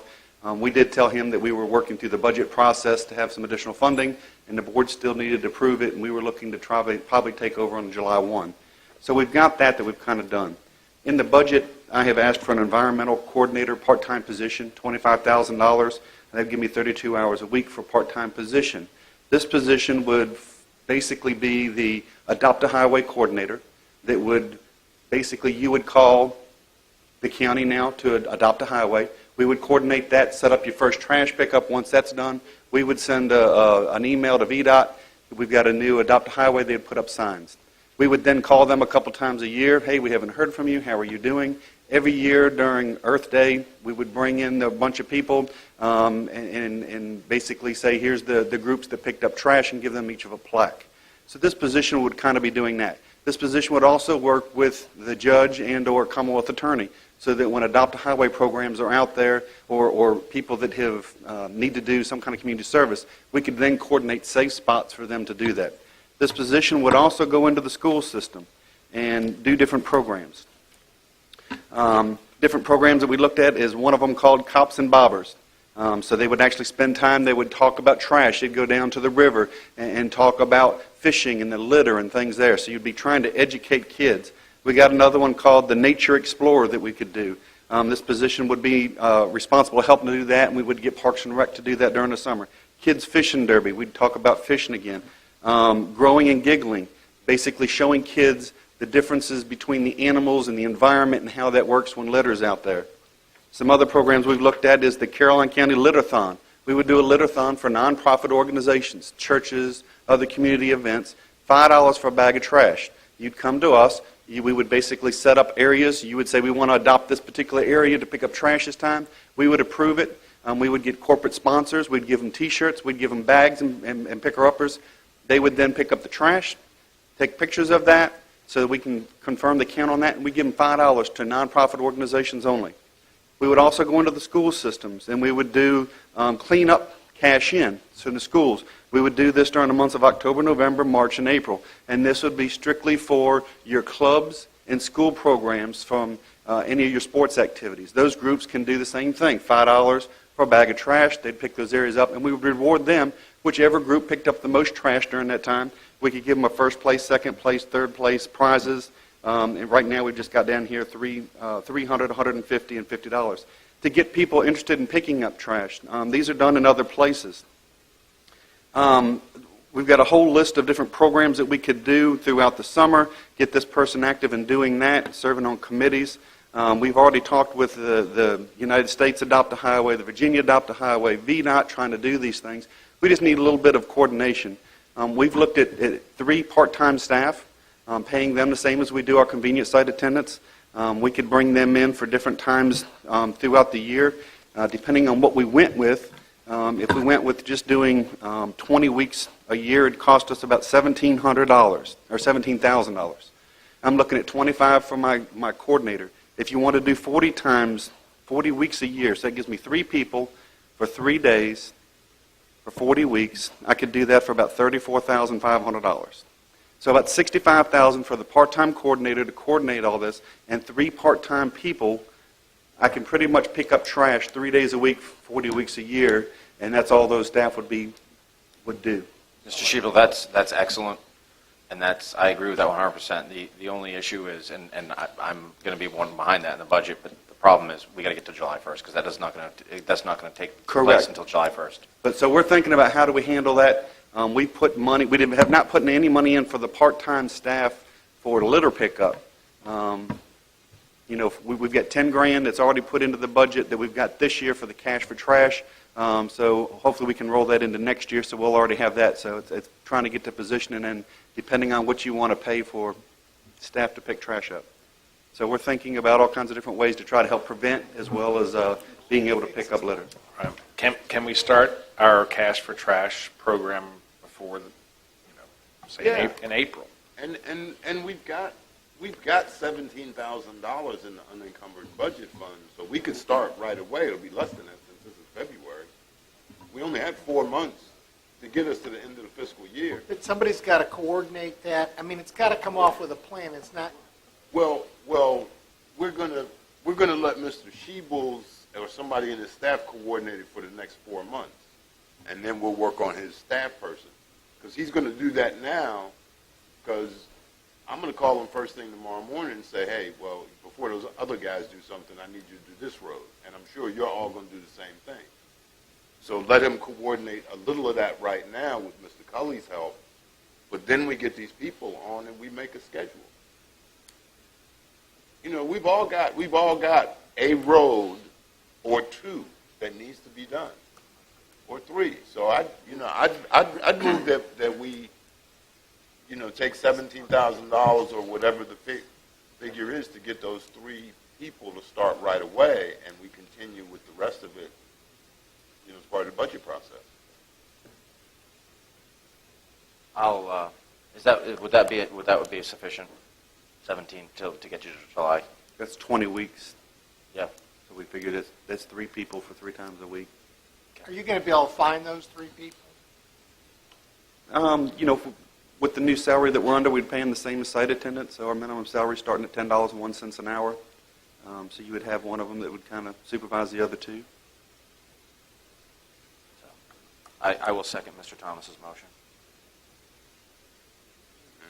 And just so I'm clear, this is a motion to devote a specific amount of money towards part-time staff for miscellaneous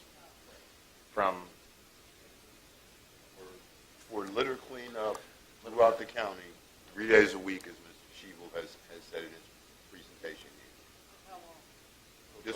This would be for this fiscal year and end June 30th. And we'll pick one of his proposals to start July 1st for the new fiscal year while we discuss the budget. I'm sure, let me ask, is $17,000 from the unencumbered balance going to break the county, Mr. Cohen? Yeah. No, he said no.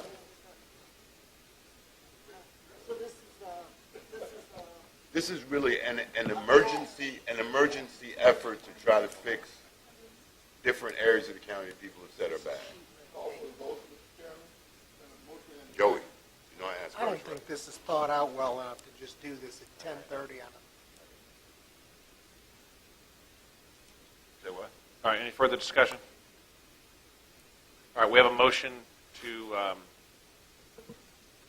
devote $17,000 till the end of this fiscal year for 3 part-time personnel for trash pickup. Is that accurate? Okay. All those in favor say aye. Aye. All those opposed? Do a roll call vote. Mr. Thomas? I vote aye. Mr. Black? I vote aye. Ms. Long? Nay. Mr. Underwood? Aye. Mr. Seeley? Nay. And I vote aye. Motion carries.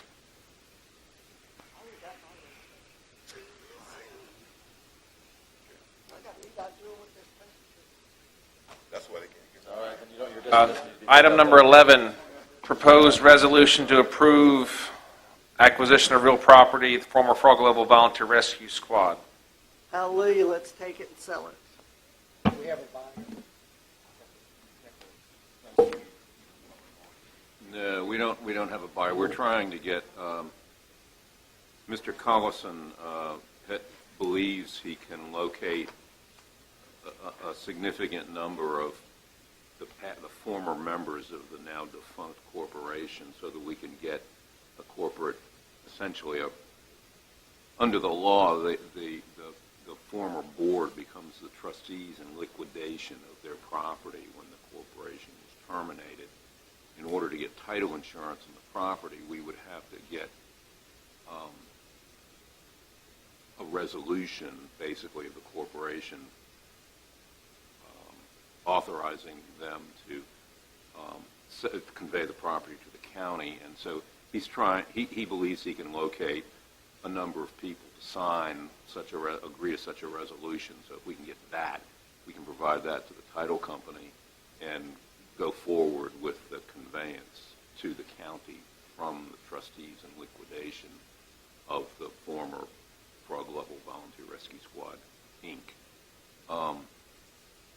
So that's what we're trying to do. But the board has never actually approved accepting a deed because of all the environmental and other issues that the property had way back when. And we sort of thought that y'all had done that at some point, but in looking through the minutes and all, apparently that's never happened. So we need that to happen before we could record a deed once we get the deed. So in the hopes that that will happen fairly soon, we thought we would give you a resolution to accept the property if we can get the authority from the former rescue squad people to have Mr. Collison sign a deed as the former president to convey it. So we have a sample resolution. So the motion would be that we accept this resolution or approve the resolution that we are committed to acquiring the property from the board. So motioned. How about that? So motioned. Do we have a second? We have a motion, a second. Any other discussion? All those in favor say aye. Aye. All those opposed? Motion carries. Mr. Chairman, you didn't hear me. I wanted just to say that there was some discussion about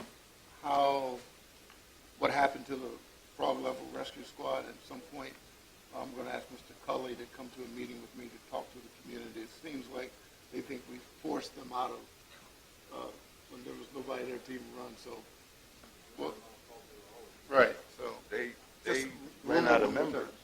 They right, ran they out did. of members, and that they pulled it. right, but they said that the county. You forced remember them that? out.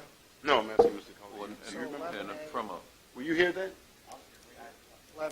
from a corporate standpoint, on the records of the SCC, they simply stopped paying their annual fee to the state and stopped filing the annual report. And once you do that for a couple of years, they just terminate your existence. So, right, but they could have continued to be a corporation and could have continued to own the property. But I thought there was. All right. I thought there was some state Are we good with that? All right, never mind. Let's jump into 11A, which is this addendum here that was on our desks when we arrived. This is a temporary pump and haul, but they can't actually install the septic fields because of, obviously, on the wet ground, they can't get on it. I Is think there a it's just- time limit on that? Expires June 2019. So it's Actually, just a temporary. valid through June 30th, 2019. But it's still through 19. Yeah, I mean, it's pretty soon. Hopefully it will dry up enough they can get their drain field installed and septic system working. Now, I guess the house is already built. Second.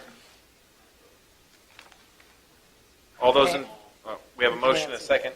Any other discussion? All those in favor of accepting this application for temporary pump and haul permit, say aye. Aye. All those opposed?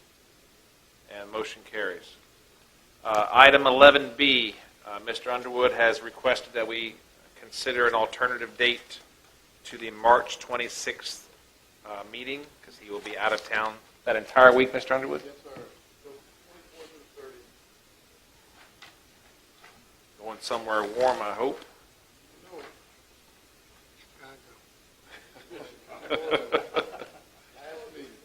And we have a meeting on the currently scheduled for the 12th. Is that correct? 12th. And what's the April meeting date?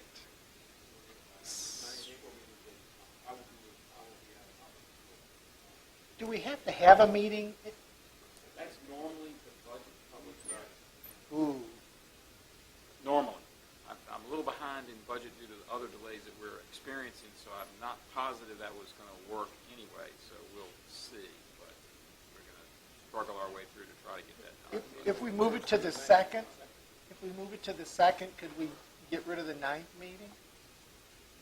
Possibly. We would probably need a meeting later in April to adopt the budget if we could have the public hearing on the break. Oh, you're right, that is spring break. They can do it later. It's just a problem. Yeah, I think if you move it to the second, it'd be probably helpful to have a meeting around the, that's what they just proposed. That's spring break. Might very well be. I don't have that on my calendar. I don't have spring break anymore. Caroline. Oh, that's great. It'll be more people here for the budget. Yeah. Easter's the 21st, so.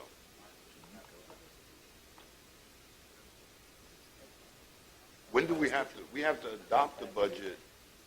We normally We set the tax rate. We normally try to set the tax rate in April to give the commissioner and the treasurer some time to get the bills out by the 1st of May, so that the bills are on the street for a month to be paid June 5th. So that's the normal goal. We're going to struggle with that. I'm worried about already. But, I'm kind of ready to set the tax rate. no, yeah, I agree. Still got to have a public hearing before you do it. Yeah. Unfortunately, there is no date after the 26th. There's no part of March. It's after. No, that's the whole last week.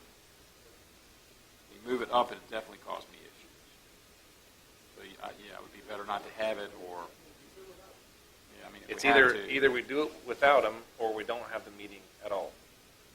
Those are, because we can't, I don't know that the second is an option. We're already meeting the 9th, and second is, Only have 2 in April. Only skip that one, have 2 in April.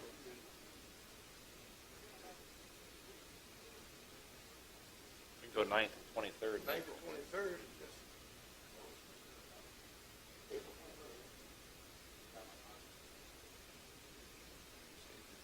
I'm going to run into everybody else being all out of whack. Let's go second.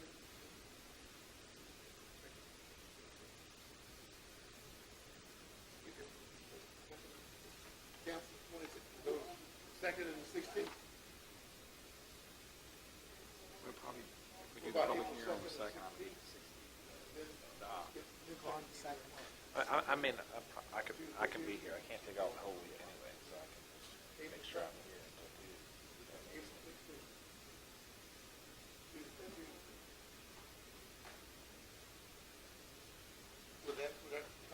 What's the pleasure of the board? If we skip cancel March it. 26th, do the second, do the second, do the 16th. 16th. Authority. That helps. How's it look?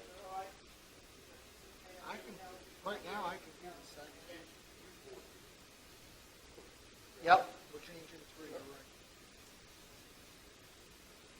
Or you just leave them as they are. They're a week apart. There wouldn't be much. Yeah,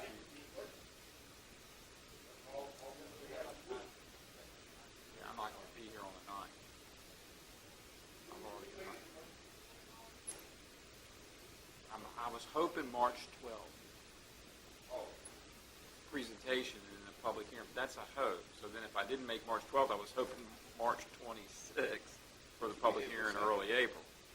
So we switch all these around, I still need those, I can't eliminate some of those meetings. If we move them, that's fine, but they should stay at least 2 weeks apart. But if we did the 2nd and the 16th? 2nd and 16th would work. And get rid of the 9th? Get rid of the 9th and the 26th. We're eliminating 2 and replacing them with the 2nd and the 16th of April.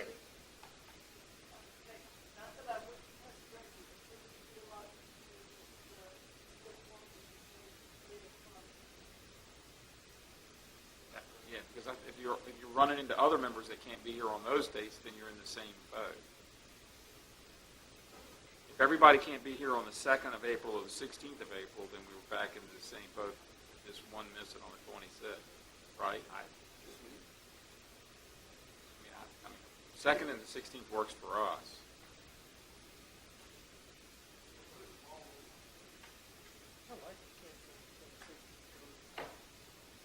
Because we're going to have to have 2 meetings in April. Right.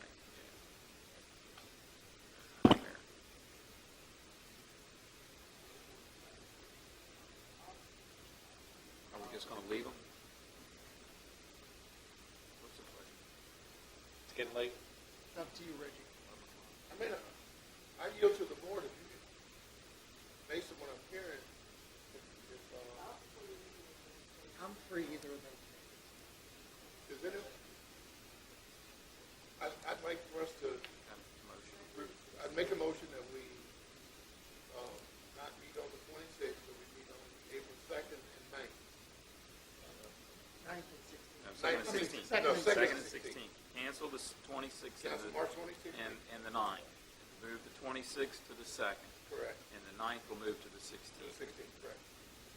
So that's, And the budget schedules, that didn't impact negatively at all. no, I could probably That'll help. help a little bit.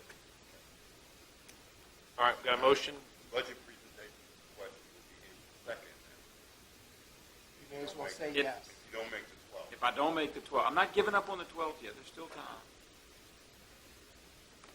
for just a presentation. It may change between the 12th and the the public, what have you advertised for public hearing for the second? But right now, the public hearing would be the 2nd. If not, it would have to be the 16th. And you would, so the latest you would be able to go is the public hearing on the 16th with the adoption the 1st of May, which is going to jam up, and the commissioner's office will hear they'd be going apoplectic about not having time. It probably would jam up the bills going out 2 weeks before they're due. So I would prefer not to push it that far. So I'm going to do all I can to stay on schedule and hold the public hearing on April 2nd. Okay, we get a second? There was a second. Nancy, didn't you second it? Getting late. We're just Any other discussion? All right, all those in favor say aye. Aye. All those opposed? Motion carries. And with that, we have capital projects update.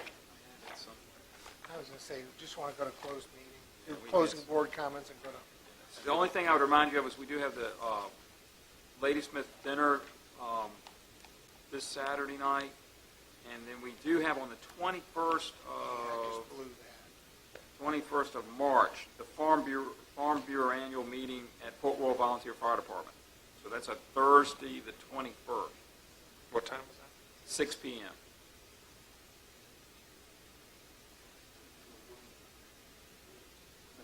Yeah, and third meeting in a row. It was working this afternoon.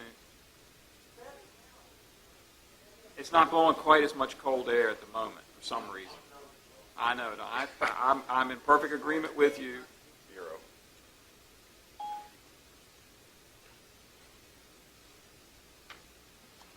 Oh, I have one closing board comment. Caroline B. Cortland, 61-54. They're headed to the battlefield championship. Cool. Yay, Excellent. Caroline. Excellent. And I will remind everyone that Valentine's Day is coming up. Do not forget, I see Kathy's left. Do not forget. Don't forget. Yeah, one day. Any other closing board comments? Any other closing board comments before we go into closed session? Mr. Seeley? I make a move the board convene in closed meeting pursuant to the prospective business expansion exemption of section 2.2-3711.A.5 of the Code of Virginia to discuss an economic development project in the county about which no previous public announcement has been made. Can I get a second? Second.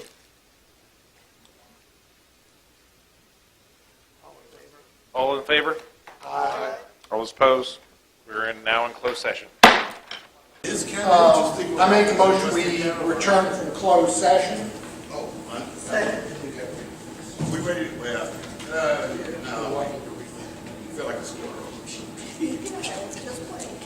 I move the Caroline County Board of Supervisors certify that to the best of each board member's knowledge, only public business matters lawfully exempt from the open meeting requirement by Virginia law were discussed in closed meeting, to which the certification applies only such public business matters as were identified in the motion convening the closed meeting were heard, discussed, or considered by the board. Second. All those in favor? Aye. All those opposed? And individual certification, Mr. Thomas. I'm so certified. Mr. Black. Yeah, I'm so certified. Ms. Long. I say certified. Mr. Underwood. I so certified. And I so certify. With that, we have come to an end. Any other? We need a motion to come from closed session on the agreement presented. I make a motion we approve the agreement as presented by staff. Second. With You can say with Coastal Sun with Belt. Coastal Sun Mill. Sun Belt. Second. Belt. Coastal Sun Belt. Second. We have a motion to second. All those in favor say aye. Aye. All those opposed? Aye. What do they do? Aye. You opposed? I voted aye. I was just late. So we are unanimous. Motion Yes. carries. Mr. Chairman, I move to adjourn. Second. All right, we have a motion to second to adjourn. Any other discussion? And all those in favor say aye. Aye. We are adjourned.